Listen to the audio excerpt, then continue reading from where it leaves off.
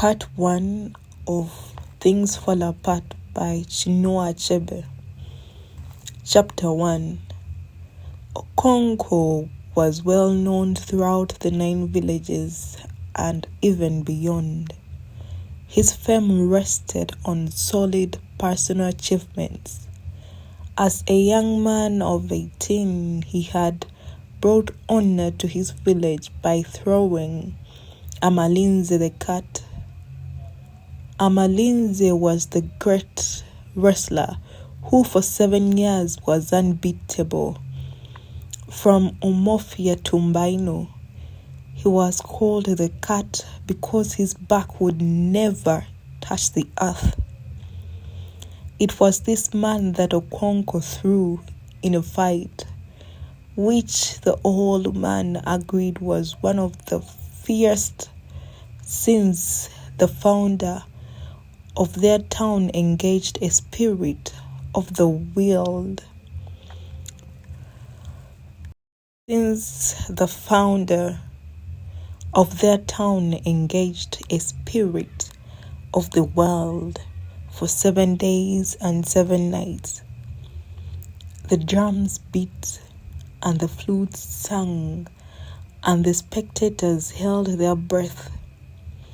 Amalinze was a wily craftsman, but Okonkwo was as slippery as a fish in water. Every nerve and every muscle stood out on their arms, on their backs and their thighs, and one almost had them stretching to breaking point. In the end, Okonkwo threw the cat. That was many years ago, 20 years or more. And during this time, Okonkwo's fame had grown like a bushfire in the Hamatan. He was tall and huge, and his bushy eyebrows and white nose gave him a very severe look. He breathed heavily, and it was said that when he slept, his wives and children in their outhouses could hear him breathe. When he walked, his heels hardly touched the ground, and he seemed to walk on springs, as if he was going to pounce on somebody. And he did pounce on people quite often. He had a slight stammer, and whenever he was angry and could not get his words out quickly enough, he would use his fists. He had no patience with unsuccessful men. He had had no patience with his father. Unoka, for that was his father's name, had died 10 years ago. In his day, he was lazy and improvident and was quite incapable of thinking about tomorrow. If any money came his way, and it seldom did, he immediately bought gourds of palm wine, called round his neighbors, and made merry. He always said that whenever he saw a dead man's mouth, he saw the folly of not eating what one had in one's lifetime. Unoka was, of course, a debtor. Unoka was, of course, a debtor, and he owed every neighbor some money, from a few carries to quite a substantial amount. He was tall but very thin, and had a slight stoop. He wore a haggard and mournful look, except when he was drinking or playing on his flute. He was very good on his flute, and his happiest moments were the 2 or 3 moons after the harvest, when the village musicians brought down their instruments, hung above the fireplace, Unoka would play with them, his face beaming with blessedness and peace. Sometimes another village would ask Unoka's band and their dancing igugu to come and stay with them and teach them their tunes. They would go to such hosts for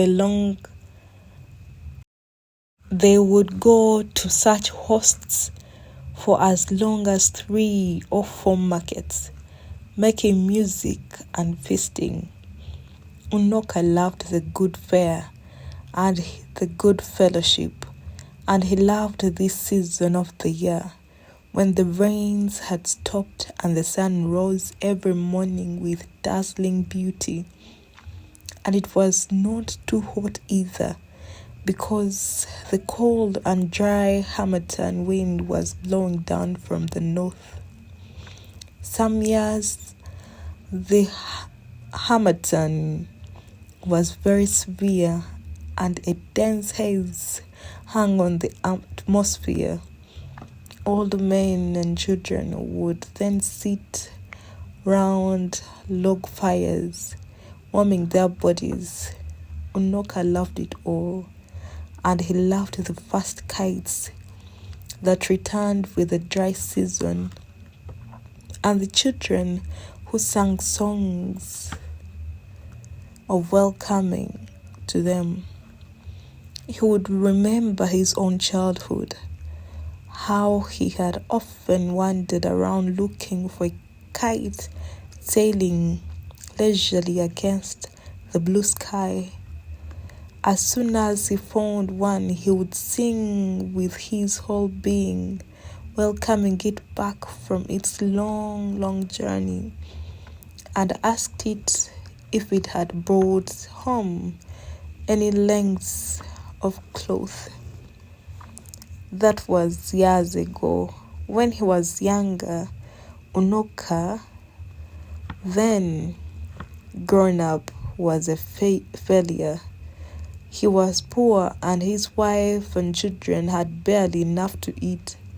People laughed at him because he was a loafer, and they swore never to lend him any more money because he never paid back.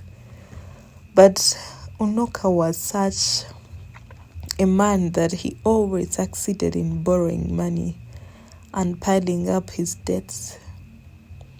One day, a neighbor called Okoye came in to see him. He was reclining on a mud bed in his hut, playing on the flute. He immediately rose and shook hands with Okoye, who then unrolled the goat skin which he carried under his arm and sat down. Unoka went into an inner room and soon returned with a small wooden disc containing a kola nut, some alligator pepper, and a lump of white chalk. "I have kola," he announced when he sat down and passed the disc over to his guest. "Thank you.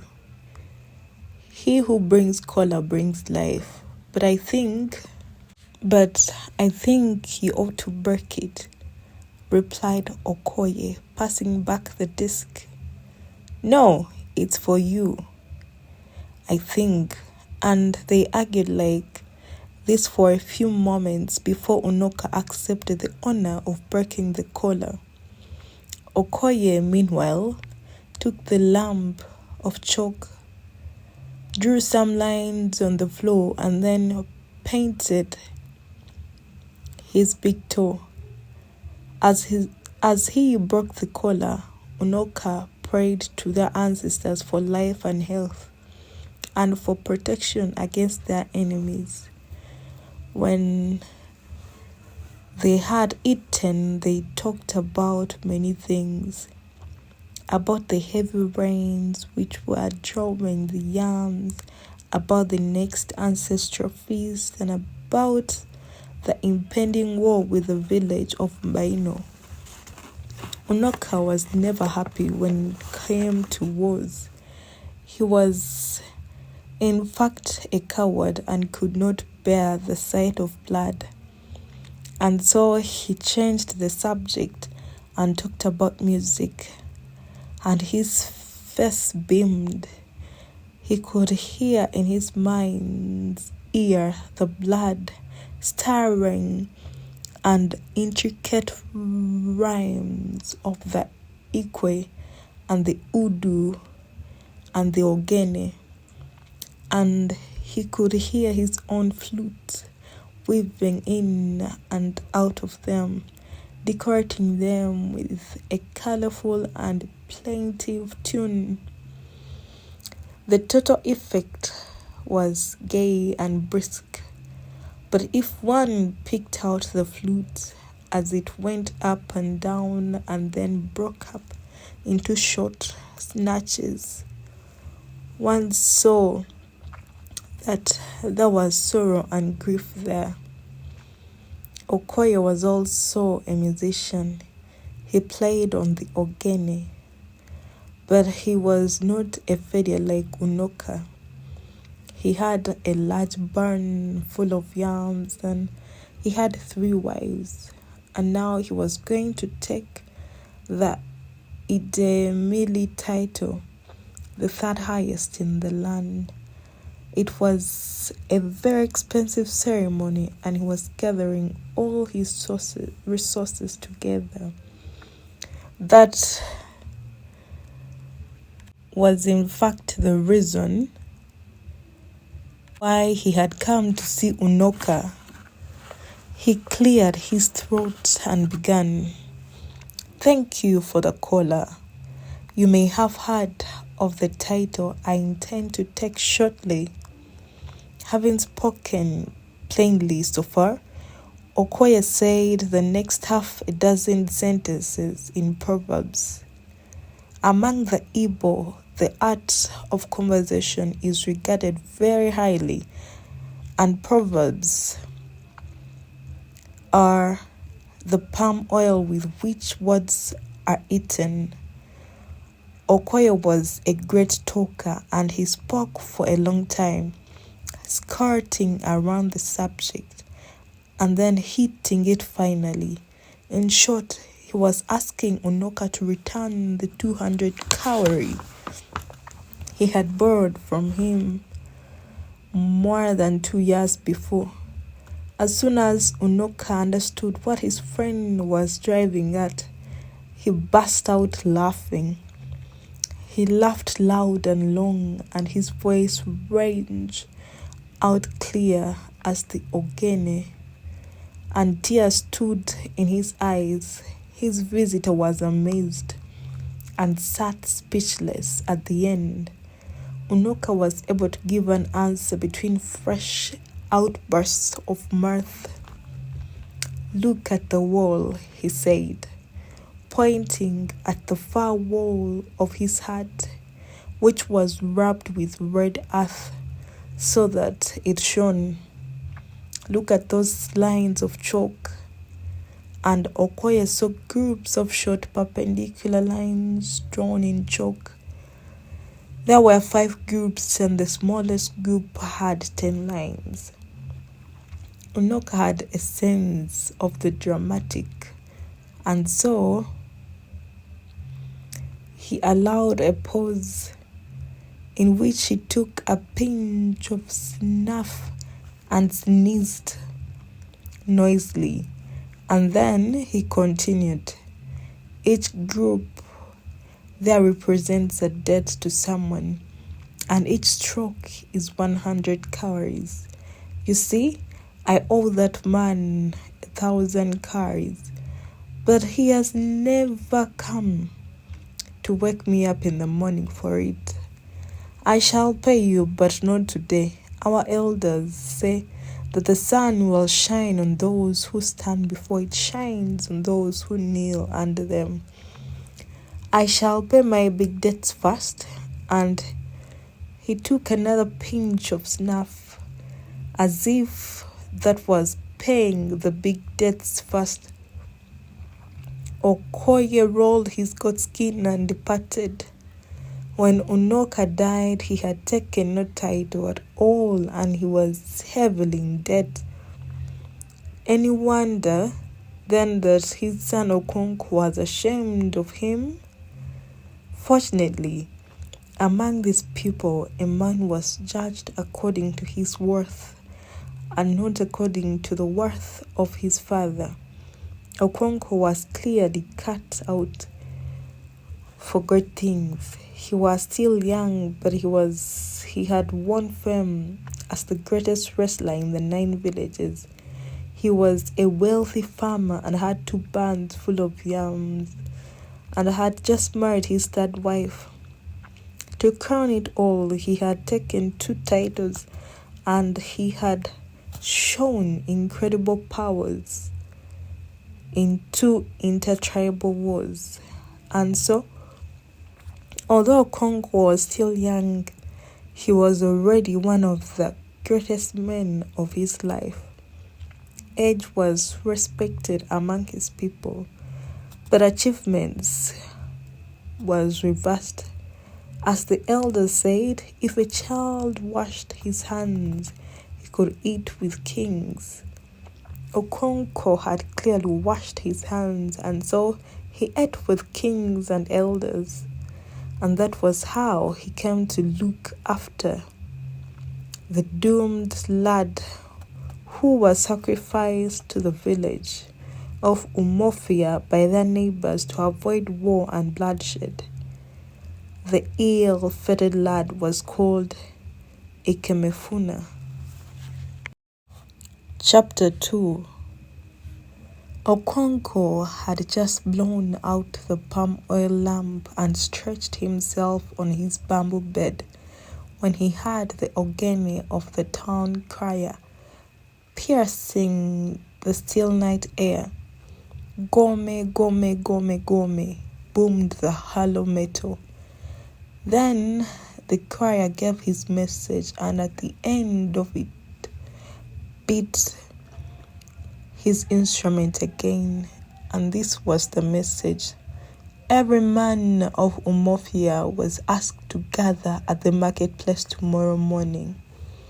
Okonkwo wondered what was amiss, for he knew certainly that something was amiss.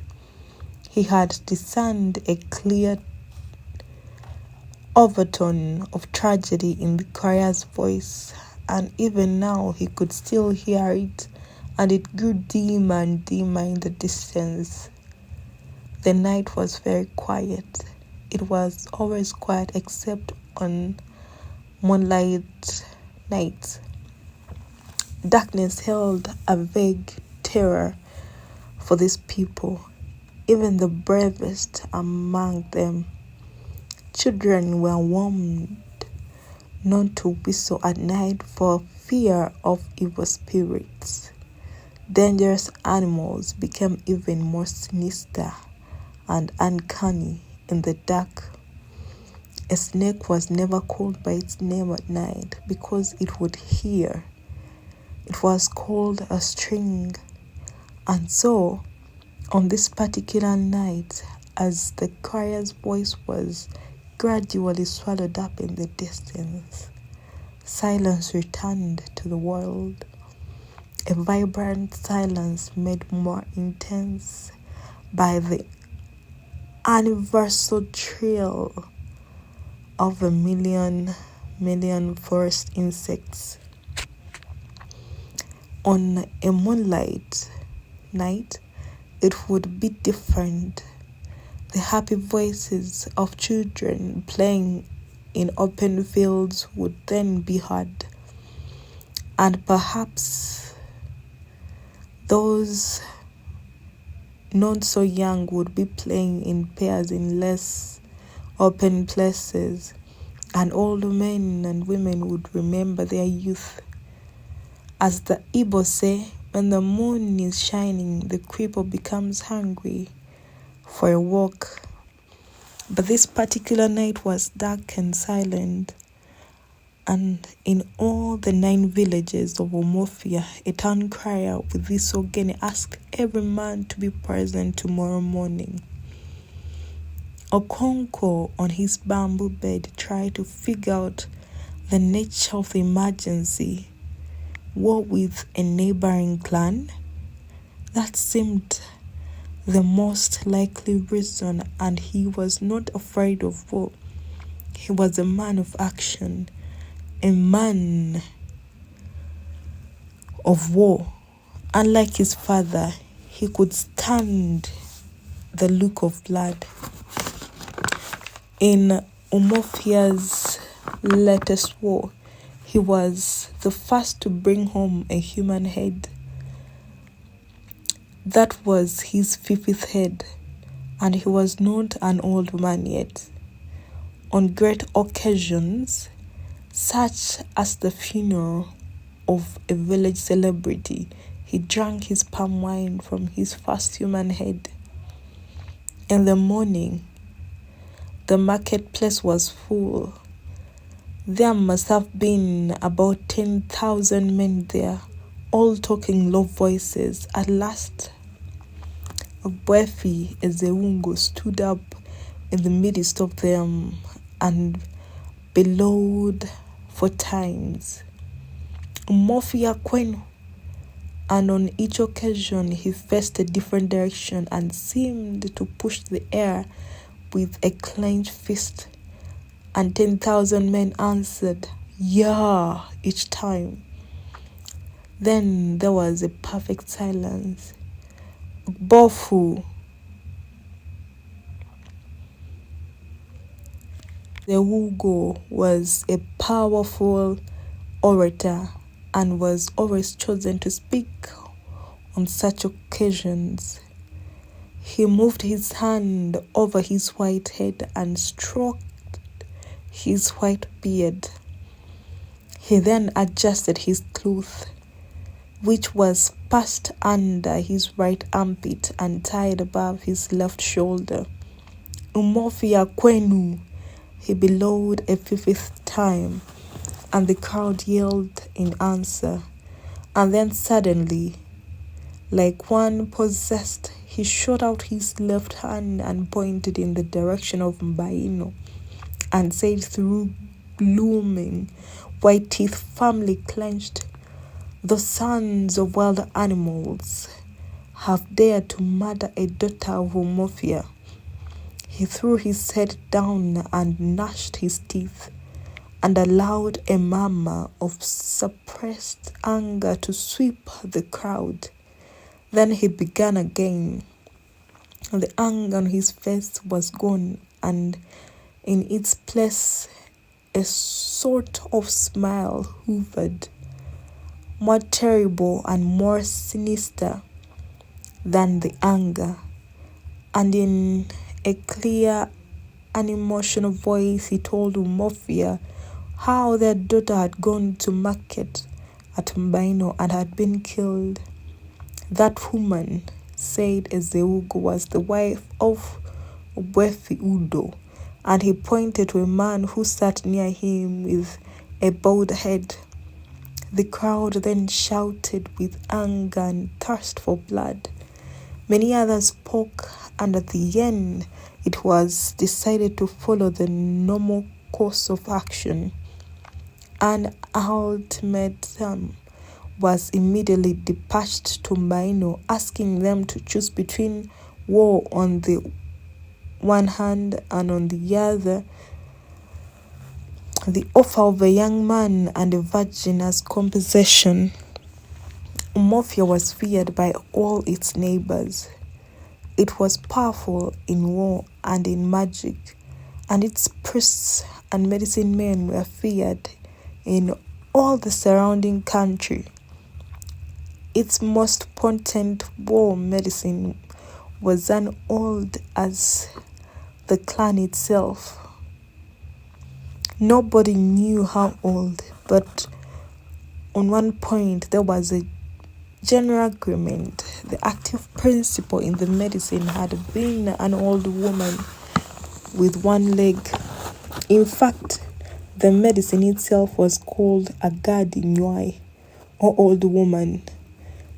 It had its shrine in the center of Umofia, in a cleared spot, as if nobody was so foolhardy as to pass by the shrine after dusk. He was sure to see the old woman hopping about, and so the neighboring clans, who naturally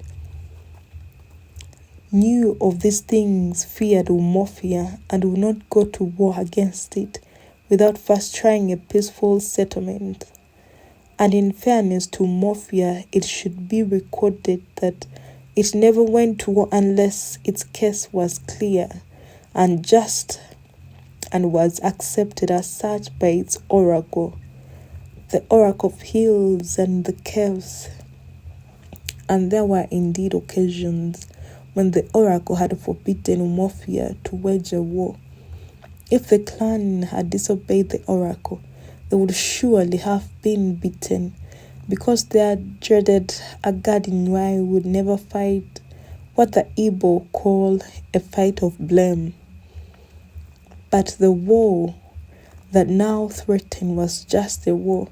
Even the enemy clan knew that. And so, when Okonkwo of Umofia arrived at the Mbaino as the proud and imperious emissary of war, he was treated with great honor and respect. And 2 days later, he returned home with a lad of 15 and a young virgin. The lad's name was Ikemefuna, whose sad story is still told in Umofia until this day. The elders, or Ndichi, met to hear a report of Okonkwo's mission. At the end, they decided, as everybody knew they would, that the girl should go to Bwefi Udo to replace his murdered wife. As for the boy, he belonged to the clan as a whole, and there was no hurry to decide his fate. Okonkwo was therefore asked on behalf of the clan to look after him in the interim. And so for 3 years, Ikemefuna lived in Okonkwo's household. Okonkwo ruled his household with a heavy hand. His wives, especially the youngest, lived in perpetual fear of his fiery temper, and so did his little children.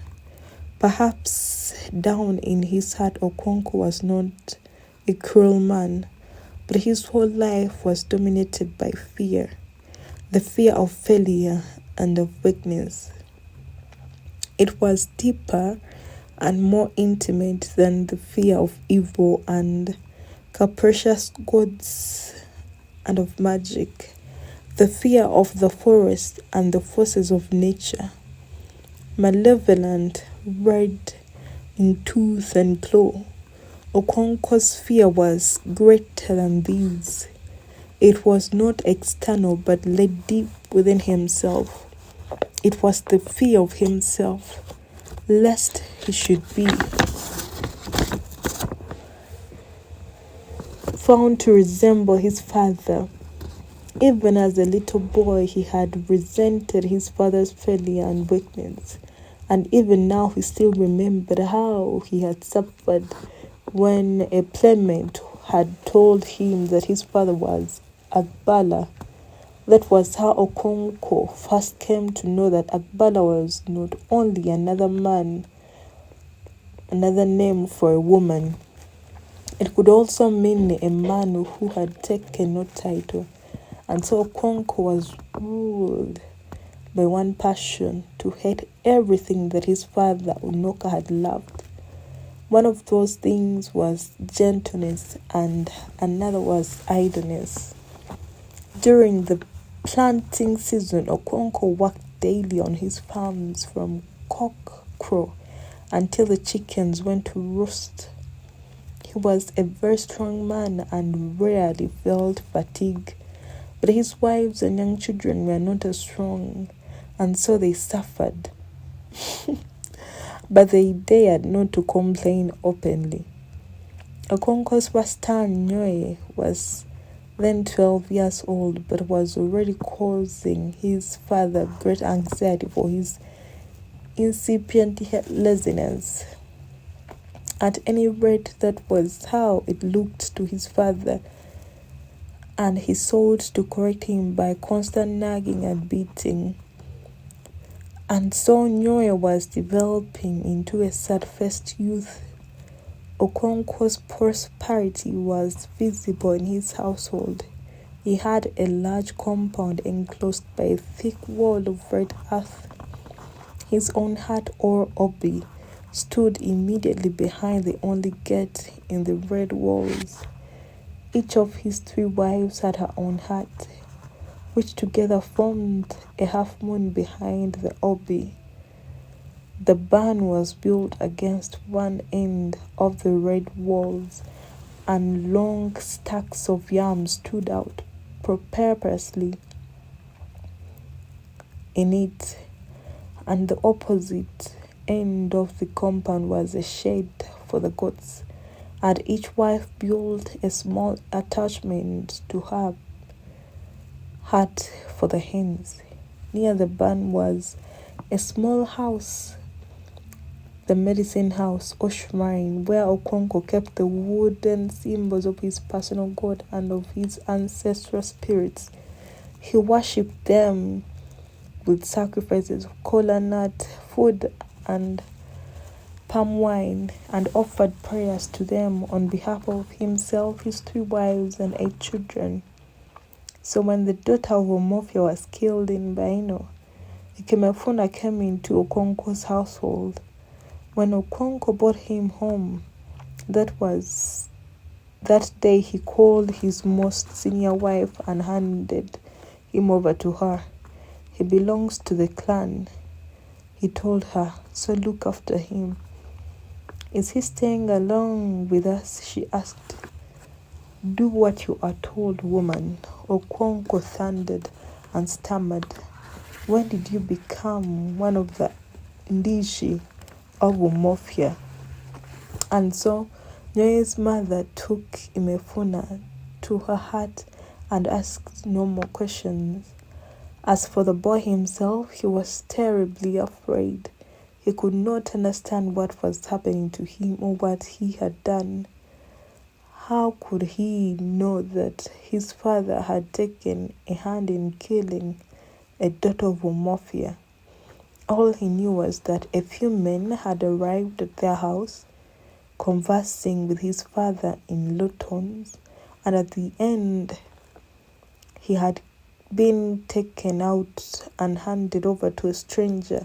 His mother had wept bitterly, but he had been too surprised to weep, and so the stranger had brought him and a girl a long, long way from home, through lonely forest paths. He did not know who the girl was, and he never saw her again. Chapter 3.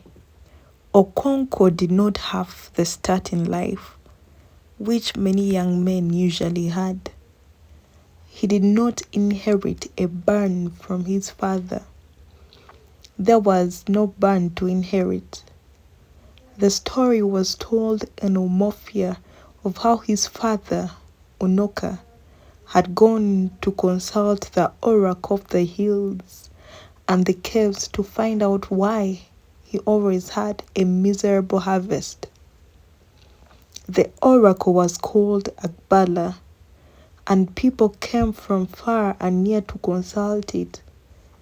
They came when misfortune dodged their steps or when they had a dispute with their neighbors. They came to discover what the future held for them, or to consult the spirits of their departed father. The way into the shrine was a round hole at the side of a hill, just a little bigger than the round opening into a hen house. Worshippers and those who came to seek knowledge from the god crawled on their belly through the hole and found themselves in a dark, endless space in the presence of Akbala. No one had ever beheld Akbala except his priestess, but no one who had ever crawled into his awful shrine had come out without the fear of his power. His priestess stood by the sacred fire which she built in the heart of the cave and proclaimed the will of the god. The fire did not burn with a flame. The glowing logs only served to light up vaguely the dark figure of the priestess. Sometimes a man came to consult the spirit of his dead father or relative. It was said that when such a spirit appeared, the man saw it vaguely in the darkness, but never heard its voice. Some people even said that they had heard the spirits flying and flapping their wings against the roof of the cave. Many years ago, when Okonko was still a boy, his father Unoka had gone to consult Akbala. The priestess in those days was a woman called Chika. She was full of the power of her god, and she was greatly feared. Unoka stood before her and began his story. Every year, he said sadly, "Before I put any crop in the earth, I sacrifice a cock to Ani, the owner of all land. It is the law of our fathers. I also kill a cock at the shrine of Ifejioku, the god of yams. I clear the bush and set fire to it when it is dry. I sow the yams when the first rain has fallen, and stake them when the young tendrils appear. I weed." "Hold your peace," screamed the priestess, her voice terrible as it echoed through the dark void. "You have offended neither the gods nor your fathers. And when a man is at peace with his God and his ancestors, his harvest will be good or bad according to the strength of his arm. You, Onoka, are known in the clan for the weakness of your machete and your hoe. When your neighbors go out with their axe to cut down virgin forests, you sow your yams on exhausted farms that take no labor to clear. They cross 7 rivers to make their farms. You stay at home and offer sacrifices to a reluctant soil. Go home and work like a man." Unoka was an ill-fated man. He had a bad chi, or personal god, and evil fortune followed him to the grave, or rather to his death, for he had no grave. He died on the swelling, which was an abomination to the earth goddess. When a man was afflicted with swelling in the stomach and the limbs, he was not allowed to die in the house. He was carried to the evil forest and left there to die. There was the story of a very stubborn man who staggered back to his house and had to be carried again to the forest and tied to a tree.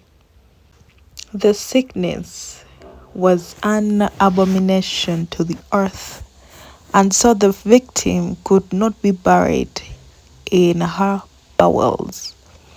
He died and rotted away above the earth, and was not given the first or the second burial. Such was Unoka's fate. When they carried him away, he took with him his flute. With a father like Unoka, Okonkwo did not have the start in life that many young men had. He neither inherited a barn nor a little, nor even a young wife, but in spirit of these disadvantages, he had begun even in his father's lifetime to lay the foundation of a prosperous future. It was slow and painful, but he threw himself into it like one possessed. And indeed, he was possessed by the fear of his father's contemptible life and shameful death.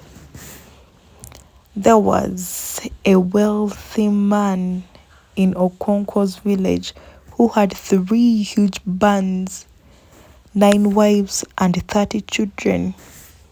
His name was ACHEBE, and he had taken the highest but one title that a man could take in the clan.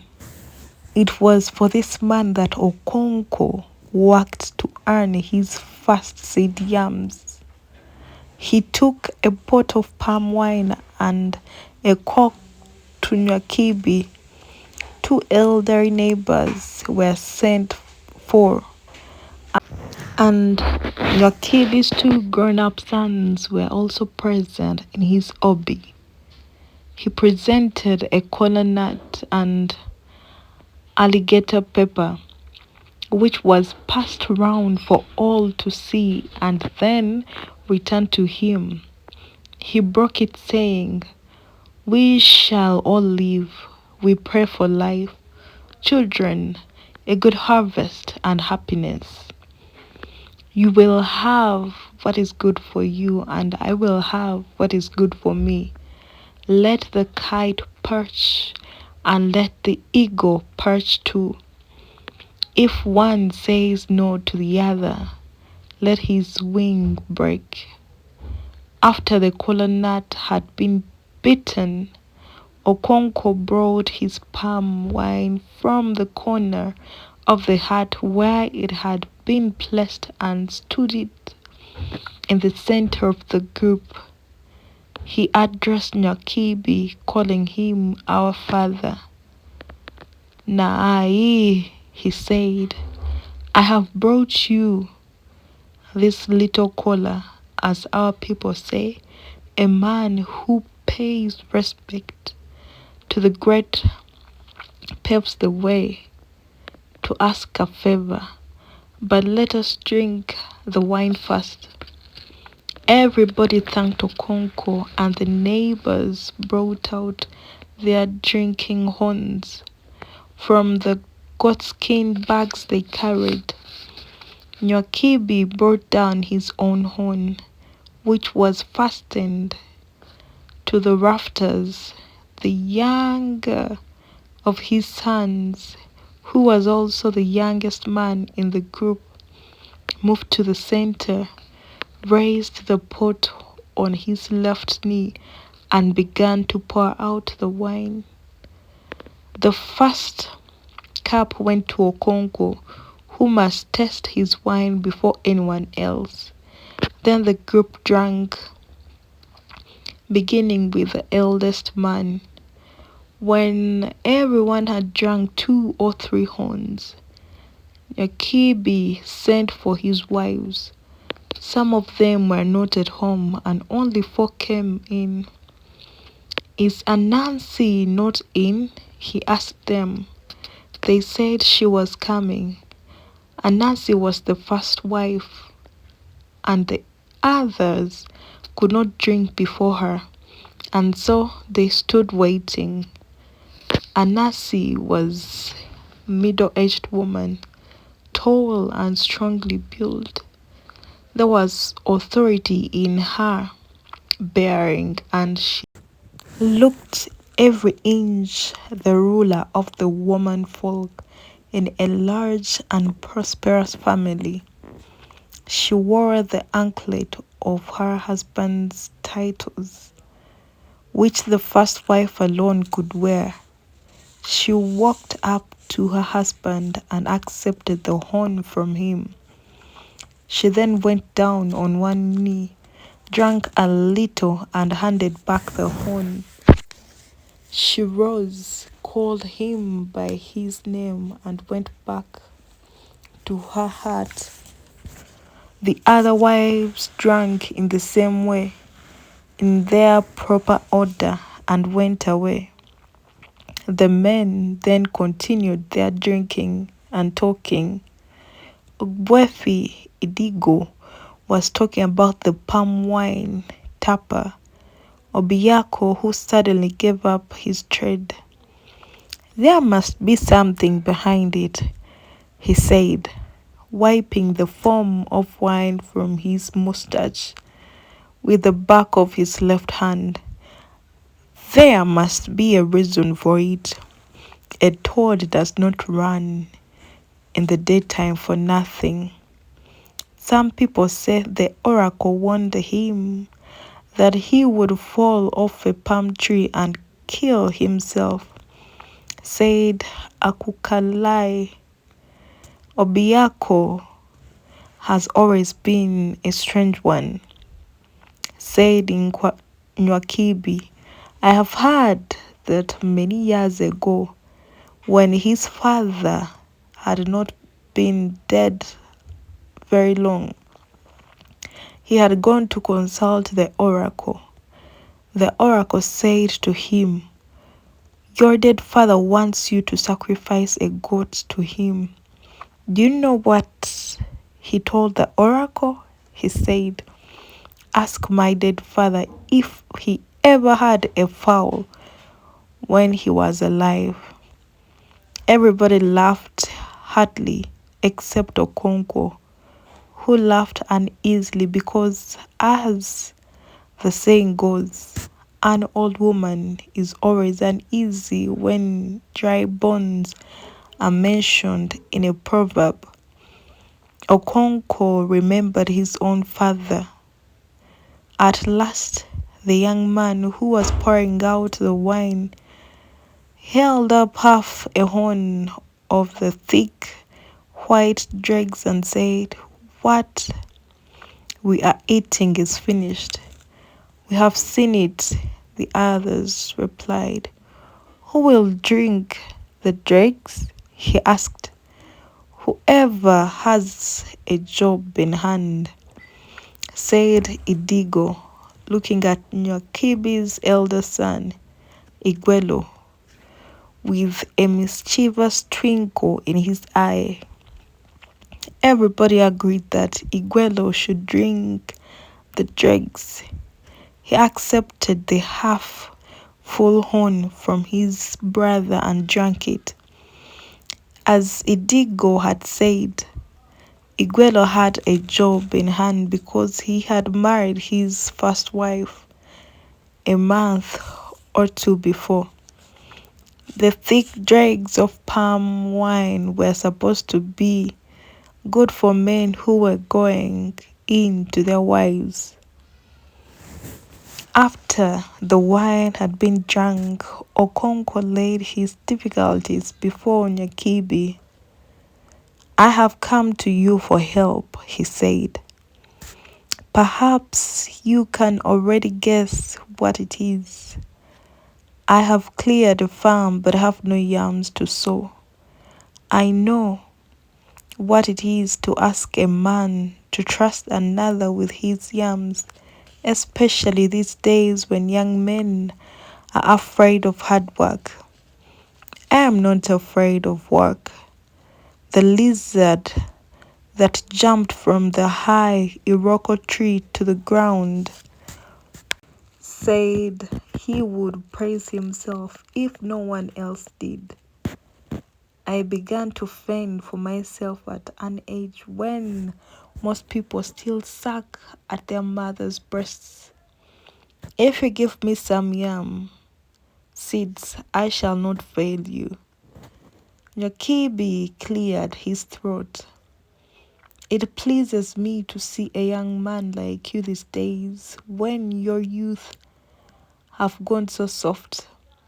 Many young men have come to me to ask for yams, but I have refused because I knew they would just dump them in the earth and leave them to be choked by weeds.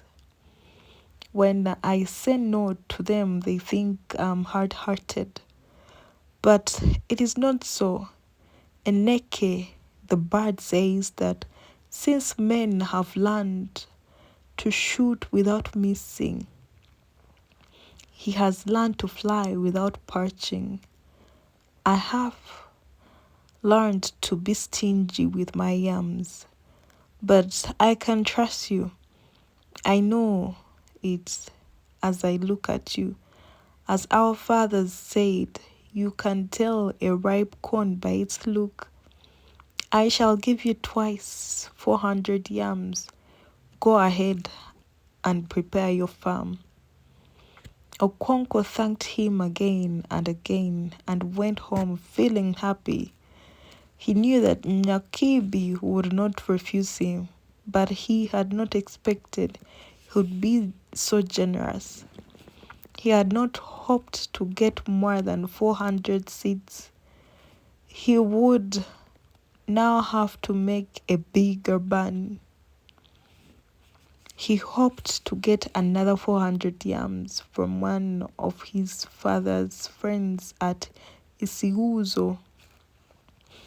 Sharecropping was a very slow way of building up a barn of one's own. After all the soil, one only got a third of the harvest. But for a young man whose father had no yams, there was no other way. And what made it worse in Okonkwo's case was that he had to support his mother and two sisters from his mere grey harvest. And supporting his mother also meant supporting his father. She could not be expected to cook and eat while her husband starved. And so, at a very early age, when he was striving desperately to build a barn through sharecropping, Okonkwo was also fending for his father's house. It was like pouring grains of corn into a bag full of holes. His mother and sister worked hard enough, but they grew women's crops like cocoa yams, beans, and cassava. Yam, the king of crops, was a man's crop. The year that Okonkwo took 800 seed yams from Nyokibi was the worst year in living memory. Nothing happened at its proper time. It was either too early or too late. It seemed as if the world had gone mad.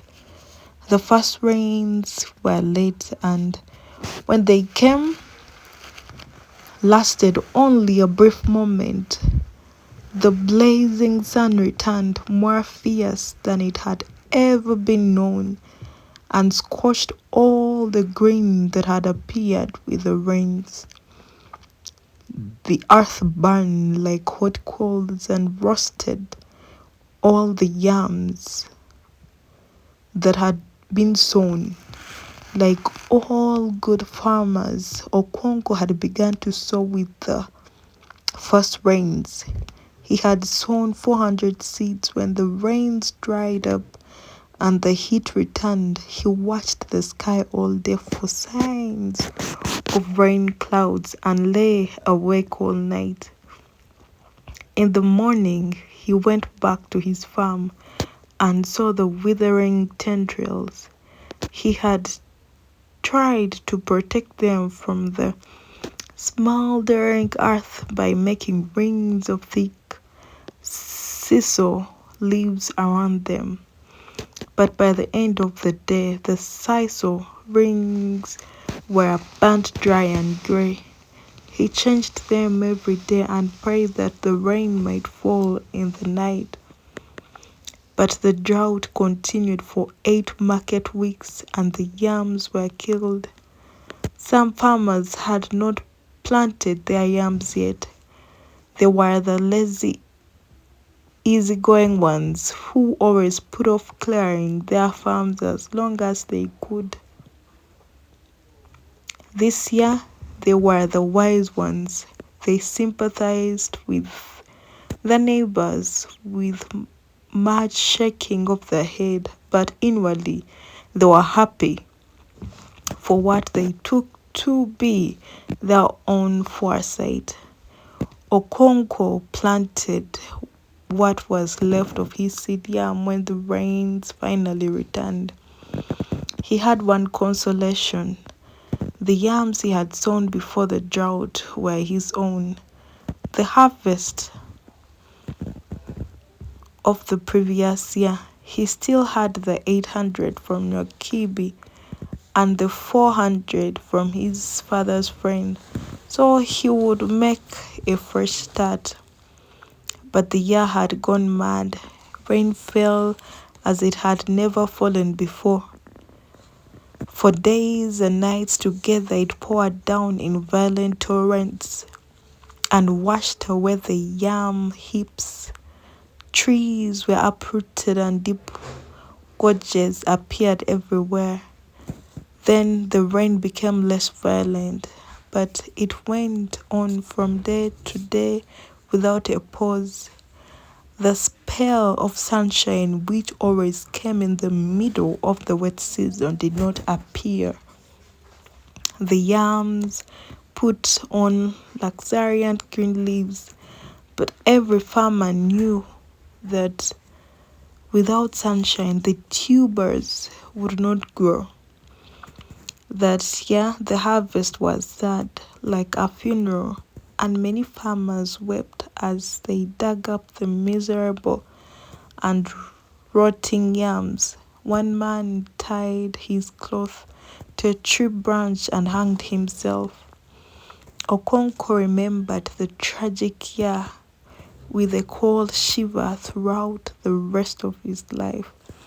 It always surprised him when he thought of it later that he did not sink under the load of despair.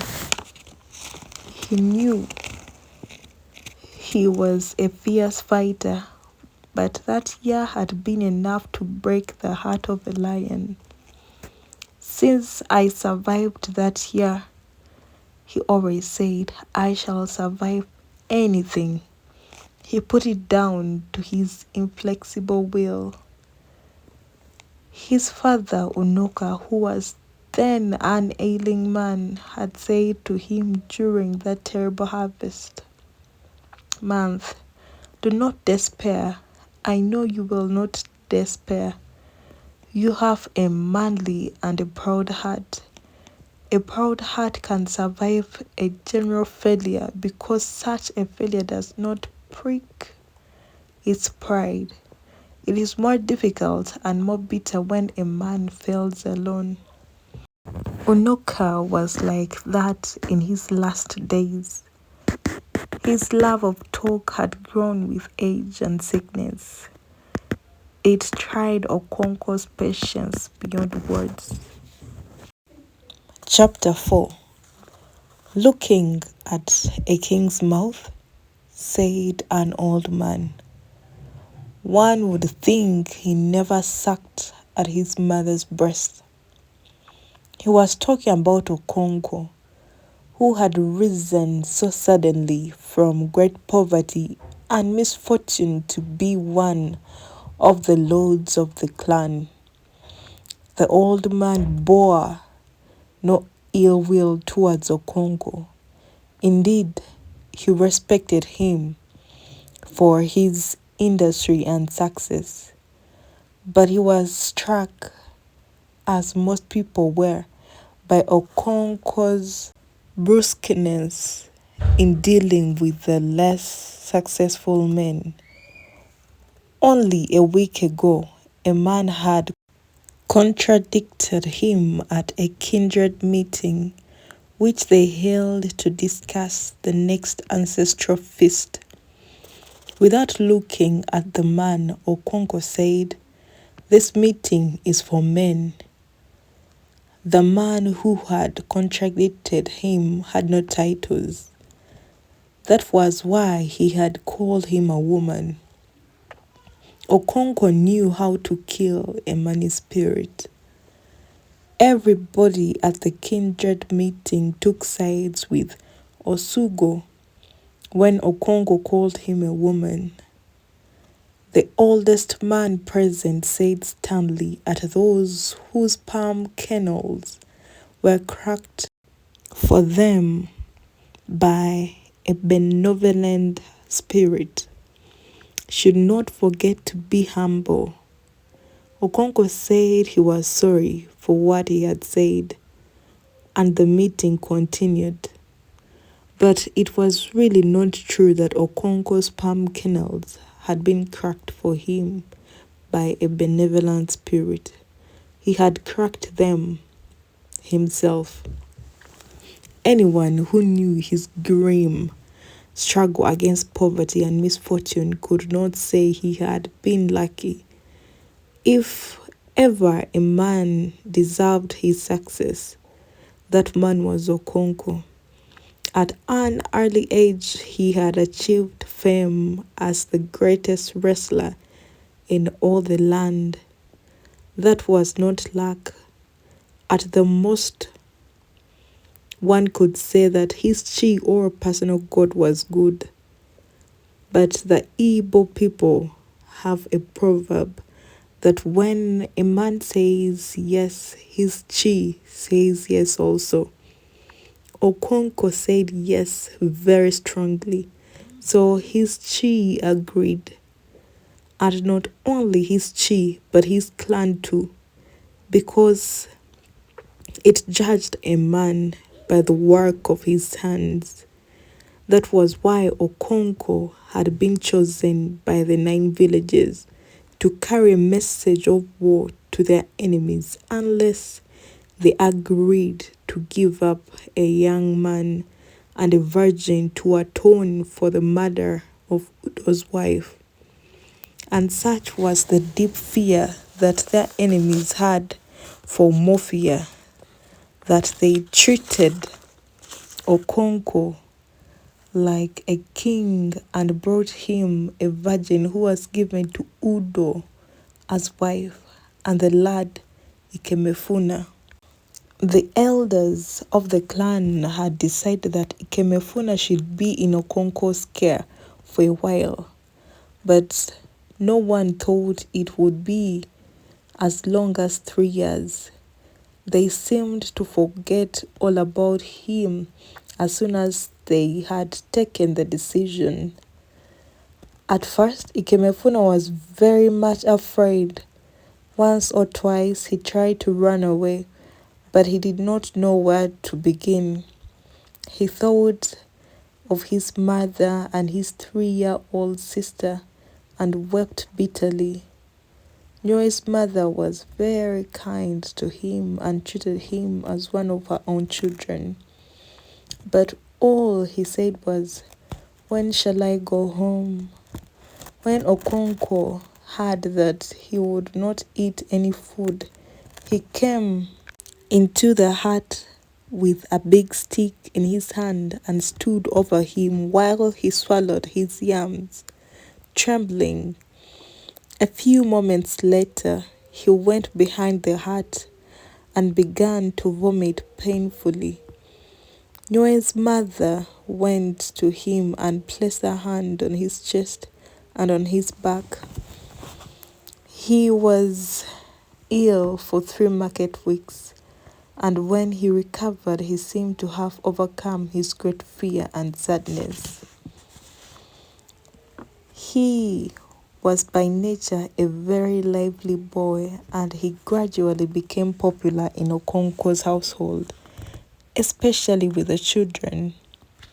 Okonkwo's son Nyoe, who was 2 years younger, became quite inseparable from him because he seemed to know everything. He could fashion out flutes from bamboo stems and even from the elephant grass. He knew the names of all the birds and could set clever traps for the little bush rodents. And he knew which tree made the strongest bows. Even Okonkwo himself became very fond of the boy, inwardly, of course. Okonkwo never showed any emotion openly, unless it be the emotion of anger.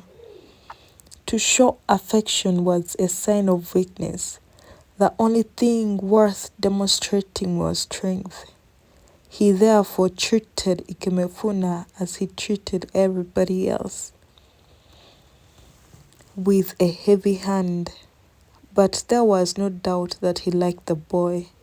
Sometimes when he went to big village meetings or communal ancestral feasts, he allowed Ikemefuna to accompany him like a son, carrying his tool and his goatskin bag. And indeed, Ikemefuna called him father. Ikemefuna came to Mofia at the end of the carefree season between harvest and planting. In fact, he recovered from his illness only a few days before the week of peace began. And that was also the year Okonkwo broke the peace and was punished, as was the custom, by Izeyani, the priest of the earth goddess. Okonkwo was provoked to justifiable anger by his youngest wife, who went to plait her hair at her friend's house and did not return early enough to cook the afternoon meal. Okonkwo did not know at first that she was not at home. After waiting in vain for the dish, he went to her hut to see what she was doing. There was nobody in the hut, and the fireplace was cold. "Where is the Jiugo?" he asked his second wife, who came out of her hut to draw water from a gigantic pot in the shade of a small tree in the middle of the compound. "She has gone to plait her hair." Okonkwo bit his lips as anger welled up within him. "Where are her children?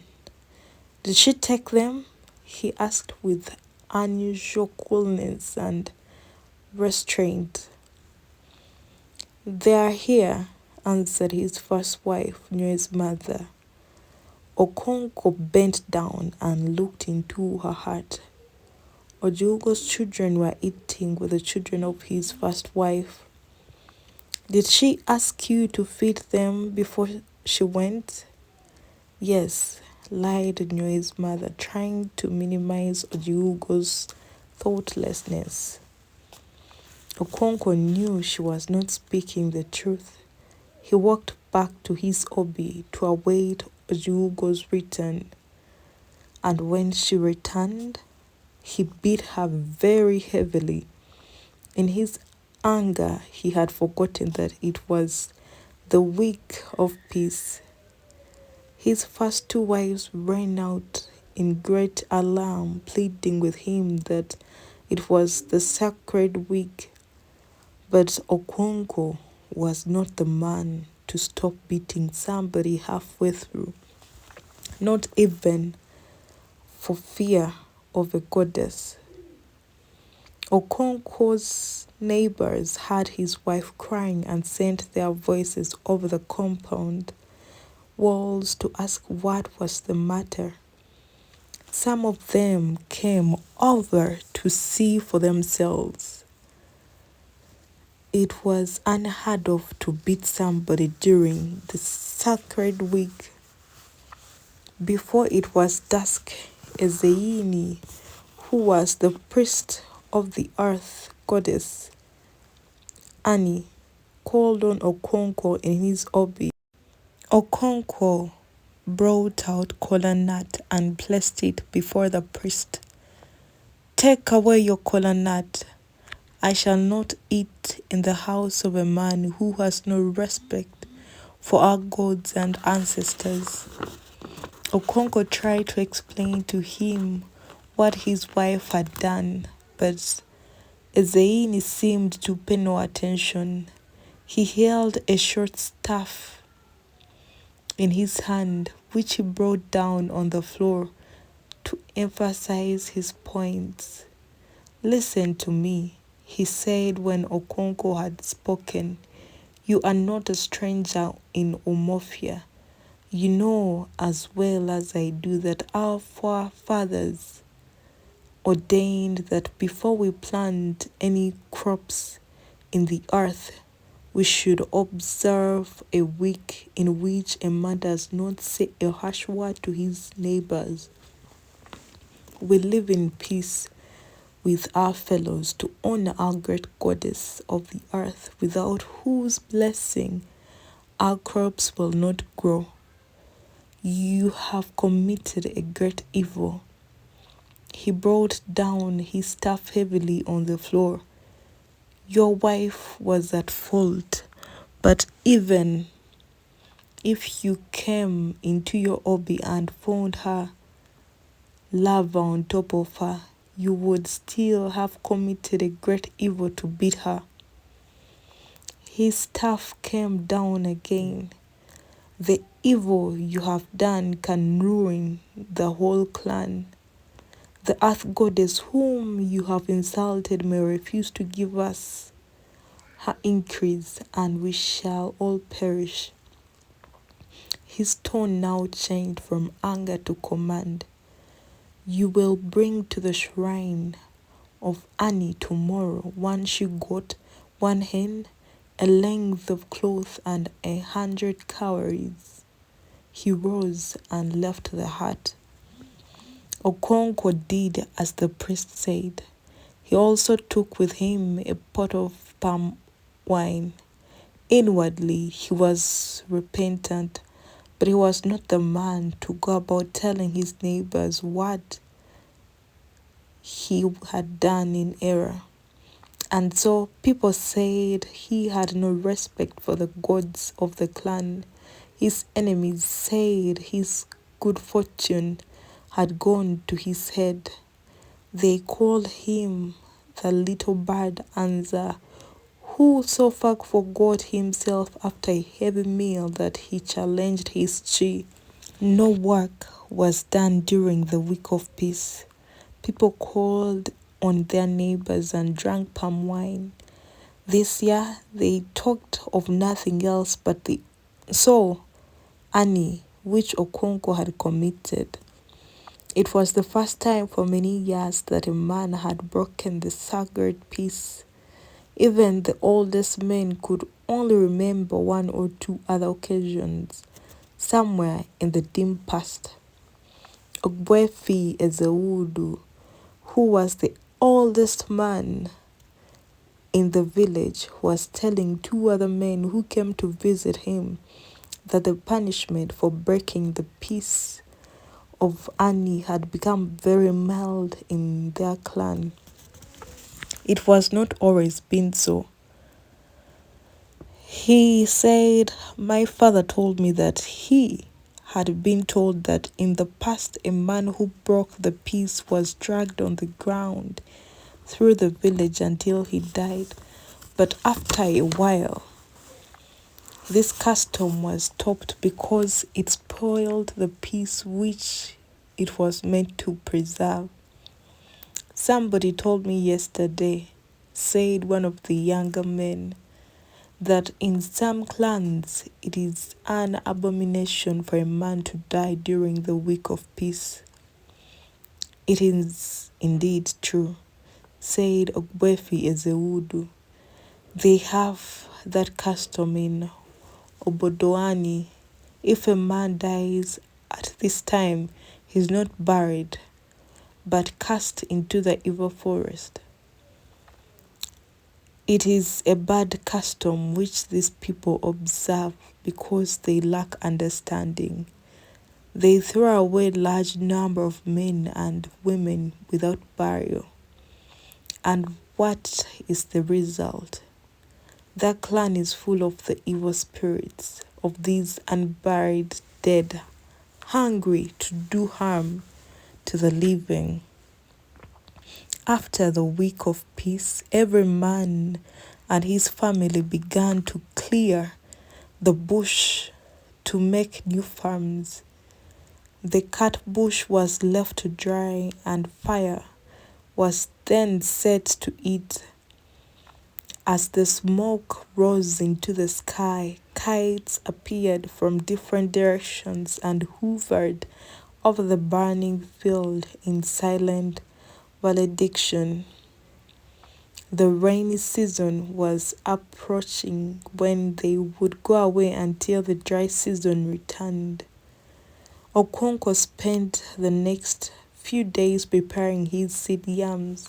He looked at each yam carefully to see whether it was good for sowing. Sometimes he decided that a yam was too big to be sown as one seed, and he split it deftly along its length, which with his sharp knife.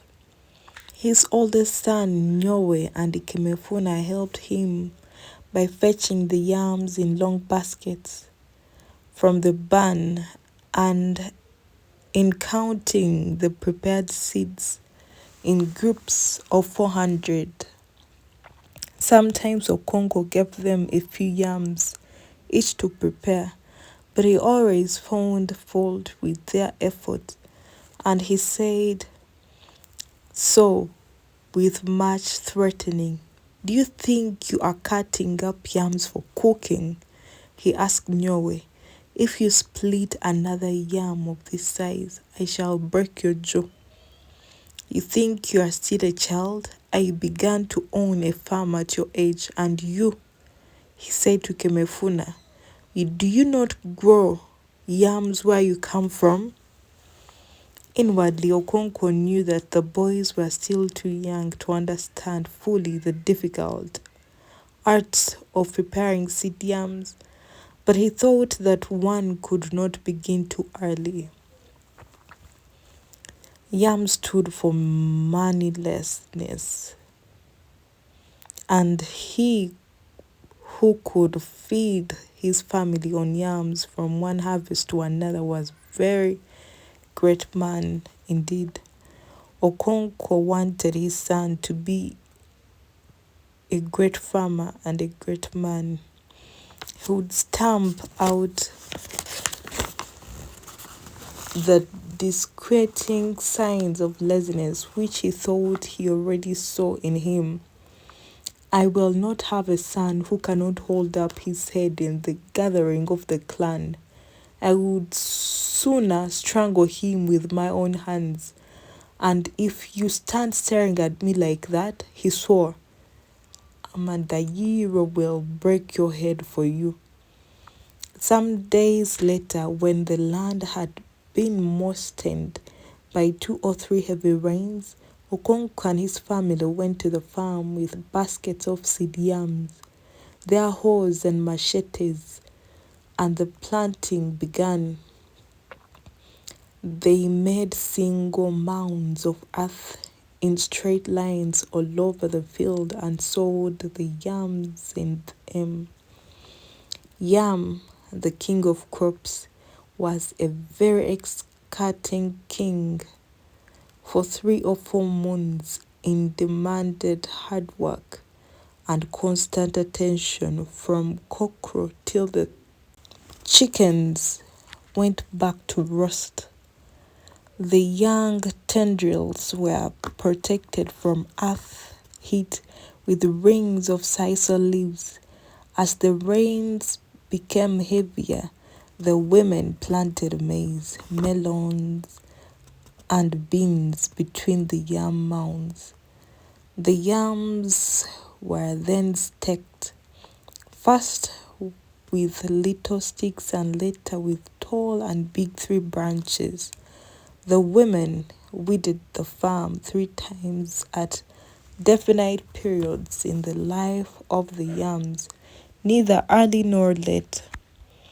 And now the rains had really come, so heavy and persistent at that even the village rainmaker no longer claimed to be able to intervene. He could not stop the rain now, just as he would not attempt to start it in the heart of the dry season without serious danger to his own health. The personal dynamism required to counter the forces of these extremeness of weather would be far too great for the human frame. And so nature was not interfered with in the middle of the rainy season. Sometimes it poured down in such thick sheets of water that the earth and sky seemed merged in one grey wetness. It was then uncertain whether the low rumbling of Amadiora's thunder came from above or below. At such times, in each of the countless thatched huts of Omophia's children sat around their mother's cooking fire telling stories, or with their father and his obi warming themselves from a log fire, roasting and eating maize. It was a brief resting period between the exgating and arduous planting season and the equally exciting but light-hearted month of harvests.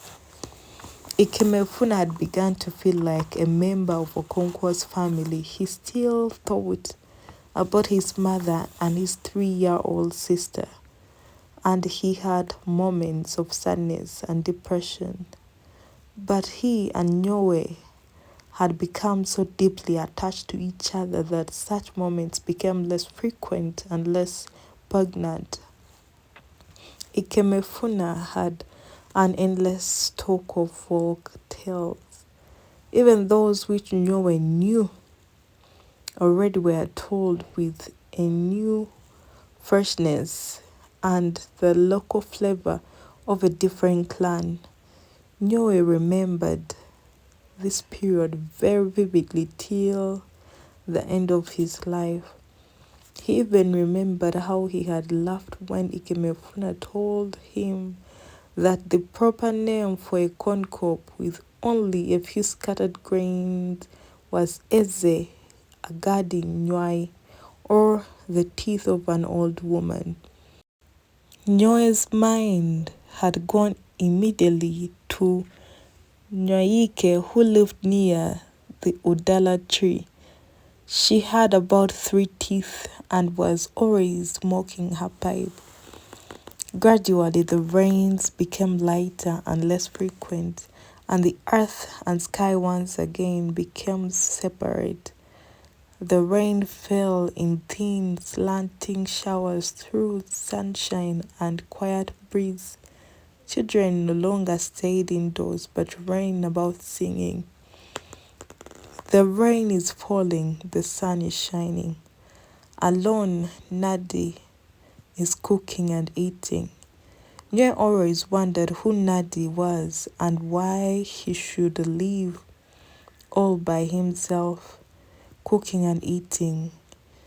In the end, he decided that Nadi must live in that land of Ikemefuna's favorite story, where the ant holds his court in splendor, and the suns dance forever. Chapter 5.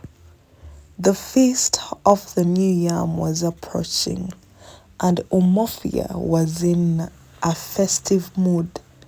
It was an occasion for giving thanks to Ani, the earth goddess, and the source of all fertility.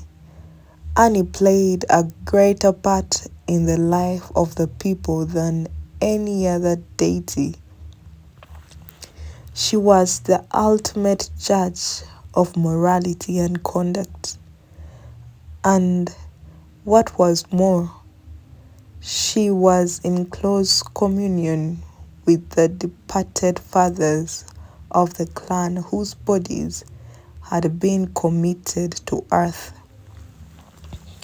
The feast of the new yam was held every year before the harvest began to honor the earth goddess and the ancestral spirits of the clan. New yams could not be eaten until some had first been offered to these powers. Men and women, young and old, looked forward to the New Yam Festival because it began the season of plenty, the new year. On the last night before the festival, yams of the old year were all disposed of by those who still had them. The new year must begin with tasty, fresh yams and not the shriveled and fibrous crop of the previous year. All cooking pots, calabashes, and wooden bowls were thoroughly washed, especially the wooden mortar in which yam was pounded. Yam, fufu, and vegetable soup was the chief food in the celebration. So much of it was cooked that no matter how heavily the family ate or how many friends and relations they were invited from neighboring villages, there was always a huge quantity of food left over at the end of the day. The story was always told of a wealthy man who set before his guests a mound of fufu so high that those who sat on one side could not see what was happening on the other. And it was not until late in the evening that one of them saw for the first time his in-law who arrived during the course of the meal and had fallen on the opposite side. It was only then that they exchanged greetings and shook hands over what was left of the food. The New Yam Festival was thus an occasion for joy throughout Umuofia, and every man whose arm was strong, as the Igbo people say, was expected to invite large numbers of guests from far and wide. Okonko always invited his wives, relations, and since he now had 3 wives, his guests would make a very big crowd. But somehow Okongo could never become as enthusiastic over feasts as most people. He was a good eater and he could drink 1 or 2 very big gourds of palm wine. But he was always uncomfortable sitting around for days waiting for a feast or getting over it. He would be very much happier working on his farm.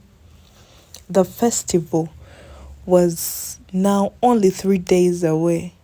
Okonko's wives had scrubbed the walls and the huts with red earth until they reflected light. They had then drawn patterns on them in white, yellow, and dark green. Then set about painting themselves with calm wood and drawing beautiful black patterns on their stomachs and on their backs. The children were also decorated, especially their hair, which was shaped in beautiful patterns. The three women talked excitedly about the relations who had been invited, and the children reveled in the thought of being spoiled by these visitors from motherland. Ikemefuna was equally excited. The New Yam Festival seemed to him to be a much bigger event here than in his own village, a place which was already becoming remote and vague in his imagination. And then the storm burst. Okonkwo, who had been walking about aimlessly in his compound, his suppressed anger, suddenly found an outlet. "Who killed this banana tree?" he asked. A hush fell on the compound immediately.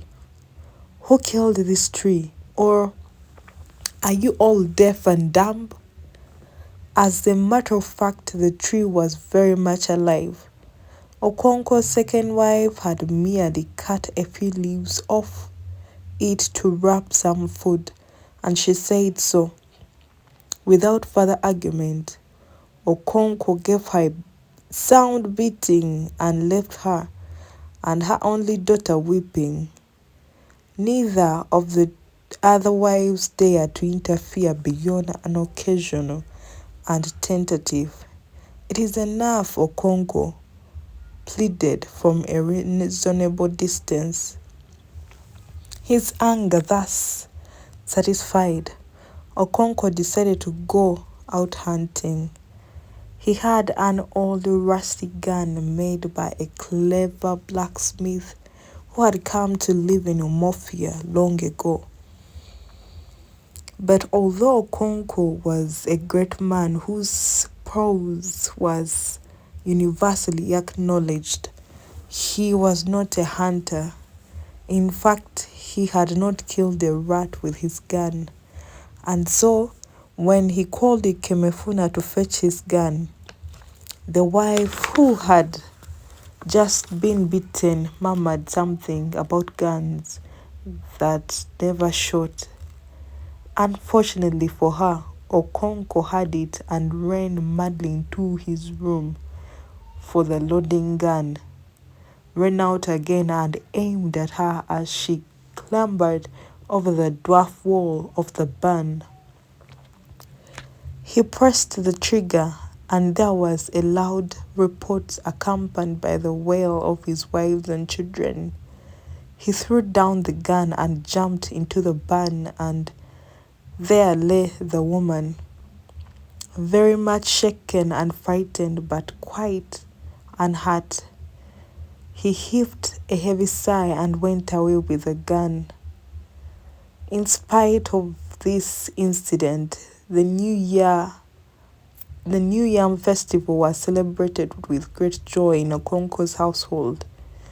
Early that morning, as he offered a sacrifice of new yam and palm oil to his ancestors, he asked them to protect him, his children, and their mothers in the new year. As the day wore on, his in-laws arrived from 3 surrounding villages, and each party brought him a huge pot of palm wine, and there was eating and drinking till night. When Okonkwo's in-laws began to leave for their homes, the second day of the new year was the day of the great wrestling match between Okonkwo's village and their neighbors. It was difficult to say which the people enjoyed more, the feasting and the fellowship of the first day, or the wrestling contest of the second. But there was one woman who had no doubt whatever in her mind. She was Okonkwo's second wife, Ikwefi, whom he nearly shot. There was no festival in all the seasons of the year which gave her as much pleasure as the wrestling match. Many years ago, when she was in the village, beauty Okonkwo had won her heart by throwing the cat in the greatest contest within living memory. She did not marry him because he was too poor to pay her bride price. But a few years later, she ran away from her husband and came to live with Okonkwo. All this happened many years ago. Now Ikwefi was a woman of 45 who had suffered a great deal in her time. But her love of wrestling contests was still as strong as it was 30 years ago. It was not yet noon on the second day of the New Yam Festival. Ikwefi and her only daughter, Ezinma, sat near the fireplace, waiting for the water in the pot to boil. The fowl Ikwefi had just killed was in a wooden mortar. The water began to boil in. One deft movement, she lifted the pot from the fire and poured the boiling water on the fowl. She put back the empty pot on the circular pad in the corner and looked at her palms, which were black with soot. Ezinma was always surprised that her mother could lift a pot from the fire with her bare hands. Ikwefi, she said, is it true that when people are grown up, fire does not burn them? Ezinma, unlike most children, called her mother by her name. Yes, replied Ikwefi, too busy to argue. Her daughter was only 10 years old, but she was wiser than her years. But Nyoe's mother dropped her pot on hot soup the other day and it broke on the floor. Ikwefi turned the hen over in the mortar and began to pluck the feathers. Ikwefi, said Ezinma, who had joined in plucking the feathers, my eyelid is twitching. It means you're going to cry, said her mother. No, Ezinma said, it is this eyelid, the top one. That means you will see something. What will I see? She asked. How can I know? And Ikwefi wanted her to work it out herself. Oh ho, said Ezinma at last. I know what is it, the wrestling match. At last the hen was plucked clean. Ikwefi tried to pull out the honey break, but it was too hard. She turned round on her low stool and put the beak in the fire for a few moments, then pulled again and it came off. Ikwefi, a voice called from one of the other huts. It was Nyoe's mother, Okonkwo's first wife. Is that me? Ikwefi called back. That was the way people answered calls from outside. They never answered yes for fear it might be an evil spirit calling. Will you give Ezinma some fire to bring to me? Her own children and Ikemefuna had gone to the stream. Ikwefi put a few live coals onto a piece of broken pot and Ezinma carried it across the clean swept compounds to Nyoe's mother. Thank you, Nima, she said. She was peeling new yams and in a basket beside her were green vegetables and beans. Let me make the fire for you, Ezinma offered. Thank you, Ezebo, she said. She often called her Ezebo, which means the good one. Ezinma went outside and brought some sticks from a huge band of firewood.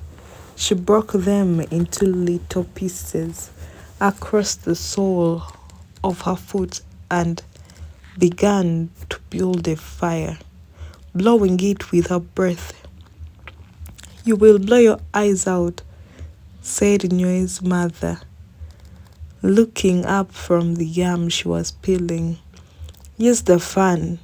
She stood up and pulled out the fan, which was fastened into one of the rafters. As soon as she got up, the troublesome many goats, which had been dutifully eating yam peelings, dug her teeth into the real thing, scooped out 2 mouthfuls, and fled from the hut to chew the cud in the goat's shed. Nyoe's mother swore at her and settled down against to her peeling. Ezinma's fire was now sending up thick clouds of smoke. She went on fanning it until it burst into flames. Nyoe's mother thanked her and she went back to her mother's hut. Just then, the distant beating of drums began to reach them. It came from the direction of the Ilo, the village playground. Every village had its own Ilo, which was an old village itself and where all the great ceremonies and dances took place. The drums beat the unmistakable wrestling dance, quick, light, and gay, and it came floating on the wind. Okongo cleared his throat and moved his feet to the beat of the drums. It filled him with fire as it had always done from his youth. He trembled with the desire to conquer and subdue. It was like the desire for women. We shall be late for the wrestling, said Ezinma to her mother.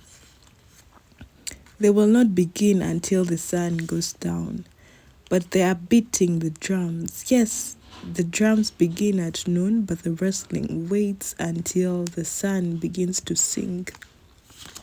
Go and see if your father has brought out yams for the afternoon. He has. Nyoe's mother is already cooking. Go and bring our own then. We must cook quickly or we shall be late for the wrestling. Ezinma ran in the direction of the barn and brought back 2 yams from the dwarf wall. Ikwefi peeled the yams quickly. The troublesome nanny goat sniffed about, eating the peelings. She cut the yams into small pieces and began to prepare a pottage using some of the chicken. At that moment, they heard someone crying just outside their compound. It was very much like Obiageli, Nyoe's sister. Is that not Obiageli weeping? Ikwefi called across the yard to Nyoe's mother. Yes, she is. She must have broken her water pot. The weeping was now quite close, and soon the children filed in, carrying on their heads various sizes of pots suitable to their years. Ikemefuna came first with the biggest pot, closely followed by Nyoe and his 2 younger brothers. Obiageli brought up the rear, her face streaming with tears. In her hand was the cloth pad on which the pot should have rested on her head. What happened? Her mother asked. and Obiageli told her mournful story. Her mother consoled her and promised to buy her another pot. Nyoe's younger brother were about to tell their mother the true story of the accident when Ikemefuna looked at them sternly and they held their peace. The fact was that Obiageli had been making inyangu with her pot. She had balanced it on her head, folded her arms in front of her, and began to sway her waist like a grown-up young lady. When the pot fell down and broke, she burst out laughing. She only began to weep when they got near the Iroko tree outside their compound. The drums were still beating, persistent and unchanging. Their sound was no longer a separate thing from the living village. It was like the pulsation of its heart. It throbbed in the air, in the sunshine, and even in the trees, and filled the village with excitement. Ekwefe landed her husband's share of the pottage into a bowl and covered it. Ezinma took it to him in his obi. Okonko was sitting on a goat skin already eating his first wife's meal. Obiageli, who had brought it from her mother's hut, sat on the floor waiting for him to finish. Ezinma placed her mother's dish before him and sat with Obiageli. "Sit like a woman," Okonko shouted at her. Ezinma brought her 2 legs together and stretched them in front of her. "Father, will you go to see the wrestling?" Ezinma asked after a suitable interview. "Yes," he answered. "Will you go?" "Yes." "And after?" A pause, she said, "Can I bring your chair for you?" "No, that is a boy's job." Okonko was especially fond of Ezinma. She looked very much like her mother, who was once the village beauty, but his fondness only showed on very rare occasions. "Biageli broke her pot today," Ezinma said. "Yes, she has told me about it," Okonko said between mouthfuls. "Father," said Obiageli, "people should not talk when they are eating, or paper may go down the wrong way." "That is very true. Do you hear that, Ezinma? You are older than Obiageli, but she has more sense." He uncovered his second wife's dish and began to eat from it. Obiageli took the first dish and returned to her mother's hut. And then Kechi came in, bringing the third dish. Kechi was the daughter of Okonko's third wife. In the distance, the drums continued to beat. The whole village turned out on the Ilo, men, women, and children. They stood round in a huge circle, leaving the center of the playground free. The elders and grandees of the village sat on their own stools, brought there by their younger sons or slaves. Okonko was among them. All others stood except those who came early enough to secure places on the few stands which had been built by placing smooth logs on forked pillars. The wrestlers were not yet there, and the drummers held the field. They too sat just in front of the huge circle of spectators facing the elders. Behind them was the big and ancient silk cotton tree which was sacred. Spirits of good children lived in that tree waiting to be born. On ordinary days, young women who desired children came to sit under its shade. There were 7 drums, and they were arranged according to their sizes in a long wooden basket. 3 men beat them with sticks, working feverishly from one drum to another. They were possessed by the spirit of the drums. The young men who kept order on the occasion dashed about, consulting among themselves and with the elders of the 2 wrestling teams who were still outside the circle, behind the crowd. Once in a while, 2 young men carrying palm fronds ran round the circle and kept the crowd back by beating the ground in the front of them, or if they were stubborn, their legs and feet. At last the 2 teams danced into the circle, and the crowd roared and clapped. The drums rose to a frenzy. The people surged forward. The young men who kept order flew around, waving their palm fronds. All the men nodded to the beat of the drum and remembered the days when they wrestled to its intoxicating rhythm. The contest began with boys of 15 or 16. There were only 3 such boys in each team. They were not the real wrestlers, they merely set the scene.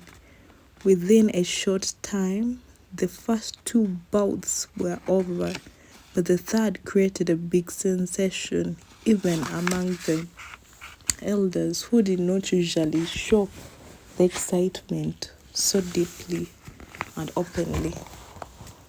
It was as quick as the other 2, perhaps even quicker, but very few people had ever seen that kind of wrestling before. As soon as the 2 boys closed in, one of them did something which no one could describe because it had been as quick as a flash, and the other boy was flat on his back. The crowd roared and clapped, and for a while drowned with the frenziest drums. Okonkwo sprang to his feet and quickly sat down again. 3 young men from the victorious boys' team ran forward, carried him shoulder high, and danced through the cheering crowd. Everybody soon knew who the boy was. His name was Maduka, the son of Obiyerika. The drummers stopped for a brief rest before the real matches. Their bodies shone with sweat, and they took up fans and began to fan themselves. They also drank water from small pots and ate cola nuts.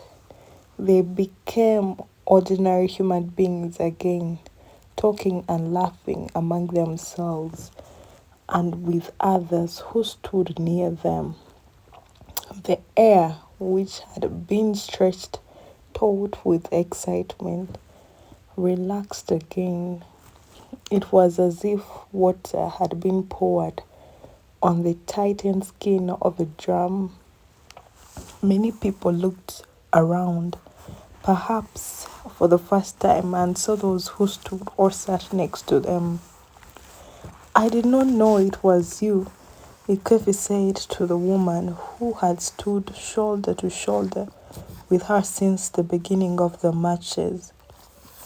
"I do not blame you," said the woman. "I have never seen such a large crowd of people. Is it true that Okonkwo nearly killed you with his gun?" "It is true indeed, my dear friend. I cannot yet find a mouth with which to tell the story.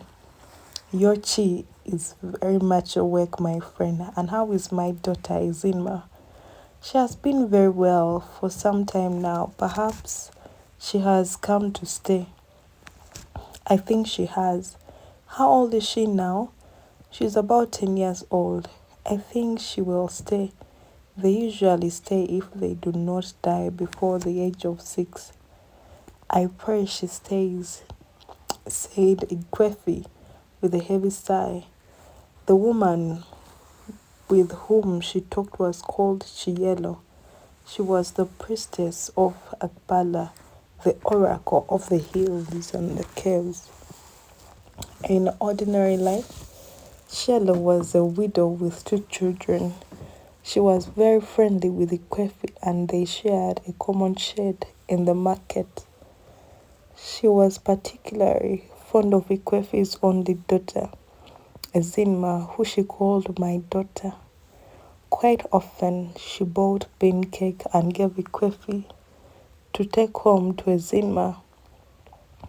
Anyone seeing Shelo in ordinary life would hardly believe she was the same person who prophesied when the spirit of Akbala was upon her.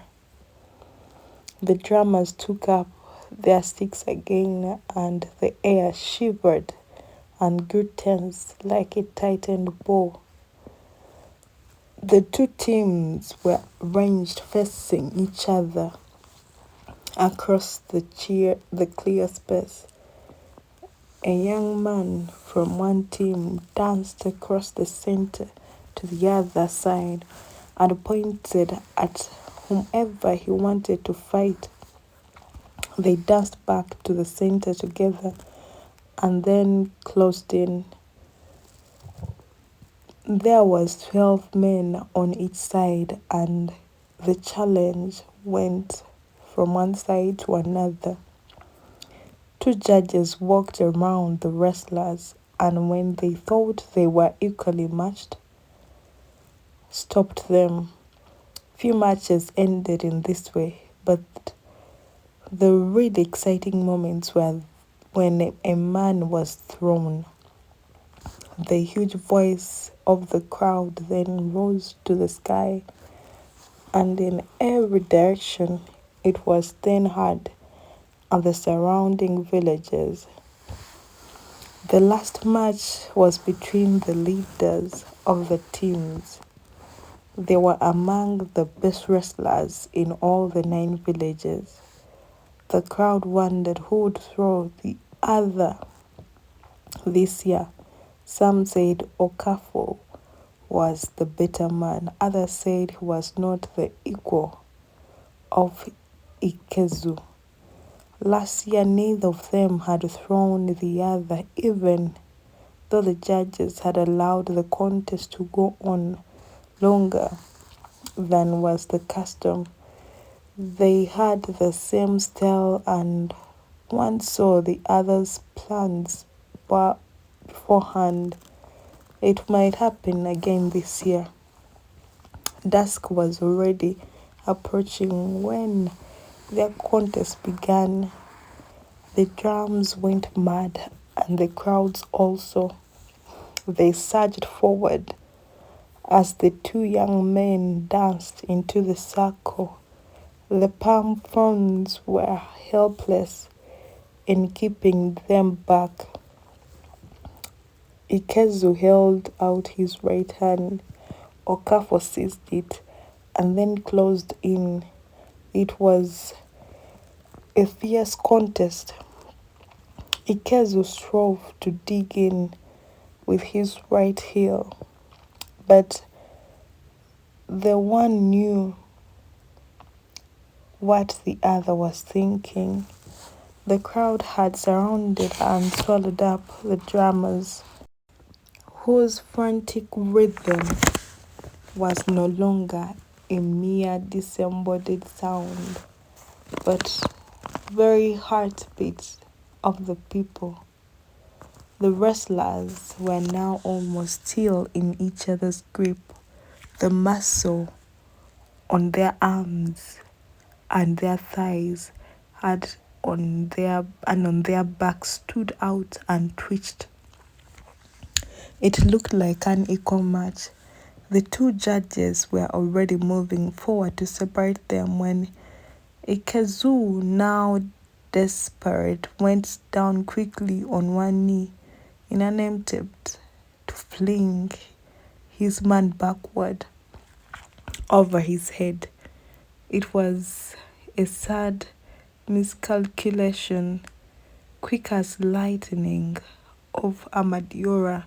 Okafor raised his right leg and swung it over his rival's head. The crowd burst into a thunderous roar. Okafor was swept off his feet by his supporters and carried home shoulder high. They sang his praise, and the young women clapped their hands. Who will wrestle for our village? Okafor will wrestle for our village. Has he thrown 100 men? He has thrown 400 men. Has he thrown 100 cats? He has thrown 400 cats. Then send him well to fight for us. Chapter 7. For 3 years, Ikemefuna lived in Okonko's household, and the elders of Omofia seemed to have forgotten about him. He grew rapidly like a young tendril in the rainy season, and was full of the sap of life. He had become wholly absorbed into his new family. He was like an elder brother to CHINUA, and from the very first seemed to have kindled a new fire in the younger boy. He made him feel grown up, and they no longer spent the evenings in mother's hut while she cooked, but now sat with Okonko in his obi, or watched him as he tapped his palm tree for the evening wine. Nothing pleased CHINUA now more than to be sent for his mother or another of his father's wives to do one of those difficult and masculine tasks in the home, like splitting wood or pounding food. On receiving such a message through a younger brother or sister, CHINUA would feign annoyance and grumbled aloud about women and their troubles. Okonko was inwardly pleased at his son's development, and he knew it was due to Ikemefuna. He wanted CHINUA to grow into a tough young man capable of ruling his father's household when he was dead and gone to join the ancestors. He wanted him to be a prosperous man, having enough in his barn to feed the ancestors with regular sacrifices. And so he was always happy when he heard him grumbling about women. That showed that in time he would be able to control his women folk. No matter how prosperous a man was, if he was unable to rule his women and his children, and especially his women, he was not really a man. He was like the man in the song who had 10 and 1 wives and not enough soup for his fufu. So Okonko encouraged the boys to sit with him in his obi, and he told them stories of the land, masculine stories of violence and bloodshed. CHINUA knew that it was right to be masculine and to be violent, but somehow he still preferred the stories that his mother used to tell, and which she no doubt still told to her younger children. Stories of the tortoise and his willy ways, and one of the bird, Eneke, Nti, Oba, who challenged the whole world to a wrestling contest and was finally thrown by the cat.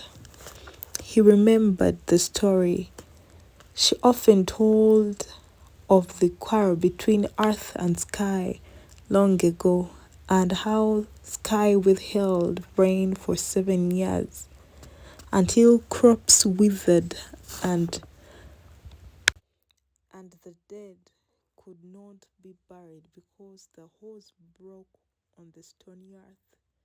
At last, Vulture was sent to plead with Sky and to soften his heart with a song of the suffering of the sons of men. Whenever Nyoe's mother sang this song, he felt carried away to the distant scene in the sky, where Vulture, Earth's emissary, sang for mercy. At last, Sky was moved to pity, and he gave to Vulture rain wrapped in leaves of cocoyam. But as he flew home, his long talon pierced the leaves, and the rain fell as it had never fallen before. And so heavily did it rain on Vulture that he did not return to deliver his message, but flew to a distant land, from where he had espied a fire. And when he got there, he found it was a man making a sacrifice. He warmed himself in the fire and ate the entrails. That was the kind of story that Nyoe loved, but he now knew that he were for foolish women and children, and he knew that his father wanted him to be a man, and so he feigned, and he no longer cared for women's stories. And when he did this, he saw that his father was pleased and no longer rebuked him or beat him. So Nyoe and Ikemefuna would listen to Okonko stories about tribal wars, or how years ago he had stalked his victim, overpowered him, and obtained his first human head. And as he told them of the past, they sat in darkness or the dim glow of logs, waiting for the women to finish their cooking. When they finished, each brought a bowl of fufu and bowl of soup to her husband. And oil lamp was lit, and Okonko tasted from each bowl, and then passed 2 shares to Nyoe and Ikemefuna. In this way, the moons and the seasons passed, and then the locusts came. It had not happened for many a long year.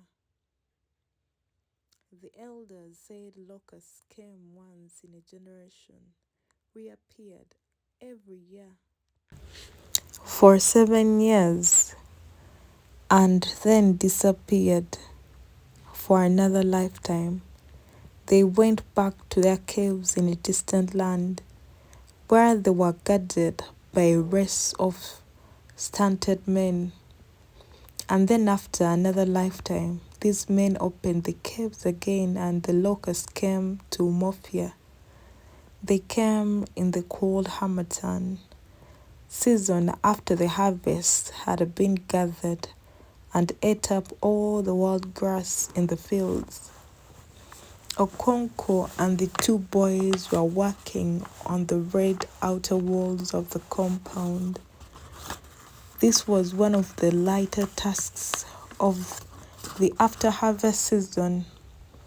A new cover of thick palm branches and palm leaves was set on the walls to protect them from the next rainy season. Okonko worked on the outside of the walls, and the boys worked from within. There were little holes from one side to the other in the upper levels of the wall, and through these Okonko passed the rope or tie. to the boys and they passed it round the wooden stays and then back to him. And in this way, cover was strengthened on the wall. The women had gone to the bush to collect firewood, and the little children to visit their playmates in the neighboring compounds. The harmattan was in the air and seemed to distill a hazy feeling of sleep on the world. Okonko and the boys walked in complete silence, which was only broken when a new palm frond was lifted onto the wall or when a busy hen moved dry leaves about in her ceaseless search for food. And then, quite suddenly, a shadow fell on the world, and the sun seemed hidden behind a thick cloud. Okonko looked up from his work and wondered if it was going to rain at such an unlikely time of the year.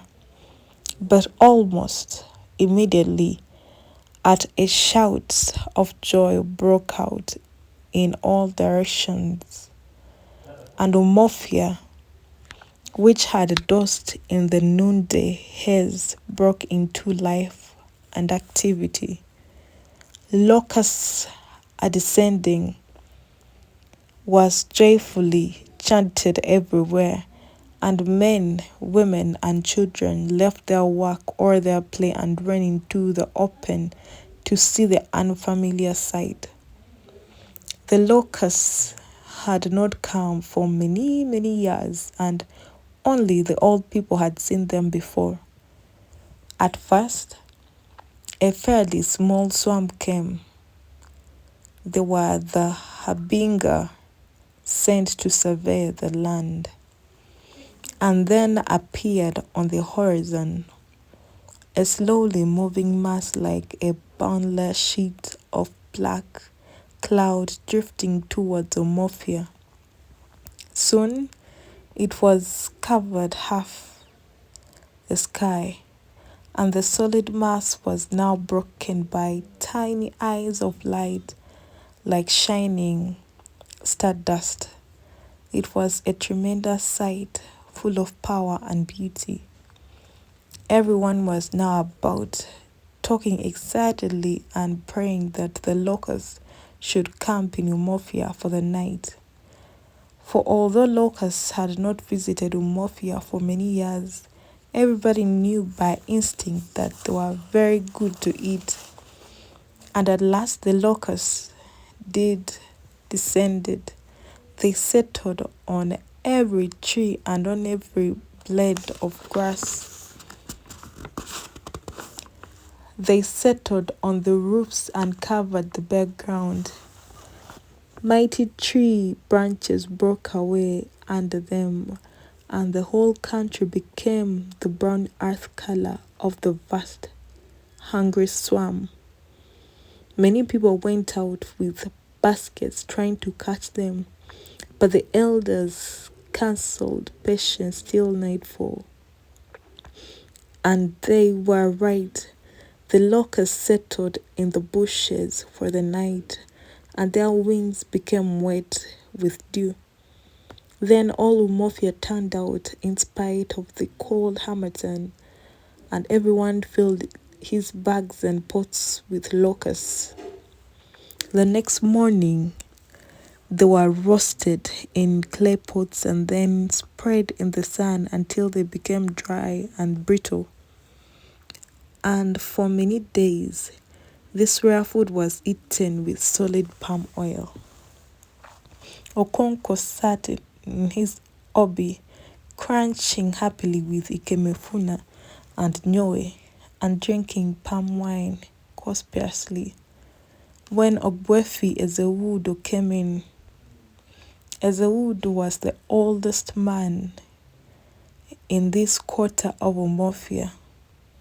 He had been a great and fearless warrior in this time, and was now accorded great respect in all the clan. He refused to join in the meal and asked Okonko to have a word with him outside. And so they walked out together, the old man supporting himself with his stick. When they were out of earshot, he said to Okonko, "That boy calls you father. Do not bear a hand in his death." Okonko was surprised and was about to say something when the old man continued, "Yes, Umofia has decided to kill him. The oracle of the hills and the caves has pronounced it. They will take him outside Umofia, as is the custom, and kill him there. But I want you to have nothing to do with it.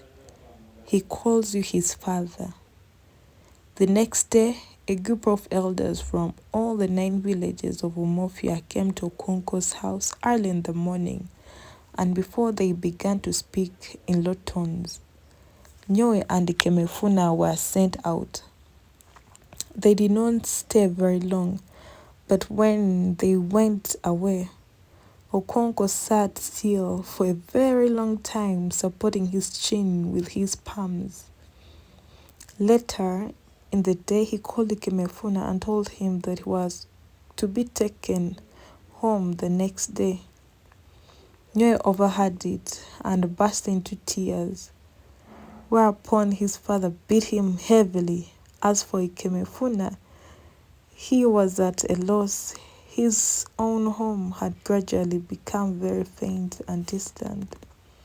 He still missed his mother and his sister and would be very glad to see them. But somehow he knew he was not going to see them. He remembered once when men had talked in low tones with his father, and it seemed now as if it was happening all over again. Later, Nyoe went to his mother's hut and told her that Kemefuna was going home. She immediately dropped the pestle with which she was grinding pepper, folded her arms across her breast and sighed, "Poor child." The next day, the men returned with a pot of wine. They were all fully dressed as if they were going to a big clan meeting or to pay a visit to a neighboring village. They passed their clothes under the right armpit and hung their goatskin bags and sheathed machetes over their left shoulders. Okonko got ready quickly, and the party set out with Kemefuna carrying the pot of wine. A deathly silence descended on Okonko's compound. Even the very little children seemed to know. Throughout that day, Nyoe sat in his mother's hand, and tears stood in his eyes. At the beginning of their journey, the men of Umofia talked and laughed about the locusts, about their women, and about how some effeminate men who had refused to come with them. But as they drew near to the outskirts of Umofia, silence fell upon them too. The sun rose slowly to the center of the sky, and the dry, sandy footwear began to throw up the heat that lay buried in it. Some birds chirruped in the forests around. The men trod dry leaves on the sand. All else was silent. Then from the distance came the faint beating of the equi. It rose and faded with the wind, a peaceful dance from a distant clan. "It is an Ozo dance," the men said among themselves, but no one was sure where it was coming from. Some said Izimili, others Abam or Aninta. They argued for a short while and fell into silence again. And the elusive dance rose and fell with the wind. Somewhere, a man was taking one of the titles of his clan with music and dancing and a great feast. The footway was now becoming narrow. In the heart of the forest, the short trees and sparse undergrowth which surrounded the Menis village began to give way to giant trees and climbers, which perhaps had stood from the beginning of things, untouched by the axe and the bushfire, the sun breaking through their leaves and branches threw a pattern of light and shade on the sandy footway. Ikemefuna heard a whisper close behind him and turned round sharply. The man who had whispered now called out loud, urging the others to hurry up. "We still have a long way to go," he said. Then he and another man went before Ikemefuna and set a faster pace. Thus the men of Umofia pursued their ways, armed with sheathed machetes, and Ikemefuna, carrying a pot of palm wine on his head, walked in their midst. Although he had felt uneasy at first, he was now afraid. Okonko walked behind him. He could hardly imagine that Okonko was not his real father. He had never been fond of his real father, and at the end of 3 years he had become very distant indeed. But his mother and his 3-year-old sister, of course, she would not be 3 now, but 6. Would he recognize her now? She must have grown quite big. Now his mother would weep for joy and thank Okonko for having looked after him so well and for bringing him back. She would want to hear everything that had happened to him in all these years. Could he remember them all? He would tell her about CHINUA and his mother and about the locusts. Then quite suddenly a thought came upon him. His mother might be dead. He tried to force the thought out of his mind. Then he tried to settle the matter the way he used to settle such matters when he was a little boy. He still remembered the song, Ize Elina Elina Sala. Ize ilikuwa ya ikwaba akwa olingoli ebe danda nechize ebe uzuzu netengwa sala. He sang it in his mind and walked to its beat. If the song ended on his right foot, his mother was alive. If it ended on his left, she was dead. No, not dead, but ill. It ended on the right, she was alive and well. He sang the song again and it ended on the left, but the second time did not count. The first voice gets to chuju, oh God's house. That was a favorite saying of children. Ikemefuna felt like a child once more. It must be the thought of going home to his mother. One of the men behind him cleared his throat. Ikemefuna looked back, and the man growled at him to go on and not stand looking back.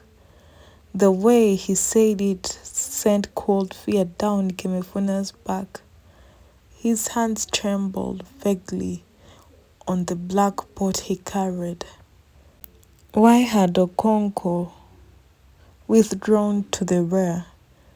Ikemefuna felt his legs melting under him, and he was afraid to look back.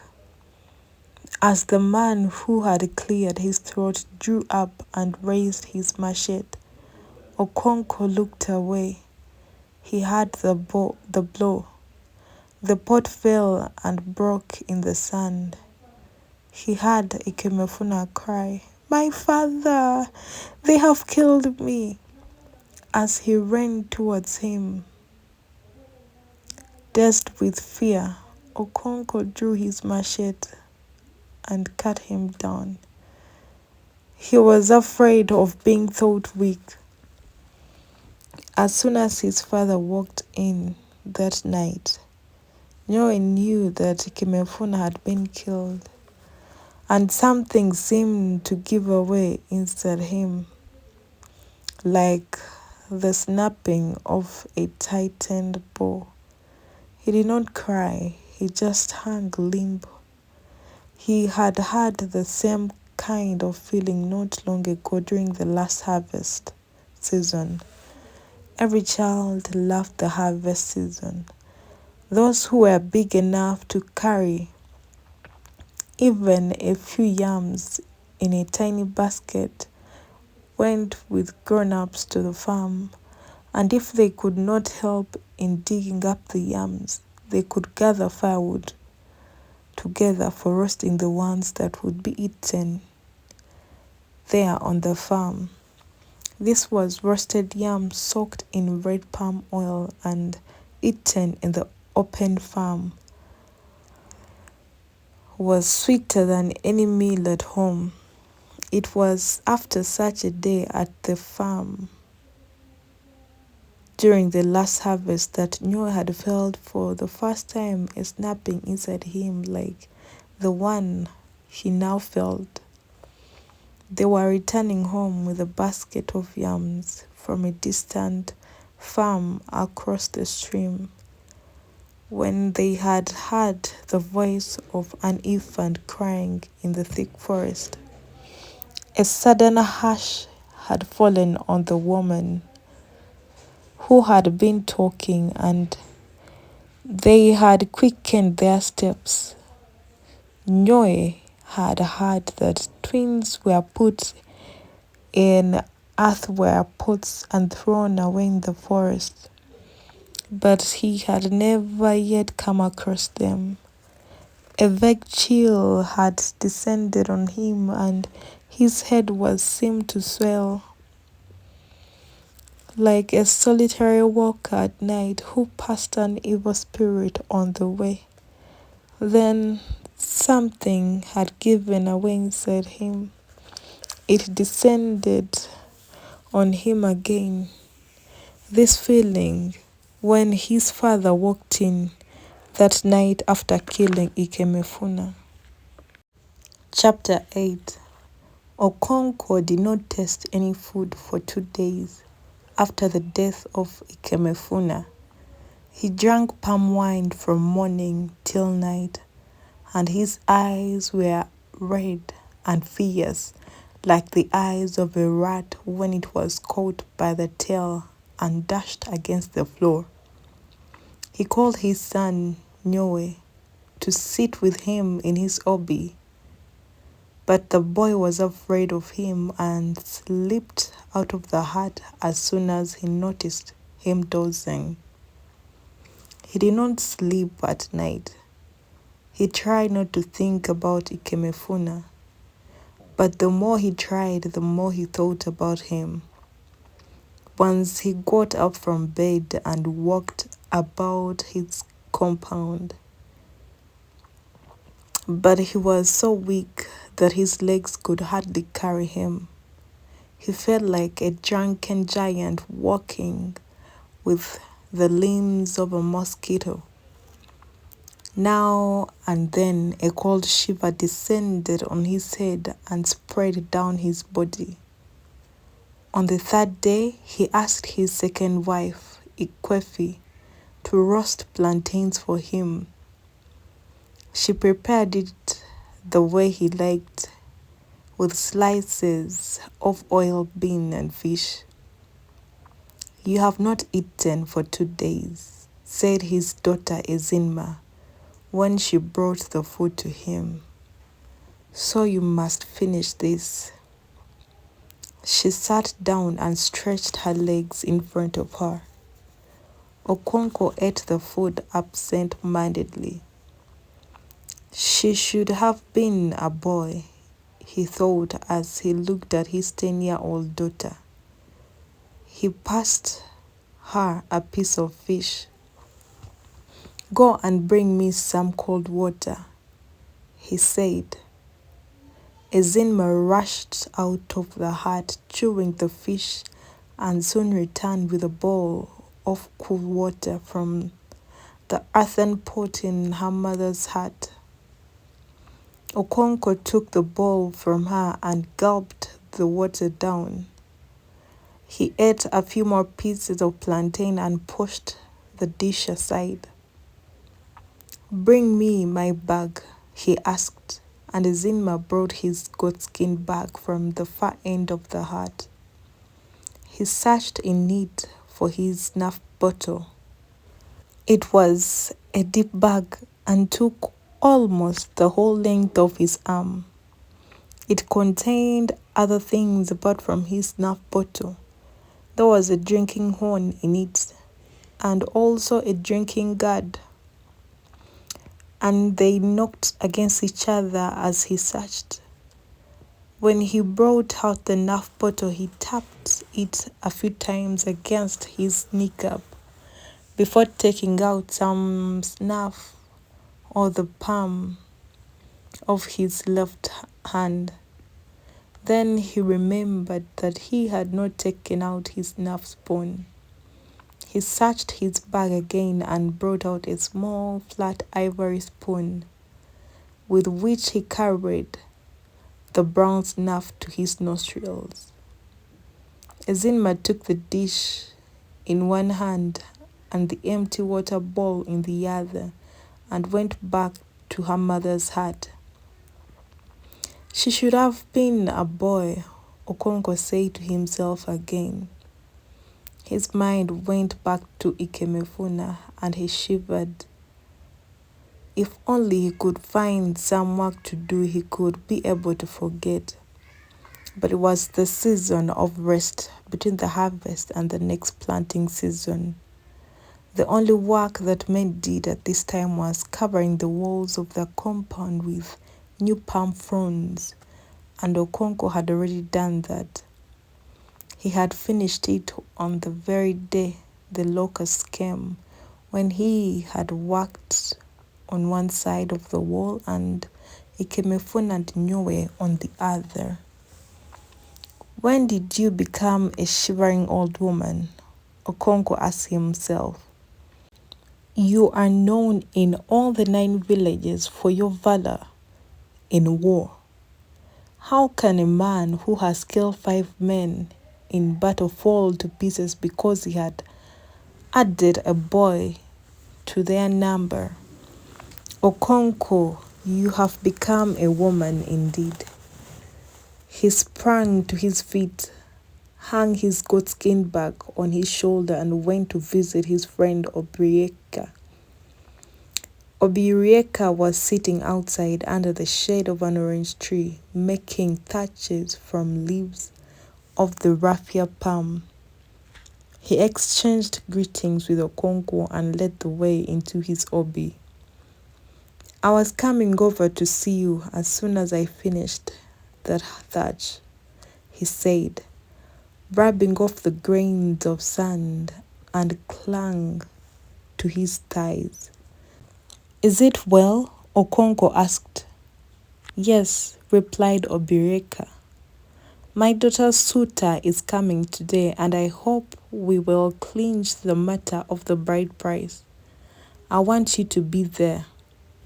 Just then, Obireka's son Maduka came into the Obi from outside, greeted Okonko, and turned towards the compound.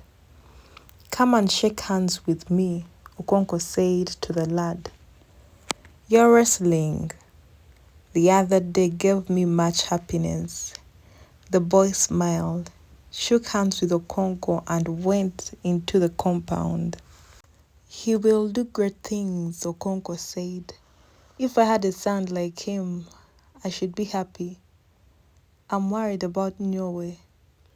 A bowl of pounded yams can throw him in a wrestling match. His two younger brothers are more promising, but I can tell you, Breka, that my children do not resemble me. Where are the young suckers that will grow when the old banana tree dies? If Bezinma had been a boy, I would have been happier. She has the right spirit. You worry yourself for nothing, said Obireka. The children are still very young. Nyoe is old enough to impregnate a woman. At his age, I was already fending for myself. No, my friend, he is not too young. A chick that will grow into a cock can be spotted the very day it hatches. I have done my best to make Nyoe grow into a man, but there is too much of his mother in him. Too much of his grandfather? Obreka thought, but he did not say it. The same thought also came to Okonko's mind, but he had long learned how to lay that ghost. Whenever the thought of his father's weakness and failure troubled him, he expelled it by thinking about his own strength and success. And so he did now. His mind went to his latest show of manliness. I cannot understand why you refused to come with us to kill that boy, he asked Obireka. Because I did not want to, Obireka replied sharply. I had something better to do. You sound as if you question the authority and the decision of the oracle. Who said he should die? I do not. Why should I? But the oracle did not ask me to carry out its decision. But someone had to do it. If we were all afraid of blood, it would not be done. And what do you think the oracle would do then?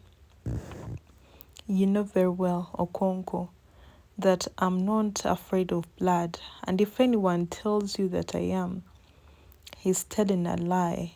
And let me tell you one thing, my friend. If I were you, I would have stayed at home. What you have done will not please the earth. It is the kind of action for which the goddess wipes out whole families. The earth cannot punish me for obeying her messenger. Okonko said, a child's fingers are not scalded by a piece of hot yam, which its mother puts into its palm. That's true, Obereka agreed. But if the oracle said that my son should be killed, I would neither dispute it nor be the one to do it. They would have gone on arguing had Ofwedu not come in just then. It was clear from his twinkling eyes that he had important news, but it would be impolite to rush him.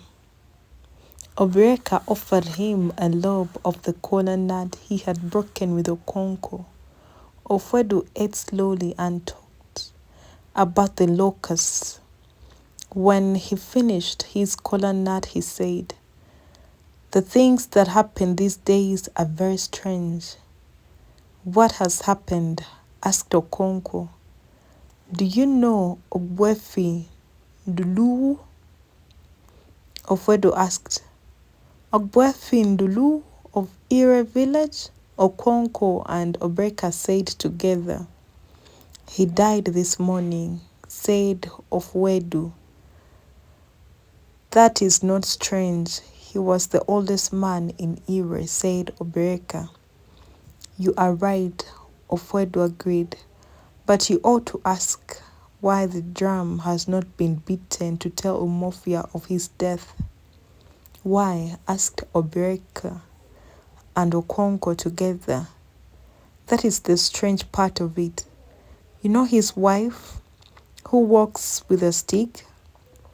"Yes, she's called Ozoemena." "That is so," said Ofwedu. "Ozoemena was, as you know, too old to attend Ndulu during his illness. His younger wives did that. When he died this morning, one of these women went to Ozoema's hut and told her. She rose from her mat, took her stick and walked over to the Obi. She knelt on her knees and hands at the threshold and called her husband, who was laid on a mat. Ogwefindulu, she called 3 times and went back to her hut. But the youngest wife went to call her again to be present at the washing of the body.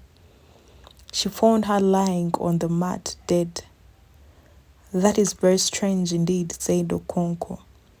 "They will put off Ndweli's funeral until his wife has been buried. That is why the drum has not been beaten to tell Umofia. It was always said that Ndulu and Ozinma had one mind," said Obreka. "I remember when I was a young boy, there was a song about them. He could not do anything without telling her." "I did not know that," said Okonko. "I thought he was a strong man in his youth." "He was indeed," said Ofwedu. Okonko shook his head doubtfully. "He led Umofia to war in those days," said Obreka. Okonko was beginning to feel like his old self again. All that he required was something to occupy his mind. If he had killed Ikemefuna during the busy planting season or harvesting, it would not have been so bad. His mind would have been centered on his work. Okonko was not a man of thought, but of action. But in the absence of work, talking was the next best. Soon after Ofwede left, Okonko took up his goatskin bag to go. "I must go home to tap my palm trees for the afternoon," he said. "Who taps your tall trees for you?" asked Obreka. "Umezulike," replied Okonko. "Sometimes I wish I had not taken the Ozo title," asked Obreka. "It wounds my heart to see these young men killing palm trees in the name of tapping." "It is so indeed," Okonko agreed, "but the law of the land must be obeyed." "I don't know how we got that law," said Obreka. "In many other clans, a man of title is not forbidden to climb the palm tree. Here we say he cannot climb the tall tree, but he can tap the short one standing on the ground. It is like Demargana, who would not lend his knife for cutting up dog meat because the dog was taboo to him, but offered to use his teeth. I think it is good that our clan holds the Ozo title in high esteem," said Okonko. "In those other clans you speak of, Ozo is so low that Every beggar takes it. I was only speaking in jest, said Obreka. In Ibem and Anite, the title is worth less than those 2 carries. Every man wears a thread of title on his ankle and does not lose it, even if he steals.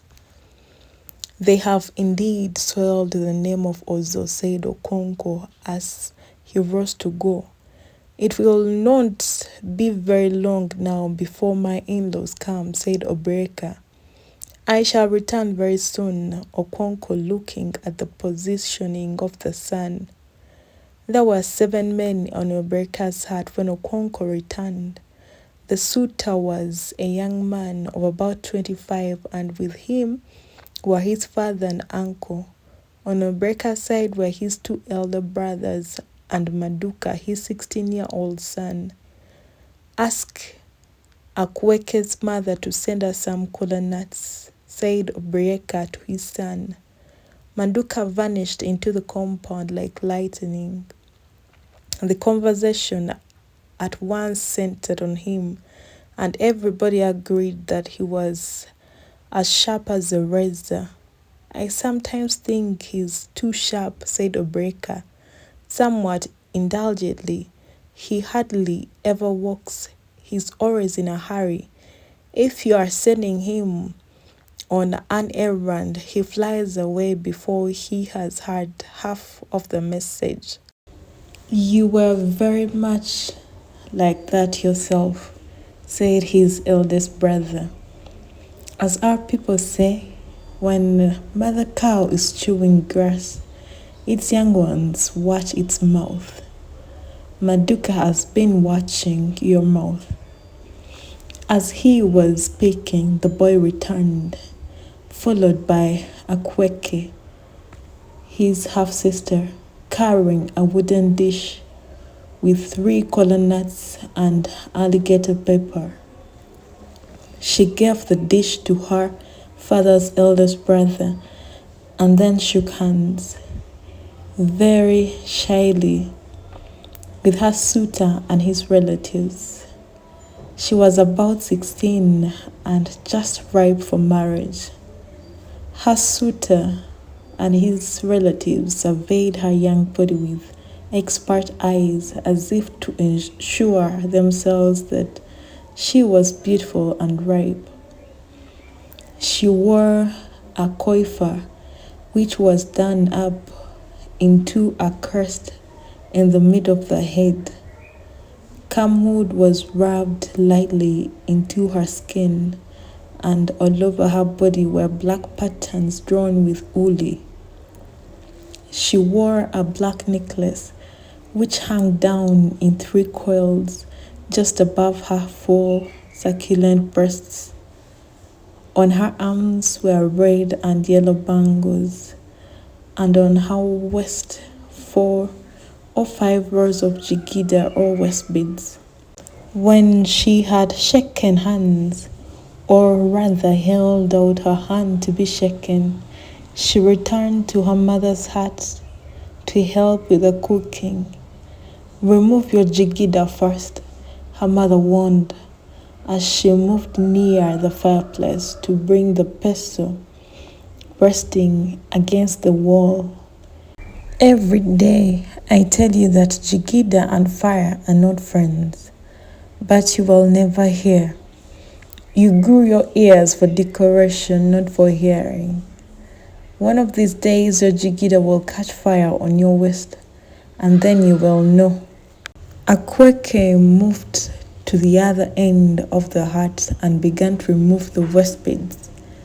It had to be done slowly and carefully, taking each string separately. Else it would break and 1,000 tiny rings would have to be strung together again. She rubbed each string downwards with her palms until it passed the buttocks and slipped down to the floor around her feet. The men in the obi had already begun to drink the palm wine which Akweke's suitor had brought. It was a very good wine and powerful, For in spite of the palm fruit hung across the mouth of the pot to restrain the lively liquor, white foam rose and spilled over. That wine is the work of a good taper, said Okonko. The young suitor, whose name was Ibe, smiled broadly and said to his father, "Do you hear that?" He then said to others, "He will never admit that I'm a good taper." "He tapped 3 of my best palm trees to death," said his father, Okegbu. "That was about 5 years ago," said Ibe, who had begun to pour out the wine before I learned to tap. He filled the first horn and gave to his father. Then he poured out for the others. Okonko brought his big horn from the goatskin bag, blew into it to remove any dust that might be there, and gave it to Ibe to fill. As the men drank, they talked about everything except the thing for which they had gathered. It was only after the pot had been emptied that the suitor's father cleared his voice and announced the object of their visit. Obireki then presented to him a small band of short broomsticks. Okebu counted them. "They are 30. He asked. Obireka nodded in agreement. "We are at last getting somewhere," Okegbu said, and then returning to his brother and his son, he said, "Let us go out and whisper together." The 3 rose and went outside. When they returned, Okegbu handed the band of sticks back to Bereka. He counted them. Instead of 30, there were now only 15. He passed them over to his eldest brother, Machi, who also counted them and said, "We had not thought to go below 30. But as the dogs said,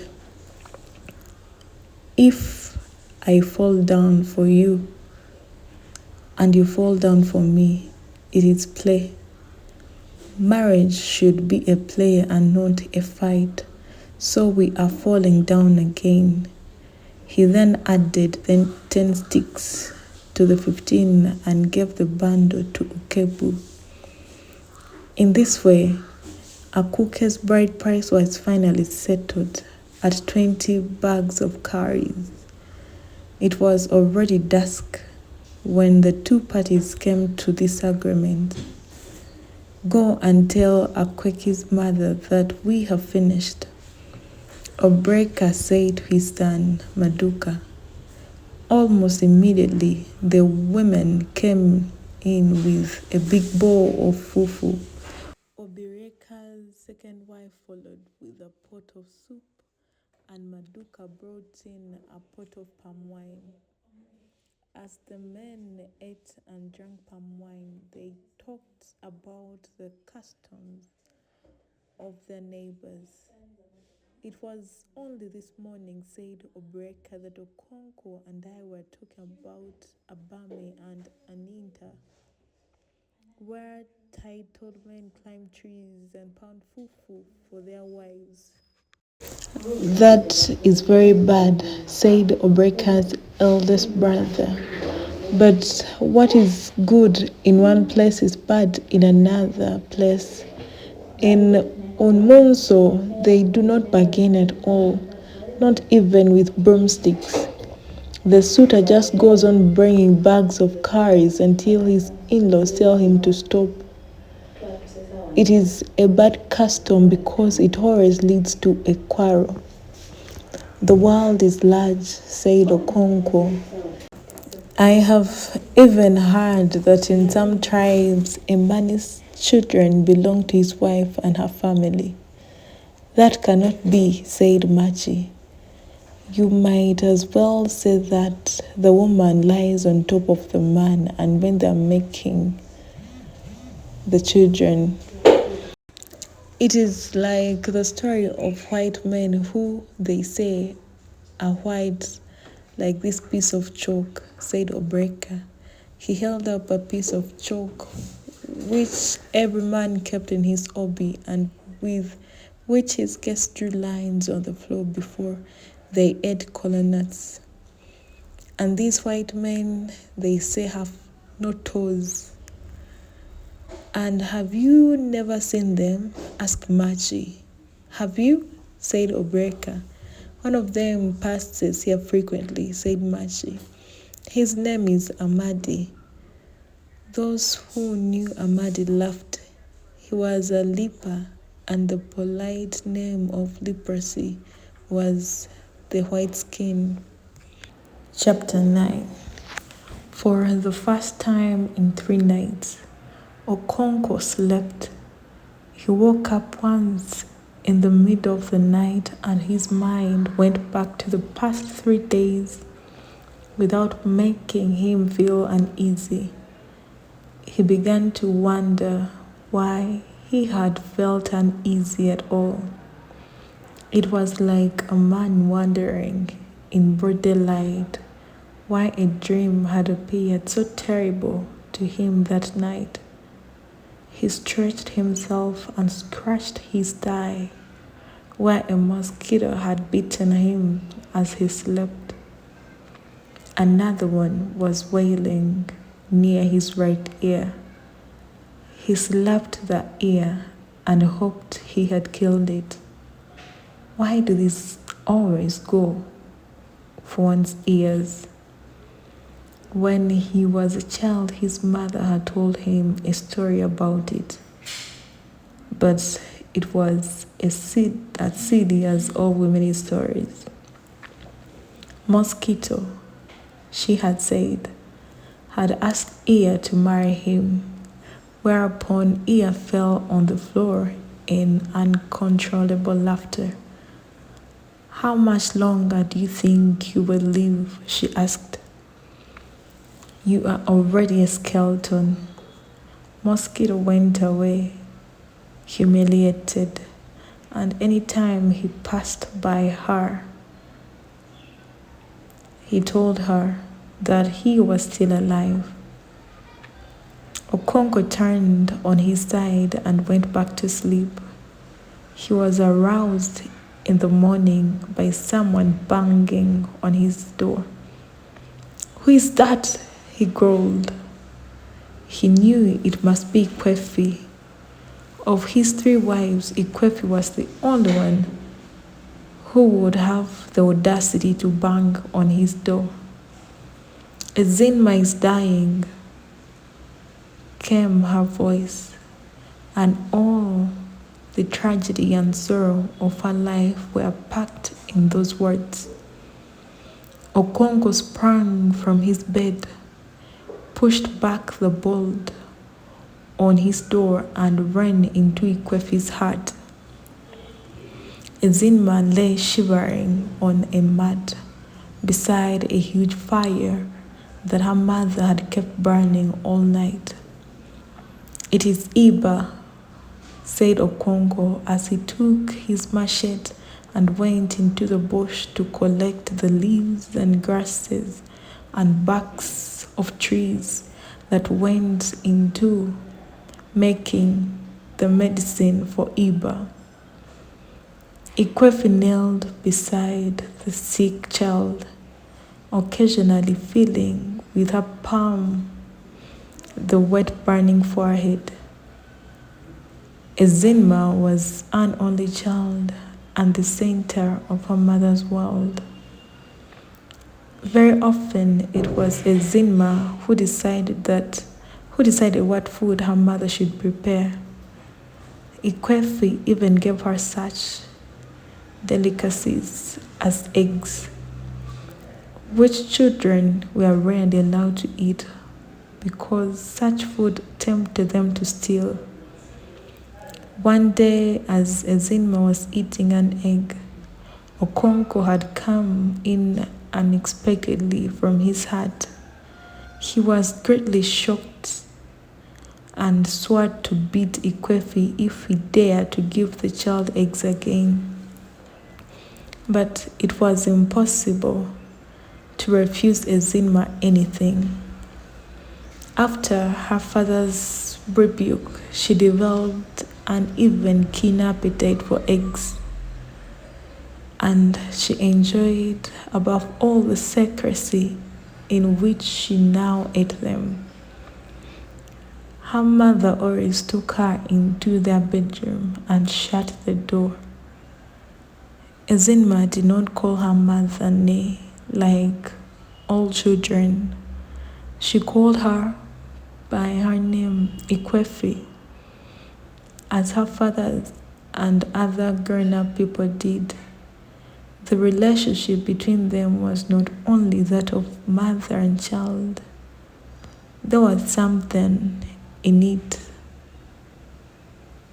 the companionship of equals, which was strengthened by such little conspiracies as eating eggs in the bedroom. Ikwefi had suffered a good deal in her life. She had borne 10 children and 9 of them had died in infancy, usually before the age of 3.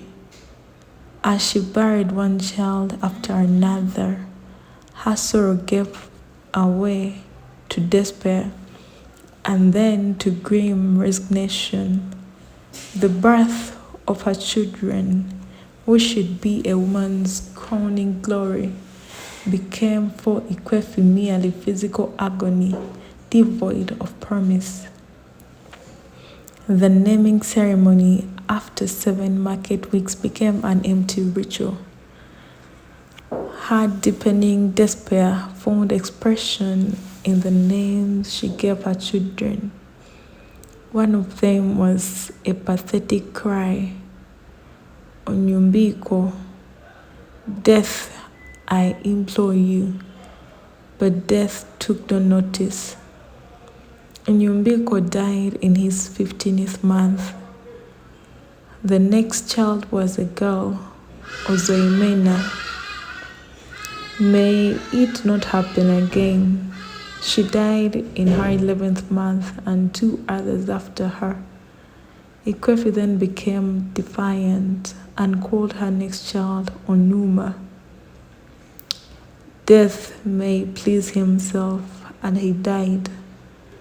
After the death of Ikwefi's second child, Okongo had gone to a medicine man who was also a diviner of the Alpha Oracle to inquire what was amiss.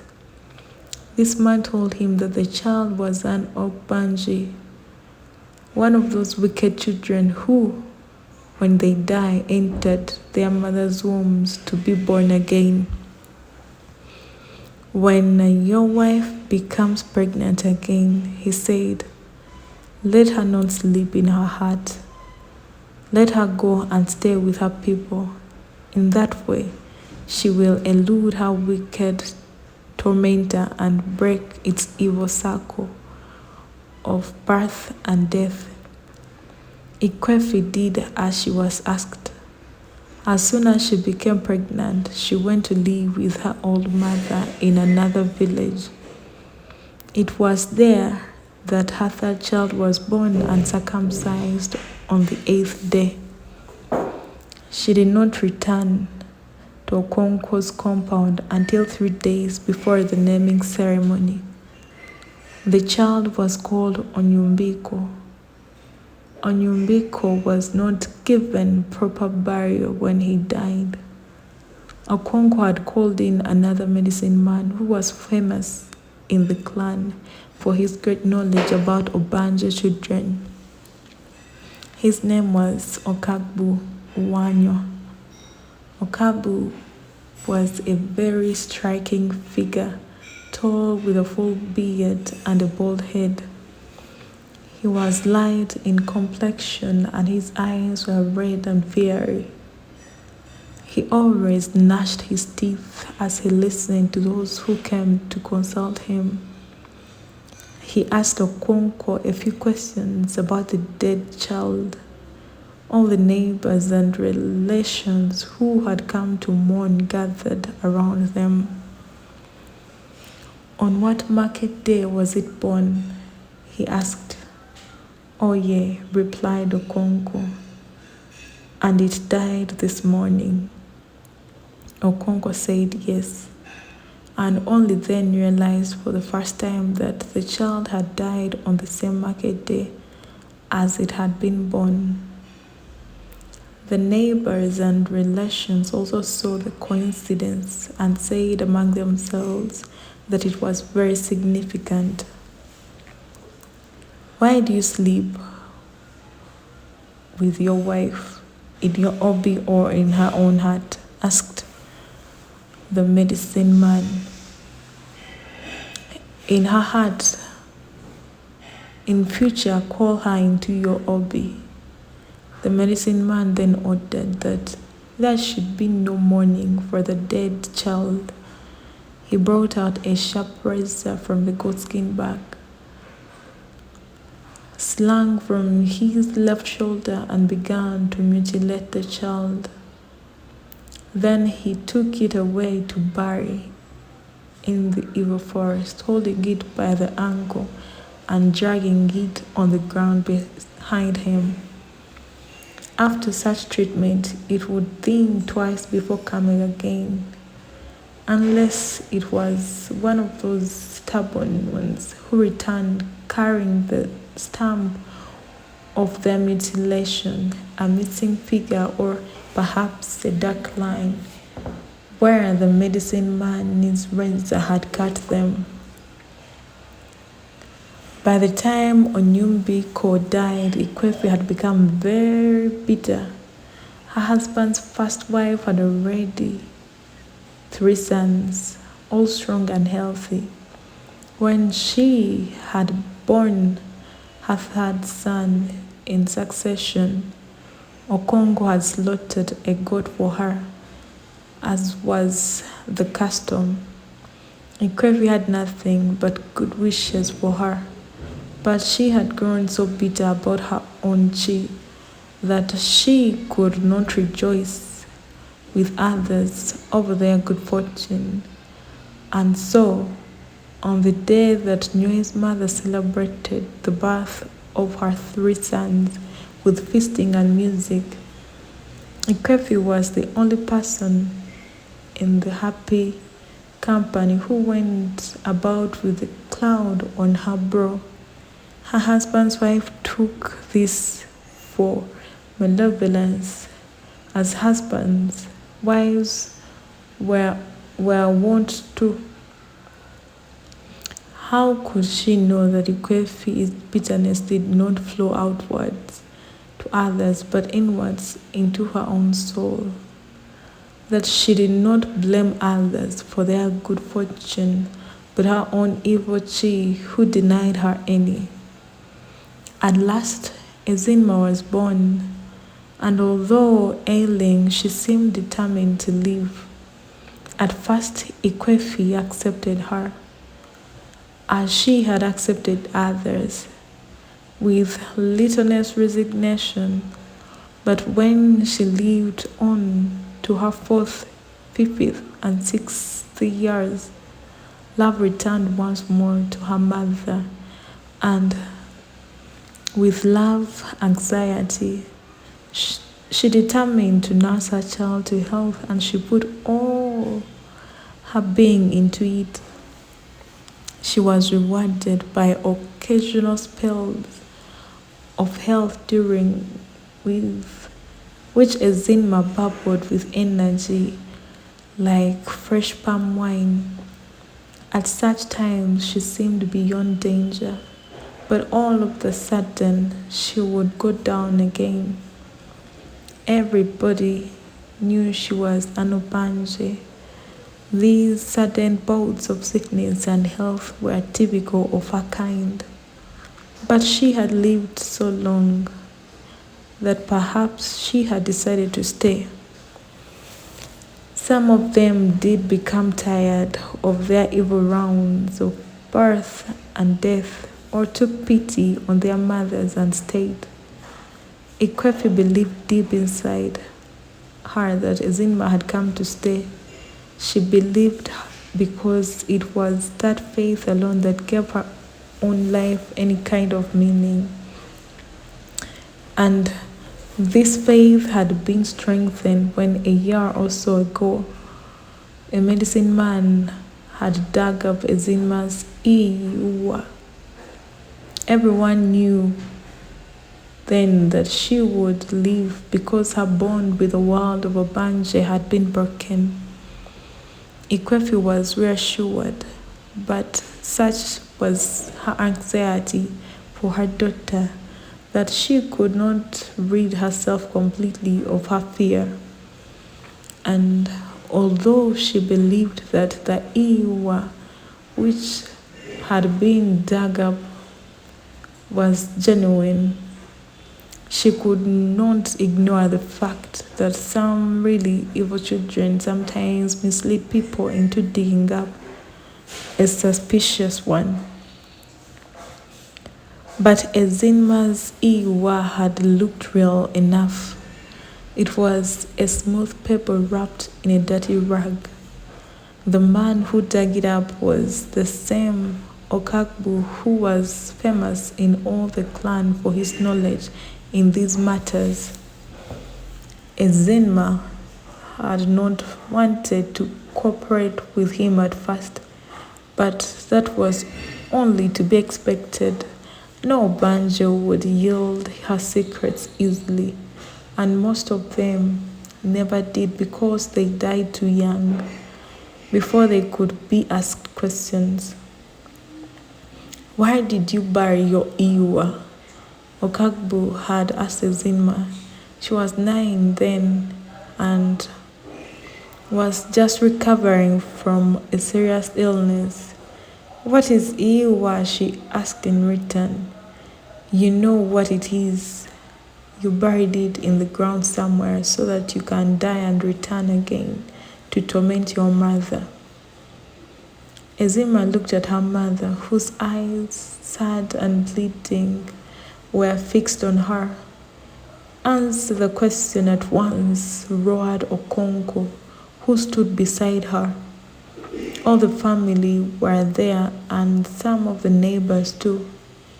Leave her to me, the medicine man told Okonko in a cool, confident voice. He turned again to Ezinma. Why did you bury your Iwa? Where they bury children, she replied, and the quiet spectators murmured to themselves. Come along then and show me the spot, said the medicine man. The crowd set out with Ezinma leading the way and Okagbu followed closely behind her. Okonko came next and Ikwefi followed him. When she came to the main road, Ezinma turned left as if she was going to the stream. But you said it was where they bury children, asked the medicine man. No, said Ezinma, whose feeling of importance was manifest in her springly walk. She sometimes broke into a run and stopped again suddenly. The crowd followed her silently. Women and children returning from the stream with pots of water on their heads wondered what was happening until they saw Okogbu and guessed that it must be something to do with Obanje. And they all knew Ikwefi and her daughter very well. When she got to the big Udala tree, Ezinma turned left into the bush and the crowd followed her. Because of her size, she made her way through trees and creepers more quickly than her followers. The bush was alive with the tread of feet on dry leaves and sticks and the moving aside of tree branches. Ezinma went deeper and deeper, and the crowd went with her. Then she suddenly turned around and began to walk back to the road. Everybody stood to let her pass and then filed after her. If you bring us all this way for nothing, I shall beat sense into you, Okonko threatened. I have told you to leave her alone. I know how to deal with them, said Okabu. Ezinma led the way back to the road, looked left and right and turned right, and so they arrived home again. Why did you bury your Iwa? Asked Okabu when Ezinma finally stopped outside her father's obi. Okabu's voice was unchanged. It was quiet and confident. It is near that orange tree, Ezinma said. And why did you not say so? You wicked daughter of Akalogodi. Okonkwo swore furiously. The medicine man ignored him. Come and show me the exact spot, he said quietly to Ezinma. It is here, she said when they got to the tree. Point at the spot with your finger, said Okabu. It is here, said Ezinma, touching the ground with her finger. Okonkwo stood by, rumbling like thunder in the rainy season. Bring me a hoe, said Okabu. When Ikwefi brought the hoe, he had already put aside his goatskin bag and his big cloth and was in his underwear. A long and thin strip of cloth would round the waist like a belt and then passed between the legs to be fastened to the belt behind. He immediately set to work digging a pit where Ezinma had indicated. The neighbors sat around watching. The pit became deeper and deeper.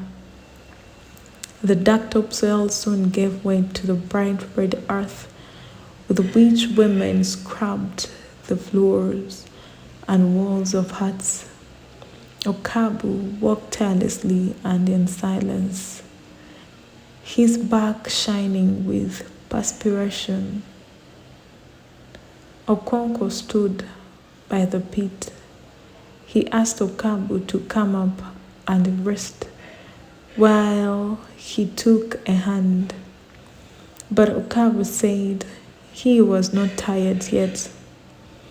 Ikwefi went into her hut to cook yams.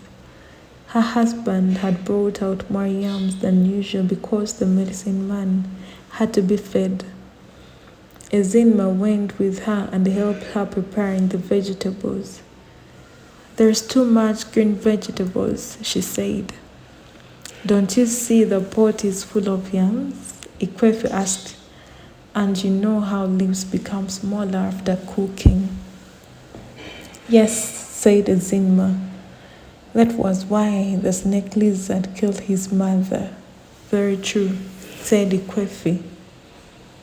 He gave his mother 7 baskets of vegetables to cook, and in the end there were only 3. And so he killed her, said Ezinma. That is not the end of the story. Oh, said Ezinma. I remember now. He brought another 7 baskets and cooked them himself. And there were again only 3. So he killed himself too. Outside the obi, Okabu and Okonkwo were digging the pit to find where Ezinma had buried her Iwa. Neighbors sat around watching. The pit was now so deep that they no longer saw the digger. They only saw the red earth he threw up, mounting higher and higher. Okonko's son Nyoe stood near the edge of the pit because he wanted to take in all that happened. Okabu had again taken over the digging from Okonko. He worked as usual in silence. The neighbors and Okonko's wives were now talking. The children had lost interest and were playing. Suddenly, Okabu sprang to the surface with the agility of a leopard. "It is very near now," he said. "I have felt it." There was immediate excitement, and those who were sitting jumped to their feet. "Call your wife and child," he said to Okonko. But Ikwefi and Ezinma had heard the noise and ran out to see what it was. Okabu went back into the pit, which was now surrounded by spectators. After a few more holefuls of earth, he struck the ewer. He raised it carefully with a hoe and threw it to the surface. Some women ran away in fear when it was thrown, but they soon returned, and everyone was gazing at the rag from a reasonable distance. Okabu emerged, and without saying a word or even looking at the spectators, he went to his goatskin bag, took out 2 leaves and began to chew them. When he had swallowed them, he took up the rag with his left hand and began to untie it. And then the smooth, shiny pebble fell out. He picked it up. "Is this yours?" he asked Ezinma. "Yes," she replied. All the women shouted with joy because Ikwefi's troubles were at last ended. All this had happened more than a year ago, and Ezinma had not been ill since. And then suddenly she began to shiver in the night. Ikwefi brought her to the fireplace, spread her mat on the floor, and built a fire. But she had got worse and worse. As she knelt by her, feeling with her palm the wet, burning forehead, she prayed 1,000 times. Although her husband's wives were saying that it was nothing more than Iba, she did not hear them. Okonko returned from the bush carrying on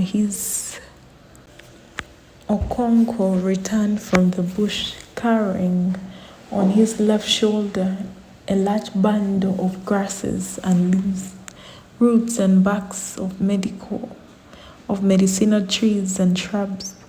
He went into Ikwefi's hut, put down his load and sat down. "Get me a pot," he said, "and leave the child alone." Ikwefi went to bring the pots, and Okonko selected the best from his bundle in their due proportions and cut them up. He put them in the pots, and Ikwefi poured in some water. "Is that enough?" she asked when she had poured in about half of the water in the bowl. "A little more." "I said a little. Are you deaf?" Okonko roared at her. She set the pot on the fire, and Okonko took up his machete to return to his hobby. "You must watch the pot carefully," he said as he went, "and don't allow it to boil over. If it does, its power will be gone." He went away to his hut, and Ikwefi began to tend the medicine pot almost as if it was itself a sick child. Her eyes went constantly from Ezinma to the boiling pot and back to Ezinma. Okonko returned when he felt the medicine had cooked long enough. He looked it over and said it was done. "Bring me a low stool for Ezinma," he said, and a thick mat. He took down the pot from the fire and placed it in front of the stool. He then roused the CHINUA and placed her on the stool, astride the steaming pot. The thick mat was thrown over both.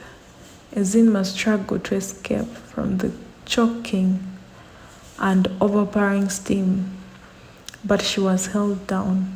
She started to cry. When the mat was at last removed, she was drenched in perspiration. Ikwefi mopped her with a piece of cloth, and she lay down on a dry mat and was soon asleep. Chapter 10. Large crowds began to gather on the village Ilo as soon as the age had worn off the sun's heat and it was no longer painful on the body. Most communal ceremonies took place at that time of the day, so that even when it was said that the ceremony would begin after the midday meal, everyone understood that it would begin a long time after, when the sun's heat had softened. It was clear from the way the crowd stood or sat that the ceremony was for men. There were many women, but they looked on from the fringe like outsiders. The titled men and elders sat on the stools waiting for the trials to begin. In front of them was a row of stools on which nobody sat. There were 9 of them. 2 little groups of people stood at a respectable distance beyond the stools. They faced the elders. There were 3 men in one group, and 3 men and 1 woman in the other. The woman was Mbafo, and the 3 men with her were her brothers. In the other group were her husband, Ozowulu, and his relatives. Mbafo and her brothers were as still as statues, onto whose faces the artist was molded defiance. Ozowulu and his relatives, on the other hand, were whispering together. It looked like whispering, but they were really talking at the top of their voices. Everybody in the crowd was talking. It was like the market from a distance. The noise was deep rumble carried by the wind. An iron gong sounded, setting up a wave of expectation in the crowd. Everyone looked in the direction of the gungu's house. Gome, gome, gome, gome went the gong, and a powerful flute blew a high-pitched blast. Then came the voices of the gungu, guturo, and awesome. The waves struck the women and children, and there was a backward stampede, but it was momentary. They were already far enough where they stood, and there was room for running away if any of them should go towards them. The drum sounded again, and the flute blew. The house was now a pandemonium of quavering voices. Oyin the dead filled the air as the spirits of the ancestors just emerged from the earth, greeted themselves in their esoteric voices. The Gungu house into which they marched faced the forest, away from the crowd, who saw only its back with the many colored patterns and drawings done by specially chosen women at regular intervals. These women never saw the inside of the heart. No woman ever did. They scrubbed and painted the outside walls under the supervision of men. If they imagined what was inside, they kept the imagination to themselves. No woman ever asked questions about the most powerful and the most sacred cult in the clan. Oi de flew around the dark, closed hearts like tongues of fire. The ancestral spirits of the clan were abroad. The metal gong beat continuously now and then. Flute, shrill and powerful, floated on the chaos. And then the egungu appeared. The women and children sent up a great shout and took to their heels. It was instinctive. A woman fled as soon as an egungu came in sight. And when, as on that day, 9 of the greatest masked spirits in the clan came out together, it was a terrifying spectacle. Even Bafu took her heels and had to be restrained by her brothers. Each of the 9 egungu represented a village of the clan. Their leader was called Evil Forest. Smoke poured out of his head. The 9 villages of Omofia had grown out of the 9 sons of the first father of the clan. Evil Forest represented the village of Umueru, or the children of Eru, who was the eldest of the 9 sons. Umofia kwenu, shouted the leading egungu, pushing the air with his raffia arms. The elders of the clan replied, "Yeah, umofia kwenu, yeah, umofia kwenu, yeah." Evil Forest then thrust the pointed end of his rattling staff into the earth, and it began to shake and rattle like something agitating with a metallic life. He took the first of the empty stool, and the 8 other gungu began to sit in order of century after him.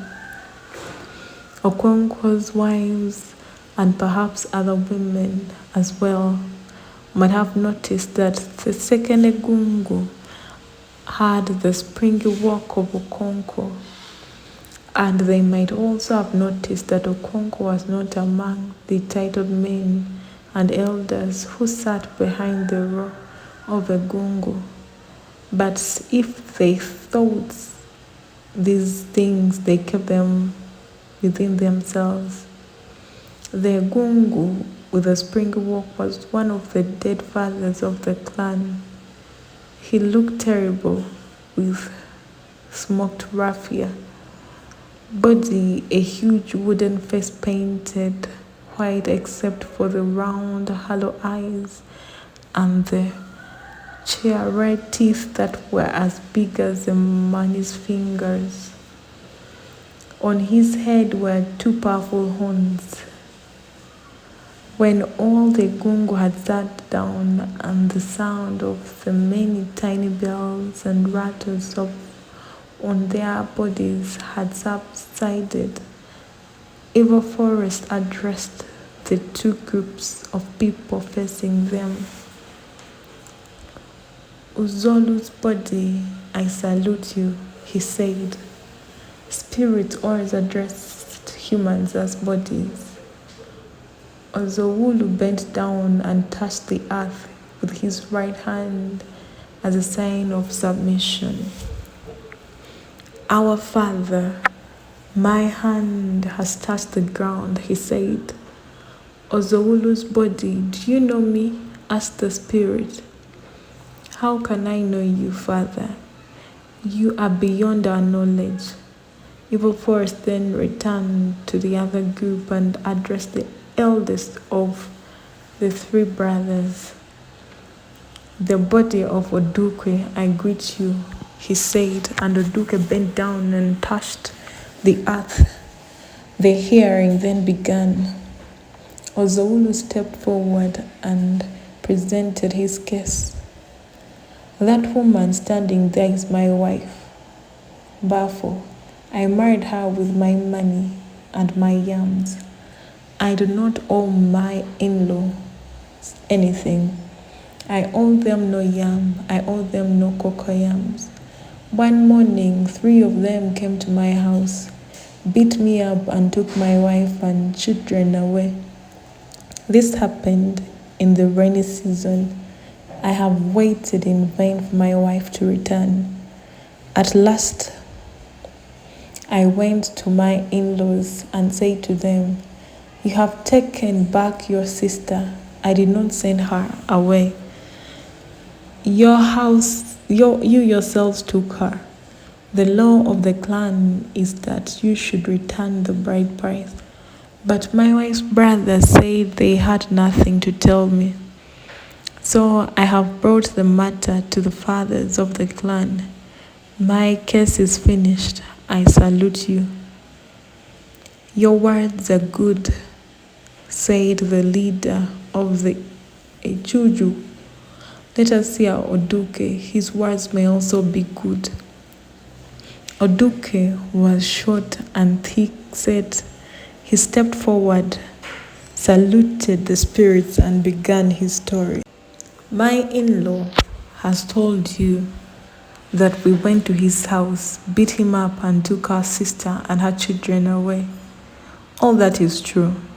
He told you that he came to take back her bride price and refused to give it to him. That is also true. My in-law, Uzowulu, is a beast. My sister lived with him for 9 years. During those years, no single day passed in the sky without his beating the woman.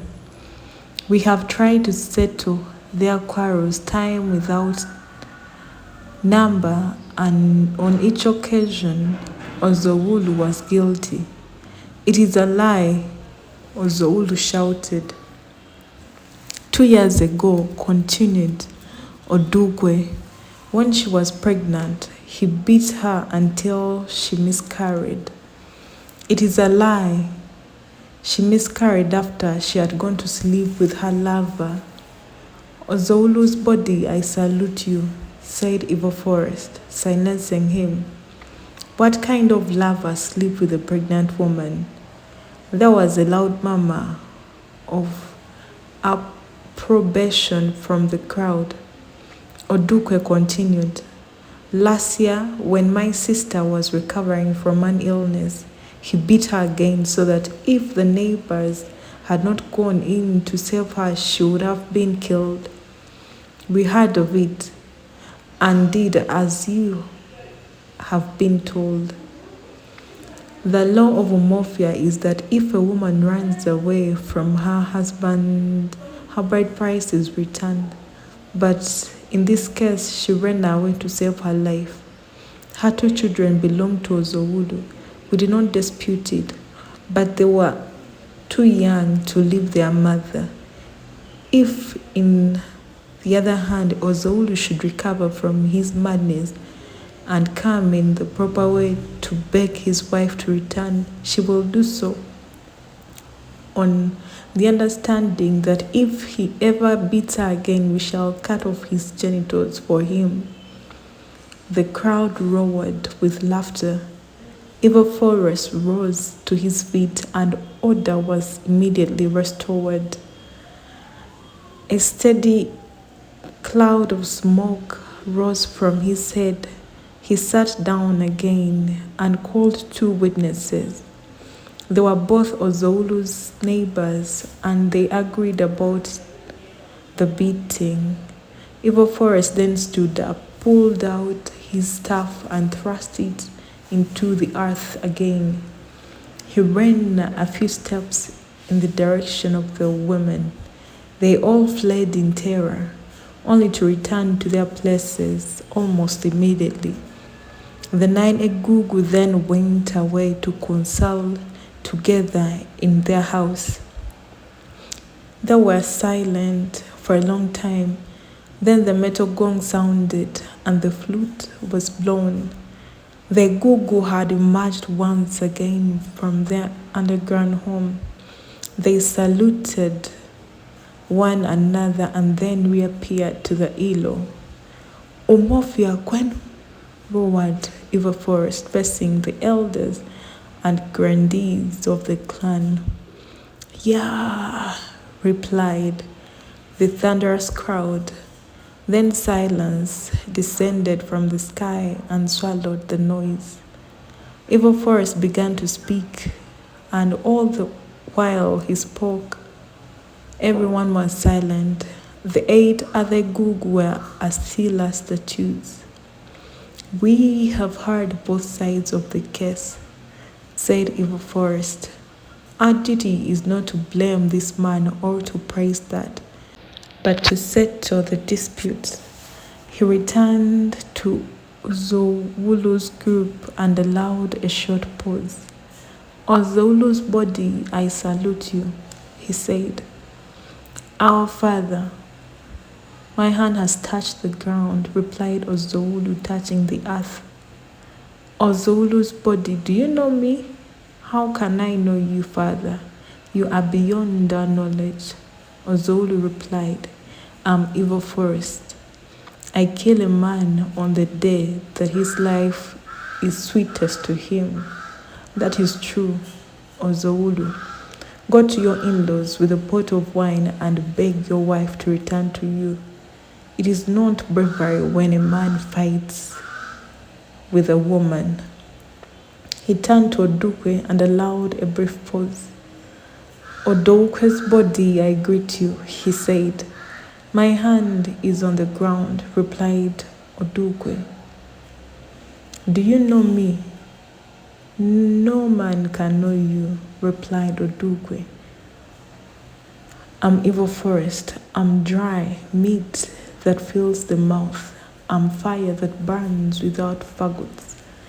If your in-law brings wine to you, let your sister go with him. I salute you. He pulled his staff from the hard earth and thrust it back. Umofia kwenu, he roared, and the crowd answered. I don't know why such a trifle should come before.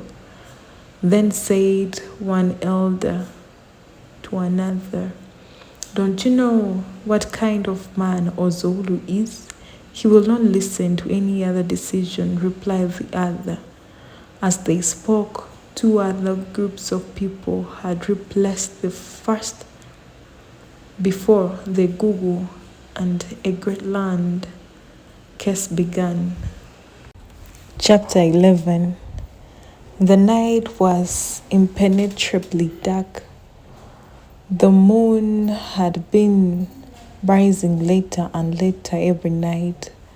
Until now, it was seen only at dawn, and whenever the moon forsook evening and rose at cockcrow, the nights were so black as charcoal.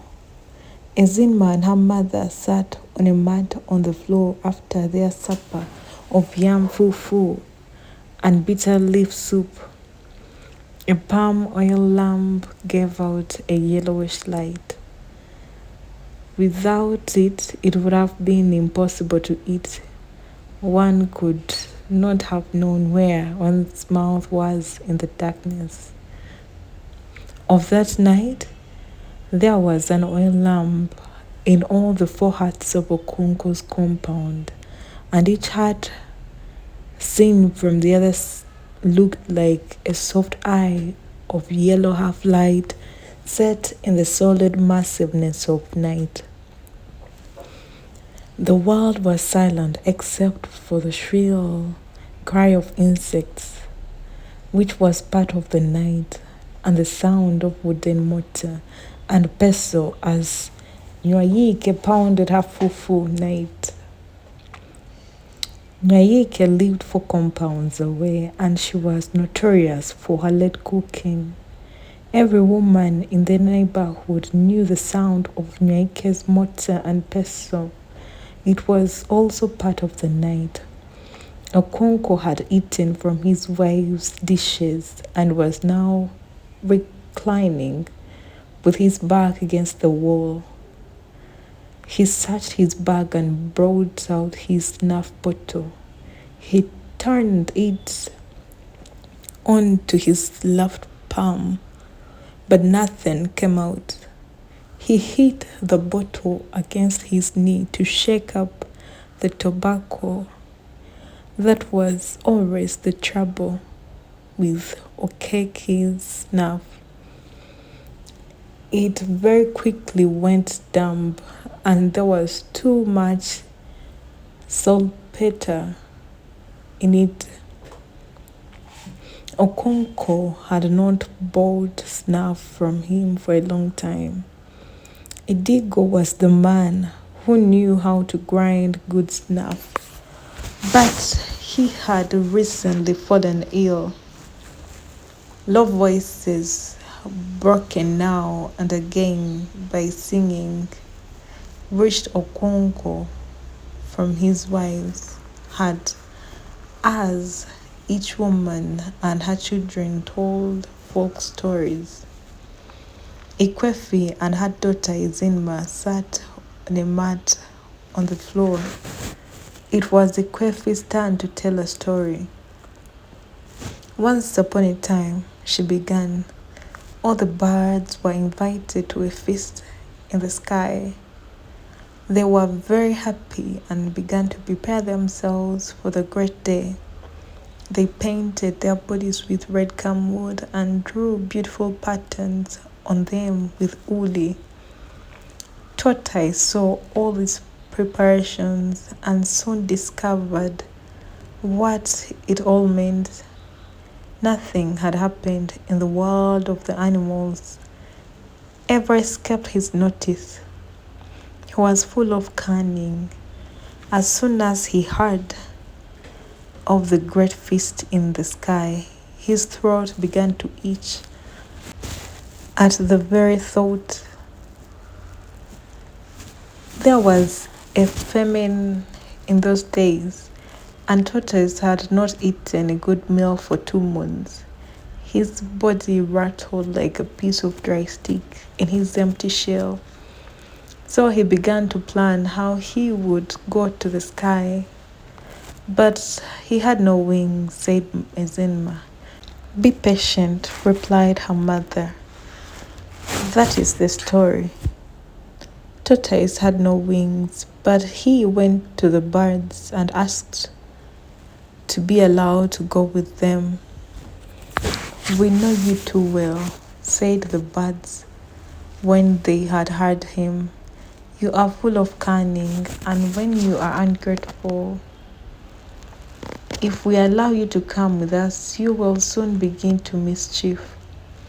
You do not know me, said Tortoise.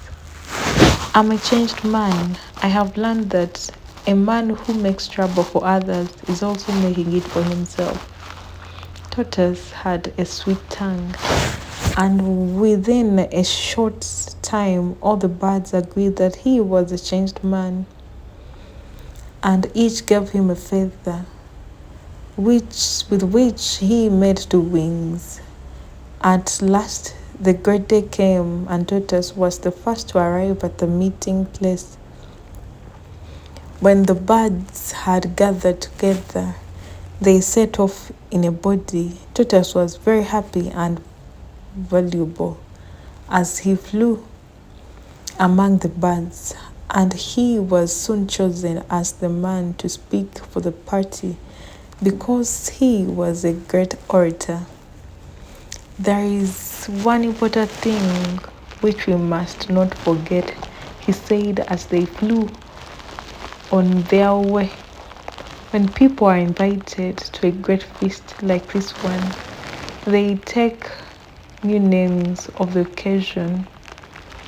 Our hosts in the sky will expect us to honor this age-old custom.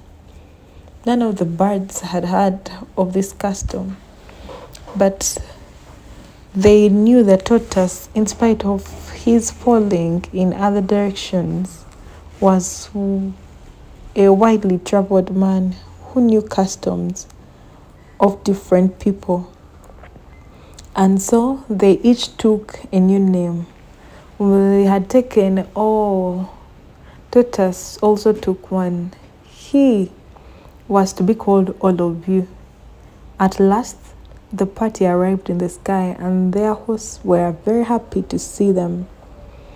Tortoise stood up in his many-colored plumage and thanked them for the invitation. His speech was so eloquent, and all the birds were glad they had brought him, and nodded their heads in approval of all he said. Their host took him as the king of the birds, especially as he looked somewhat different from the others. After kola nuts had been presented and eaten, the people of the sky set before their guests the most delectable dishes tortoise had ever seen or dreamed of. The soup was brought out of hot from the fire, and in the very pot in which it had been cooked, it was full of meat and fish. Tortoise began to sniff aloud.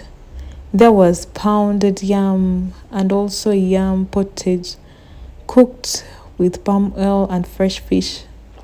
There were also pots of palm wine. When everything had been set before the guests, one of the people of the sky came forward and tasted a little from each pot.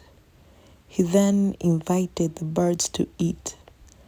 But Tortoise jumped to his feet and asked, "For whom have you prepared this feast?" "For all of you," replied the man. Tortoise turned to the birds and said, "You remember what my name is? The custom here is to serve the spokesman first and the others later. They will serve you when I have eaten." He began to eat, and the birds grumbled angrily. The people of the sky thought it must be their custom to leave all the food for their king, and so Tortoise ate the best part of the food and then drank 2 pots of palm wine, so that he was full of food and drink, and his body filled out in his shell. The birds gathered around to eat what was left and to peck at the bones he had thrown all about the floor. Some of them were too angry to eat. They chose to fly home on an empty stomach. But before they left, each took back the feather he had lent to Tortoise, and there he stood in his hard shell full of food and wine, but without any wings to fly home. He asked the birds to take a message for his wife, but they all refused.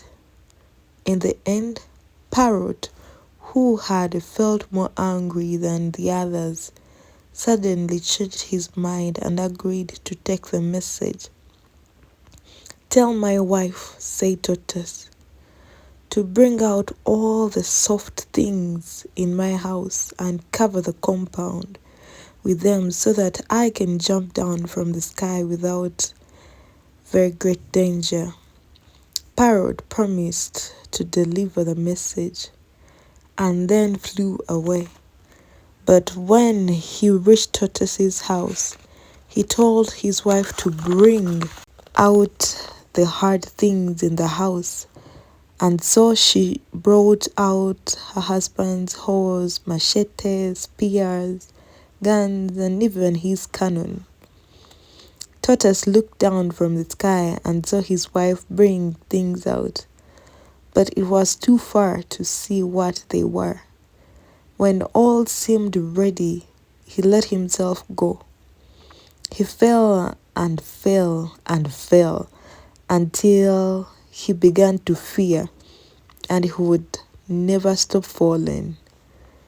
And then, like the sound of his cannon, he crashed on the compound. "Did he die?" asked Ezinma. "No," replied Ikwefi. "His shell broke into pieces." But there was a great medicine man in the neighborhood. Tortoise's wife sent for him, and he gathered all the bits of shell and stuck them together. That is why Tortoise's shell is not smooth. "There is no song in the story," Ezinma pointed out. "No," said Ikwefi. "I shall think of another one with a song, but it is your turn now." Once upon a time, Ezinma began. Tortoise and cat went to wrestle against yams. No, that is not the beginning. Once upon a time, there was a great famine in the land of animals. Everybody was lean except Cat, who was fat and whose body shone as if oil was rubbed on it. She broke off because at that very moment a loud and high-pitched voice broke the outer silence of the night. It was Chielo, the priestess of Akbala, prophesying. There was nothing new in that. Once in a while, Chielo was possessed by the spirit of her god, and she began to prophesy. But tonight she was addressing her prophecy and greetings to Okonko, and so everyone in his family listened. The folk story stopped. "Agbala doi, Agbala doi, Agbala akeneo," came the voice like a sharp knife cutting through the night. "Okonko Agbala ken, Gio Agbala chol, Ifuda ya Ezinma o." At the mention of Ezinma's name, Ikwefi jerked her head sharply like an animal that had sniffed death in the air. Her heart jumped painfully with her. The priestess had now reached Okonko's compound and was talking with him outside his hut. She was saying again that Agbala wanted to see his daughter, Ezinma. Okonko pleaded with her to come back in the morning because Ezinma was now asleep. But Shielo ignored what he was trying to say and went on shouting that Agbala wanted to see his daughter. Her voice was as clear as metal, and Okonko's women and children heard from their hearts all that she said. Okonko was still pleading that the girl had been ill of late and was asleep. Ikwefi quickly took her to their bedroom and placed her on their high bamboo bed. The priestess suddenly screamed. "Be aware, Okonko," she warned. "Beware of exchanging words with Akbala. Does a man speak when God speaks? Beware." She walked through Okonko's hut into the circular compound and went straight to Ikwefi's hut. Okonko came after her. "Ikwefi," she called. "Akbala greets you. Where is my daughter Ezinma?" Akbala wants to see her. Ikwefi came out from her hut carrying her oil lamp in her left hand. There was a light wind blowing, so she cupped her right hand to shelter the flame. Noe's mother, also carrying an oil lamp, emerged from her hut. Her children stood in the darkness outside their hut, watching the strange event. Okonkwo's youngest wife came out and joined the others. "Where does Akbala want to see her?" Ikwefi asked. "Where else but in his house, in the hills and the caves," replied the priestess. "I will come with you too," Ikwefi said firmly. "Tufia!" the priestess cursed, her voice cracking like the angry bark of thunder in the dry season. "How dare you, woman, to go before the mighty Akbala of your own accord? Beware, woman, lest he strike you in his anger. Bring me my daughter." Ikwefi went into her hut and came out again with a zinma. "Come, my daughter," said the priestess. "I shall carry you on my back." A baby on its mother's back does not know that the way is long. Ezinma began to cry. She was used to Shelo calling her my daughter, but it was different Shelo she now saw in the yellow half-light. "Don't cry, my daughter," said the priestess, "lest Akbala will be angry with you." "Don't cry," said Ikwefi. "She will bring you back very soon. I shall give you some fish to eat." She went into the hut again and brought down the smoke black basket in which she kept her dried fish and other ingredients for cooking soup. She broke a piece in two and gave it to Zinma, who clung to her. "Don't be afraid," said Ikwefi, stroking her head, which was shaved in places, leaving a regular pattern of hair. They went outside again. The priestess bent down on one knee and Zinma climbed on her back, her left palm closed on her fish and her eyes gleaming with tears. "Akbala do, Akbala Keno." Shelo began once again to chant greeting to her god. She turned around sharply and walked through Okonkwo's hut, bending very low at the eaves. Ezinma was crying loudly now, calling on her mother. The two voices disappeared into the thick darkness. A strange and sudden weakness descended on Ikwefi as she stood gazing in the direction of the voices like a hen whose only chick has been carried away by a kite. Ezinma's voice soon faded away, and only Shelo was heard moving farther and farther into the distance. "Why do you stand there as though she had been kidnapped?" asked Okonkwo as he went back to his hut. "She will bring her back soon," Noe's mother said. But Ikwefi did not hear these consolations. She stood for a while and then, all of a sudden, made up her mind. She hurried through Okonkwo's hut and went outside. "Where are you going?" he asked. "I'm following Shelo," she replied, and disappeared in the darkness. Okonkwo cleared his throat and brought out his snuff bottle from the goatskin bag by his side. The priestess's voice was already growing faint in the distance. Ikwefi hurried to the main footpath and turned left in the direction of the voice.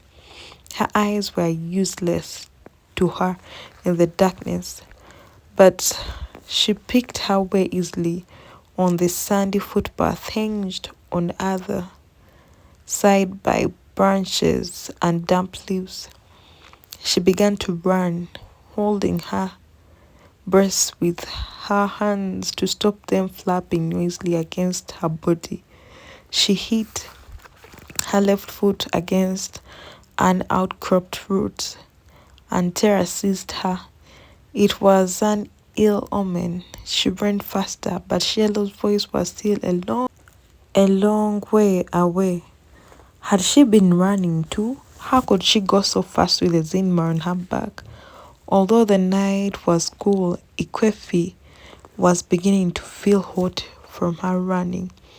She continually ran into the luxuriant weeds and creepers that walled in the path. Once she tripped up and fell.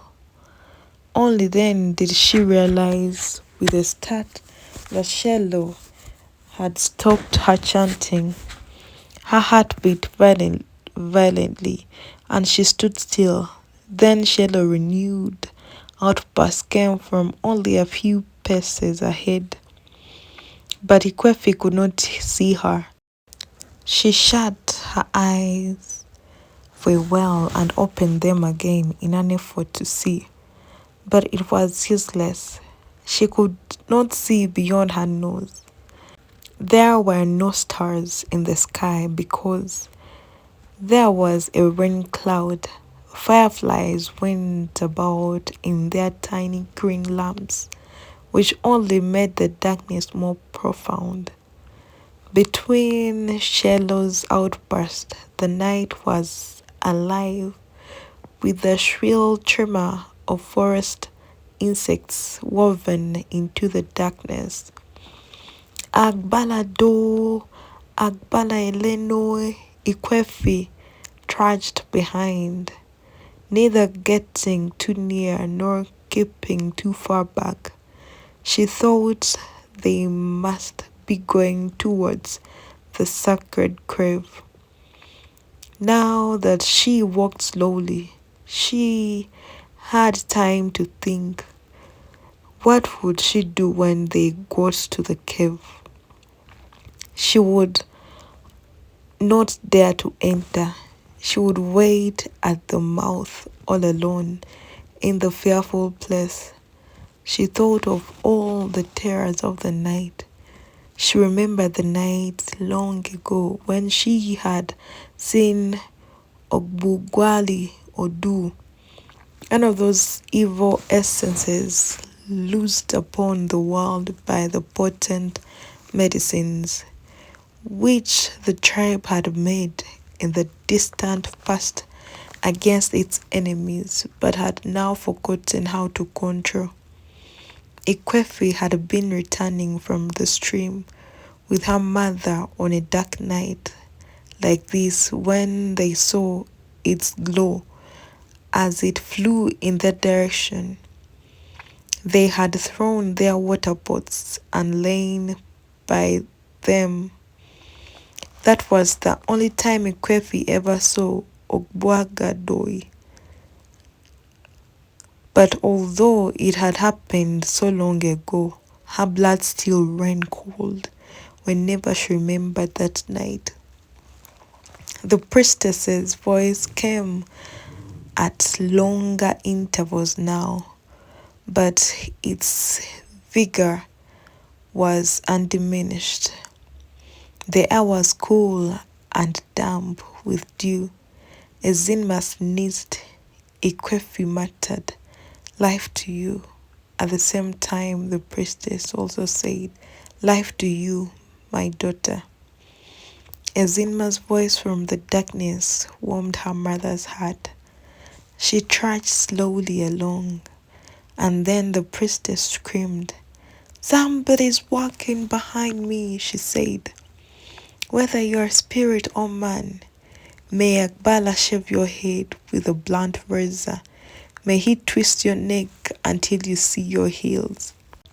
Ikwefi stood rooted to the spot. One might say to her, "Woman, go home before Akbala does you harm." But she could not. She stood until Shello had increased the distance between them and she began to follow again. She had already walked so long that she began to feel a slight numbness in the limbs and in the head. Then it occurred to her that they could not have been heading for the cave. They must have bypassed it long ago. They must be going towards Umwachi, the farthest village in the clan. Shellow's voice now came after long intervals. It seemed to Ikwefi that the night had become a little lighter. The cloud had lifted and a few stars were out. The moon must be preparing to rise, its saltness over. When the moon rose late in the night, people said it was refusing food, as a sullen husband refuses wise food when they have quarreled. Akbala doe umwachi, Akbala ikene uhu. It was just as Ikwefi had thought. The priestess was now saluting the village of Umwachi. It was unbelievable the distance they had covered. As they emerged into the open village from the narrow forest track, the darkness was softened, and it became impossible to see the vague shape of trees. Ikwefi screwed her eyes up in an effort to see her daughter and the priestess, but whenever she thought she saw their shape, it immediately dissolved like a melting lamp of darkness. She walked numbly along. Shellow's voice was now rising continuously, as when she first set out. Ikwefi had a feeling of spacious openness, and she guessed they must be on the village ilo or playground. And she realized too, with something like a jerk, that Shello was no longer moving forward. She was in fact returning. Ikwefi quickly moved away from her line of retreat. Shello passed by and they began to go back the way they had come. It was a long and weary journey, and Ikwefi felt like a sleepwalker most of the way. The moon was definitely rising, and although it had not yet appeared on the sky, its light had already melted down in the darkness. Ikwefi could now discern the figure of the priestess and her burden. She slowed down her pace so as to increase the distance between them. She was afraid of what might happen if Shello suddenly turned around and saw her. She had prayed for the moon to rise, but now she found the half light of the incipient moon more terrifying than darkness. The world was now peopled with vague, fantastic figures that dissolved under her steady gaze and then formed again in new shapes. At one stage, Ikwefi was so afraid that she nearly called out to Cielo for companionship and human sympathy.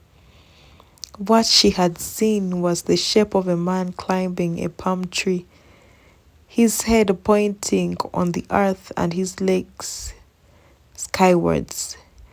But at that very moment, Shellow's voice rose again in her possessed chanting, and Ikwefi recoiled because there was no humanity there. It was not the same Shello who sat with her in the market and sometimes brought bean cakes for Zinma, whom she called her daughter. It was a different woman, the priestess of Akbala, the oracle of the hills and cave. Ikwefi trudged along between two fears. The sound of her benumbed steps seemed to come from some other person walking behind her. Her arms were folded across her bare breasts. Dew fell heavily and the air was cold. She could no longer think, not even about the terrors of night. She just jogged along in half sleep, only waking to full life when Shiloh sang. At last they took a turning and began to head for the caves. From then on, Shiloh never ceased in her chanting.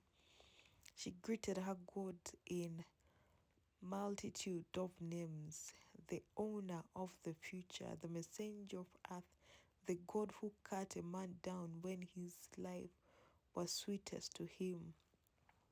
Ikwefi was also awakened, and her benumbed fears revived. The moon was now up, and she could see Sheila and Ezinma clearly. How a woman could carry a child of that size so easily and for so long was a miracle. But Ikwefi was not thinking about that. Sheila was not a woman that night. Agbala doe, agbala kenoi, chinegbu madu bosindu, yanato. Ikwefi could clearly see the hills looming in the moonlight. They formed a circular ring with a break at one point through which the foot track led to the center of the circle. As soon as the priestess stepped into the ring of hills, her voice was not only doubled in strength, but was throwing back on all sides. It was indeed the shrine of the great god. Ikwefi picked her way carefully and quietly. She was already beginning to doubt the wisdom of her coming. Nothing could happen to Ezenma, she thought, and if anything happened to her, could she stop it? She would not dare to enter the underground caves. Her coming was quite useless, she thought. As these things went through her mind, she did not realize how close they were to the cave mouth, and so when the priestess with Ezinma on her back disappeared through a hole hardly big enough to pass a hen, Ikwefi broke into a run as though to stop them. As she stood gazing at the circular darkness which had swallowed them, tears gushed from her eyes, and she swore within her heart if she had Ezinma cry, she would rush into the cave to defend her against all the gods in the world. She would die with her. Having sworn that oath, she sat down on a stony ledge and waited. Her fear had vanished. She could hear the priestess's voice, all its metal taken out of it by the vast emptiness of the cave. She buried her face in her lap and waited. She did not know how long she waited. It must have been a very long time. Her back was turned on the footpath that led out of the hills. She must have heard a noise behind her and turned round sharply. A man stood there with a machete in his hand. Ikwefi uttered a scream and sprang to her feet. "Don't be foolish," said Okonko's voice. "I thought you were going into the shrine with Shelo," he mocked. Ikwefi did not answer. Tears of gratitude filled her eyes. She knew her daughter was safe. "Go home and sleep," said Okonko. "I shall wait here." "I shall wait too. It is almost dawn. The first cock has crowed." And they stood there together. Ikwefi's mind went back to the days when they were young. She had married Enene because Okonko was too poor then to marry. 2 years after her marriage to Enene, she could bear it no longer that she ran away to Okonko. It had been early in the morning. The moon was shining. She was going to the stream to fetch water. Okonko's house was on the way to the stream. She went in and knocked at his door, and he came out. Even if those days he was not a man of many words, He just carried her into his bed, and in the darkness began to feel around her waist for the loose end of her clothes. Chapter 12. On the following morning, the entire neighborhood wore a festive air because Okonkwo's friend Obireka was celebrating his daughter's Uri. It was the day of which her suitor, having already paid the greater part of her bride price, would bring palm wine not only to her parents and the immediate relatives, but also to the wide and extensive group of kinsmen called Umuna. Everybody had been invited, men, women, and children, but it was really a women's ceremony, and the central figures were the bride and her mother. As soon as day broke, breakfast was hastily eaten, and women and children began to gather at Obreka's compound to help the bride's mother in her difficult but happy task of cooking for a whole village. Okonkwo's family was austere like any other family in the neighborhood. Nye's mother and Okonkwo's youngest wife were ready to set out for Obreka's compound with all their children. Nye's mother carried a basket of cocoyams, a cake of salt, and smoked fish, which she would present to Obreka's wife. Okonkwo's youngest wife, Ojiugo, also had a basket of plantains and cocoyams and a small pot of palm oil. Their children carried pots of water. Ikwefi was tired and sleepy from the exhausting experiences of the previous night. It was not very long since they had returned. The priestess, with the Zinma sleeping on her back and crawled out of the shrine on her belly like a snake. She had not as much as looked at Okonkwo and Ikwefi or shown any surprise at finding them at the mouth of the cave. She looked straight ahead of her and walked back to the village. Okonkwo and his wife followed at a respectful distance. They thought the priestess might be going to her house, but she went to Okonkwo's compound, passed through his obi and into Ikwefi's hut and walked into her bedroom. She placed Ezinma carefully on the bed and went away without saying a word to anybody. Ezinma was still sleeping when everyone else was astir, and Ikwefi asked Nyo's mother and Ojugo to explain to Obreka's wife that she would be late. She had got ready her basket of cocoyams and fish, but she must wait for Ezinma to wake. "You need some sleep yourself," said Nyo's mother. "You look very tired." As they spoke, Ezinma emerged from the hut, rubbing her eyes and stretching her spare frame. She saw the other children with their water pots and remembered that they were going to fetch water for Breka's wife. She went back to the hut and brought her pot. "Have you slept enough?" asked her mother. "Yes," she replied.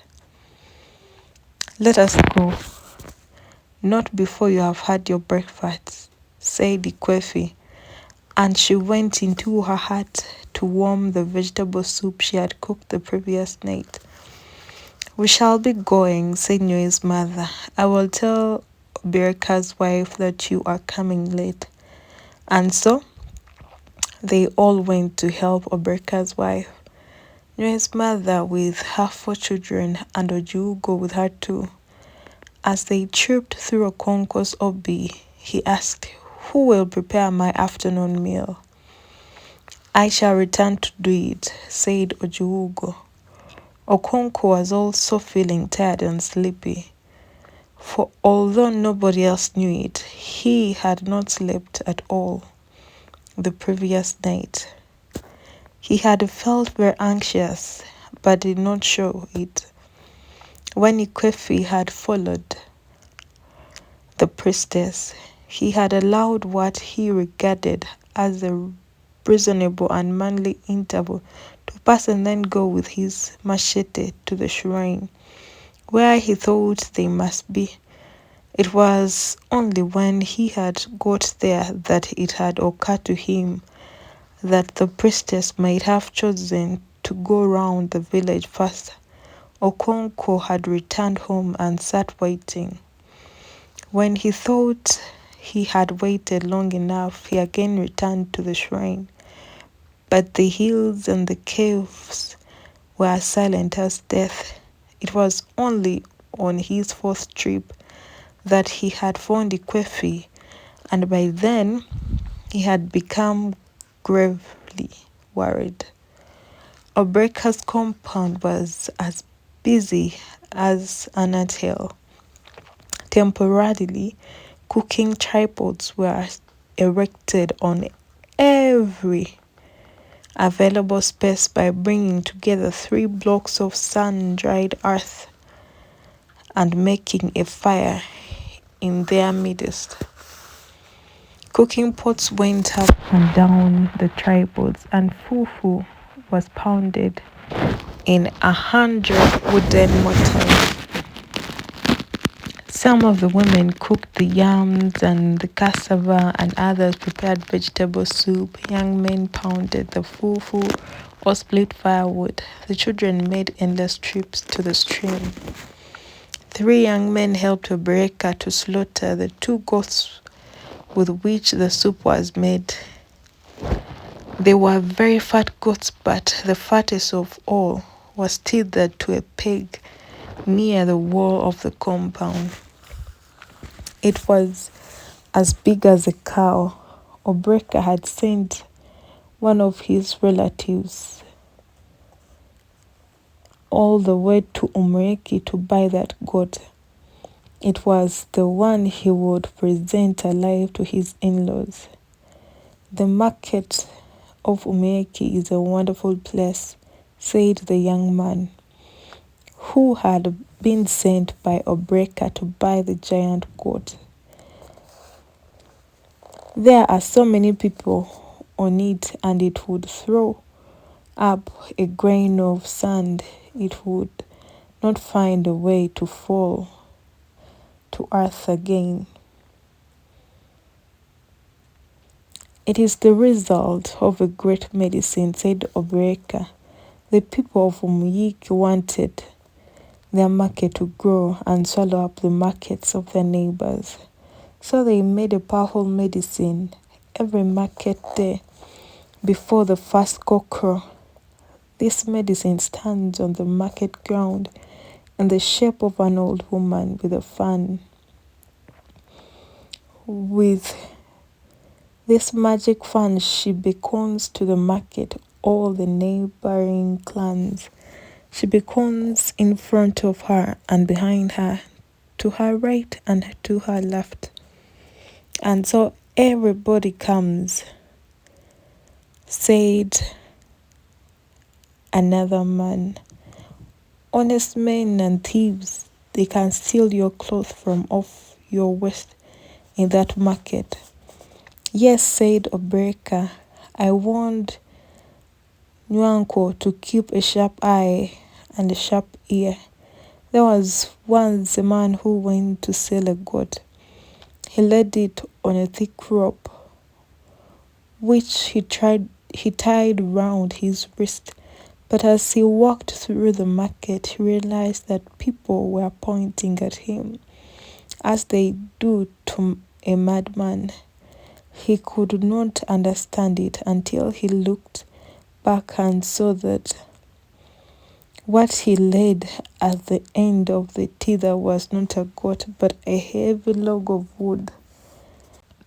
Do you think a thief can do that kind of thing single-handed? Asked Nwanko. No, said Obreka. They used medicine.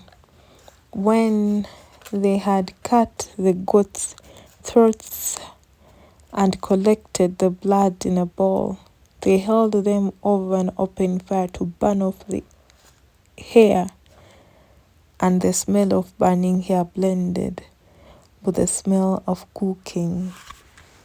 Then they washed them and cut them up for the women who prepared the soup. All this anthill activity was going smoothly when a sudden interruption came. It was a cry in the distance. Oji Odua Chuiji, the one that uses its tail to drive flies away. Every woman immediately abandoned whatever she was doing and rushed out in the direction of the cry. We cannot all rush out like that, leaving what we are cooking to burn in the fire, shouted Chelo, the priestess. 3 or 4 of us should stay behind. It is true, said another woman. We will allow 3 or 4 women to stay behind. 5 women stayed behind to look after the cooking pots, and all the rest rushed away to see the cow that had been let loose. When they saw it, they drove it back to its owner, who at once paid the heavy fine which the village imposed on anyone whose cow was let loose on his neighbor's crops. When the woman had exacted the penalty, they checked among themselves to see if any woman had failed to come out when the cry had been raised. Where is Mbago? Asked one of them. She's still ill, said Mbago's next door neighbor. She has Iba. The only other person is Udengo, said another woman, and her child is not 28 days late yet. Those women from Obreka's wife had not asked to help her with the cooking, returned to their homes, and the rest went back in a body to Obreka's compound. Whose cow is it? Asked the woman who had been allowed to stay behind. It was my husband's, said Ezelabo. One of the young children had opened the gate of the cowshed. Early in the afternoon, the first 2 pots of palm wine arrived from Obreka's in-laws. They were duly presented to the women, who drank a cup or 2 each to help them in their cooking. Some of it was for the bride and her attendant maidens, who were putting the last delicate touches of razor to her coiffure and camwood on her smooth skin. When the heat of the sun began to soften, Obreka's son Maduka took a long broom and swept the ground in front of his father's obi. And as if they had been waiting for that, Obreka's relatives and friends began to arrive. Every man with his goatskin bag hung on one shoulder and a rolled goatskin mat under his arm. Some of them were accompanied by their sons bearing carved wooden stools. Okonko was one of them. They sat in a half circle and began to talk of many things. It would not be long before the suitors came.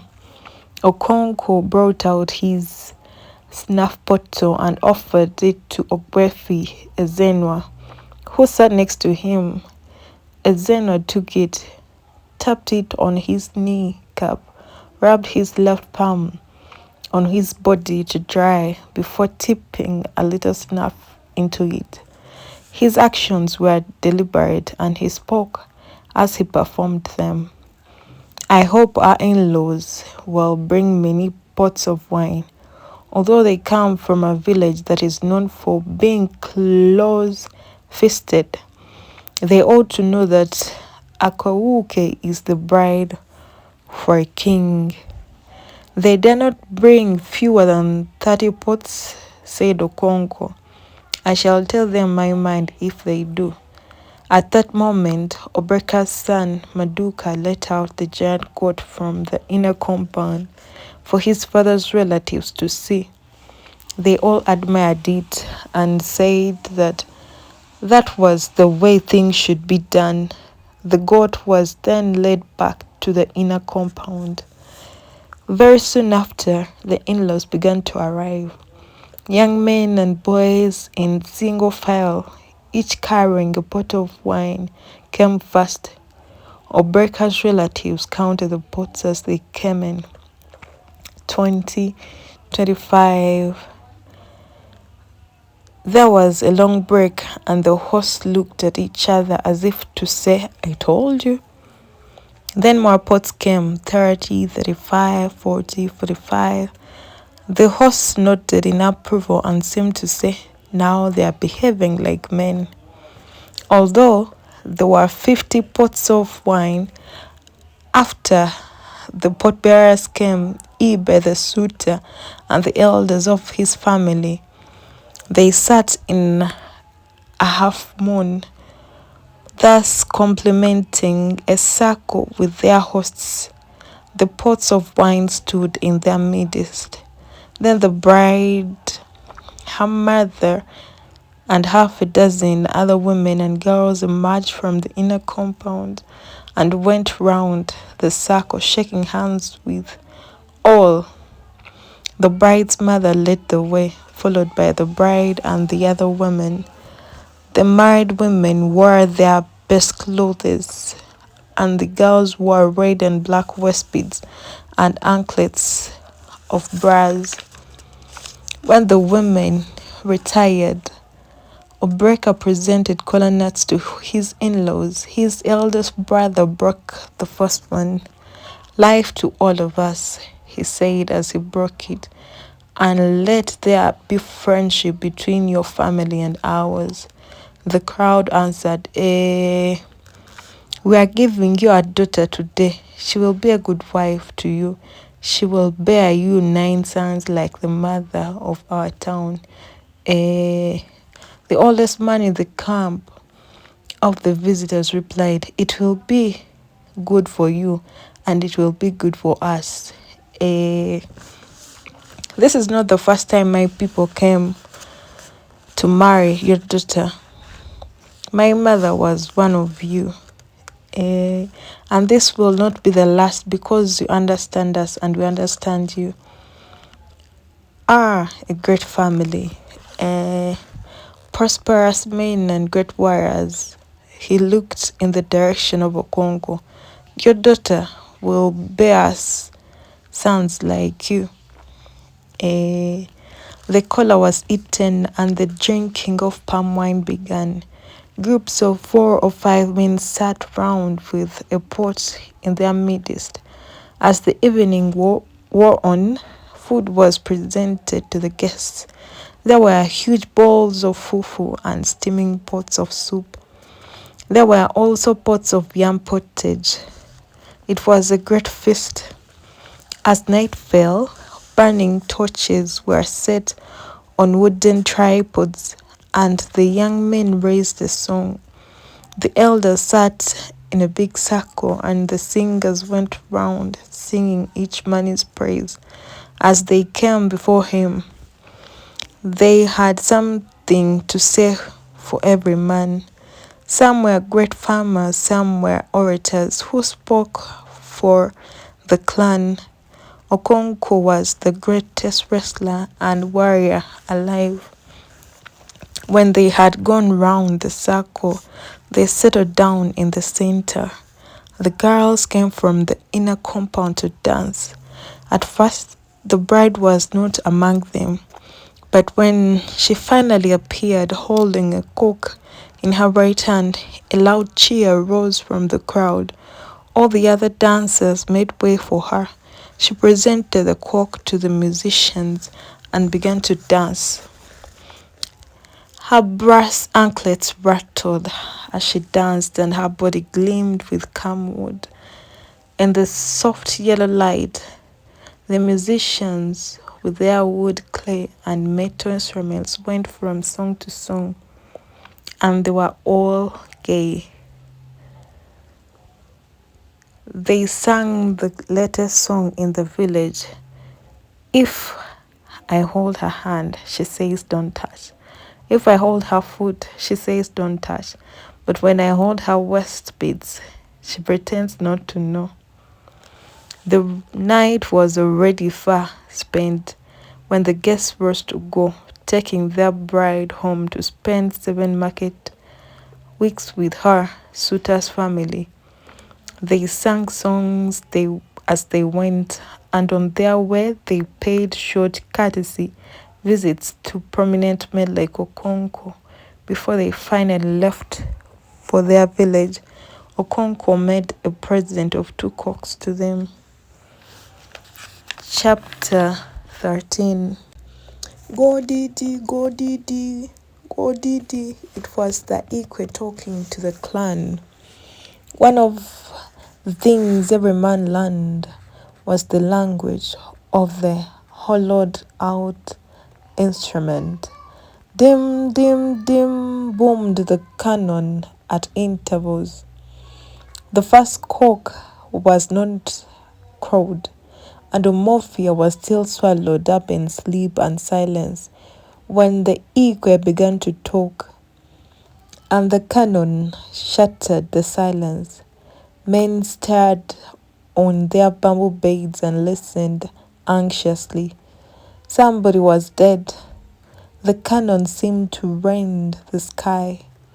Digo, digo, digo, di, floated in the message. Laden night air, the faint and distant wailing of women settled like a sediment of sorrow on the earth. Now and again, a full-chested lamentation rose above the wailing whenever a man came into the place of death. He raised his voice once or twice in manly sorrow and then sat down with the other men listening to the endless wailing of the women and the historic language of the Ikwe. Now and again the cannon boomed. The wailing of the women would not be heard beyond the village, but the Ikwe carried the news to all the 9 villages and even beyond. It began by naming the clan Umofia Obodo Dike, the land of the brave. Umofia Obodo Dike, Umofia Obodo Dike. It said this over and over again, and as it dwelled on it, anxiety mounted in every heart that heaved on a bamboo bed that night. Then it went near and named the village. Igwedu of the yellow grinding stone, it was Okonko's village.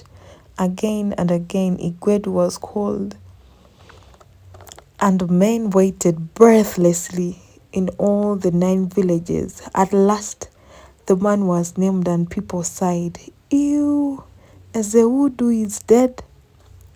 A cold shiver ran down Okonko's back as he remembered the last time the old man had visited him. That boy calls you father, he said. Bear no hand in his death. Ezeudu was a great man, and so all the clan was at his funeral. The ancient drums of death beat, guns and cannon were fired, and men dashed about in frenzy, cutting down every tree or animal they saw, jumping over walls and dancing on the roof. It was a warrior's funeral, and from morning till night, warriors came and went in their age groups. They all wore smoked raffia skirts, and their bodies were painted with chalk and charcoal. Now and again, an ancestral spirit of a gugu appeared from the underworld, speaking in a tremulous, unearthly voice and completely covered in raffia.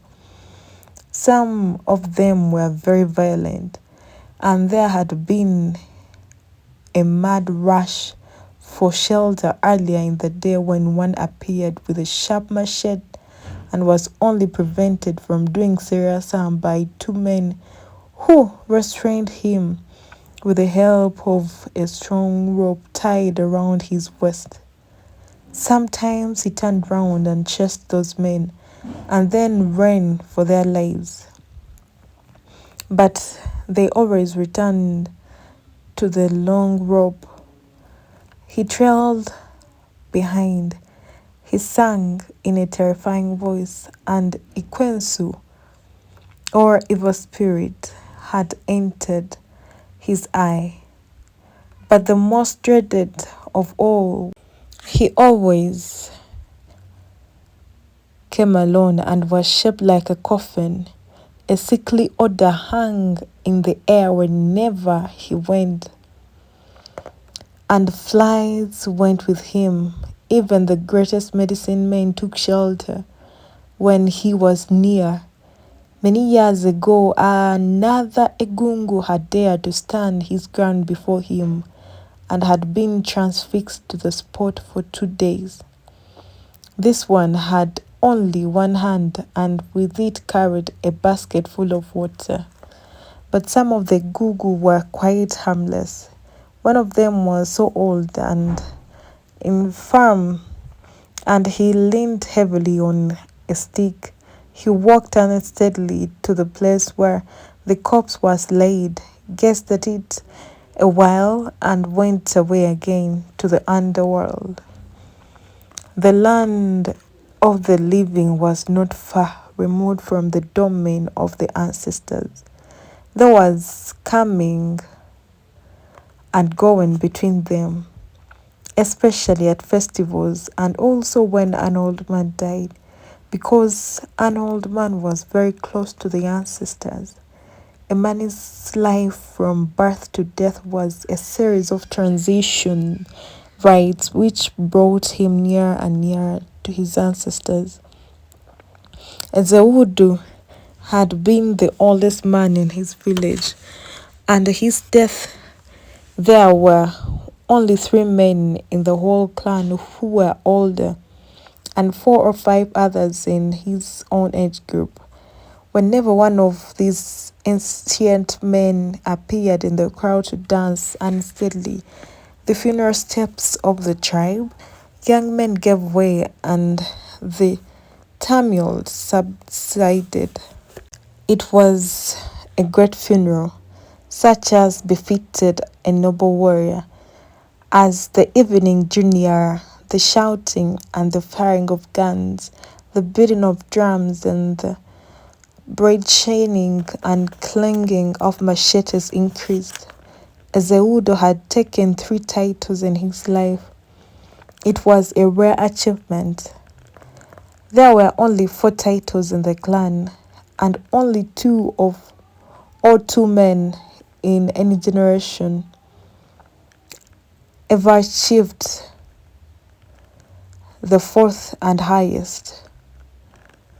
When they did, they became the lords of the land.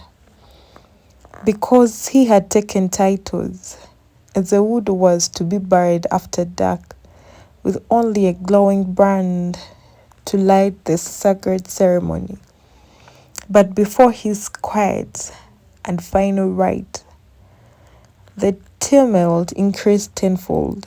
Drums beat violently and men leaped up and down in frenzy. Guns were fired on all sides and sparks flew out of machetes, clanged together in warriors' salutes. The air was full of dust and the smell of gunpowder. It was then that the one-handed spirit came, carrying a basket full of water. People made way for him on all sides, and the noise subsided. Even the smell of gunpowder was swallowed in the sickly smell that now filled the air. He danced a few steps to the funeral drums and then went to see the corpse. As a widow, he called in his guttural voice, "If you had been poor in your last life, I would have asked you to be rich when you come again. But you are rich. If you had been a coward, I would have asked you to bring courage. But you were a fearless warrior. If you had died young, I would have asked you to get life. But you lived long. So I shall ask you to come again the way you came before. If your death was the death of nature, go in peace. But if a man caused it, do not allow him a moment's rest." He danced a few more steps and went away. The drums and the dancing began again and reached fever heat. Darkness was around the corner and the burial was near.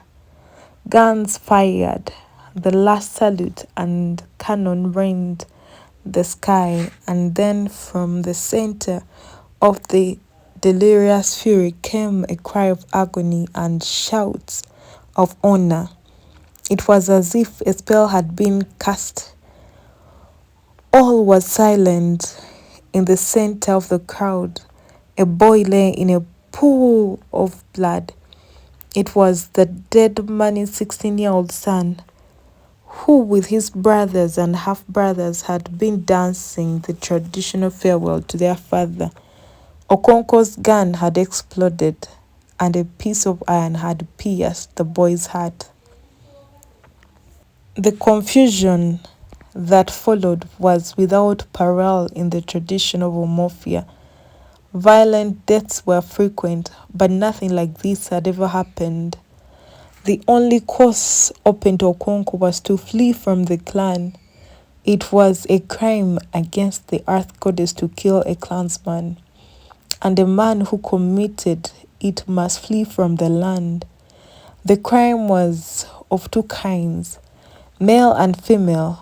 Okonko had committed the female because it had been inadvertent. He could return to the clan after 7 years. That night, he collected his most valuable belongings in 2 headloads. His wives wept bitterly, and their children wept with them without knowing why. Obireka and half a dozen other friends came to help to console him. They each made 9 or 10 trips carrying Okonko's yams to store in Obireka's barn, and before the cock crowed, Okonko and his family were fleeing to his motherland. It was a little village called Mbata, just beyond the borders of Mbaino. As soon as the day broke, a large crowd of men from Ezeudu's quarter stormed Okonko's compound. Dressed in garbs of war, they set fire to his houses, demolished his red walls, killed his animals, and destroyed his barn. It was the justice of the earth goddess, and they were merely her messengers. They had no hatred in their hearts against Okonko. His greatest friend Obreka was among them. They were merely cleansing the land which Okonko had polluted with the blood of a clansman. Obreka was a man who thought about things. When the will of the goddess had been done, he sat down in his obi and mourned his friend's calamity. Why should a man suffer so grievously for an offense he had committed inadvertently? But although he thought for a long time, he found no answer. He was merely led into greater complexities. He remembered his wife's twin children, whom he had thrown away. What crime had they committed? The earth had decreed that they were an offense on the land and must be destroyed. And if the clan did not do the exact punishment for an offense against the great goddess, her wrath was loosed on all the land and not just on the offender. As the elders said, if one finger brought oil, it soiled the others. Thank you for listening. Let's wait for part 2 of Things Fall Apart by CHINUA ACHEBE. Kindly subscribe, share, like, and comment.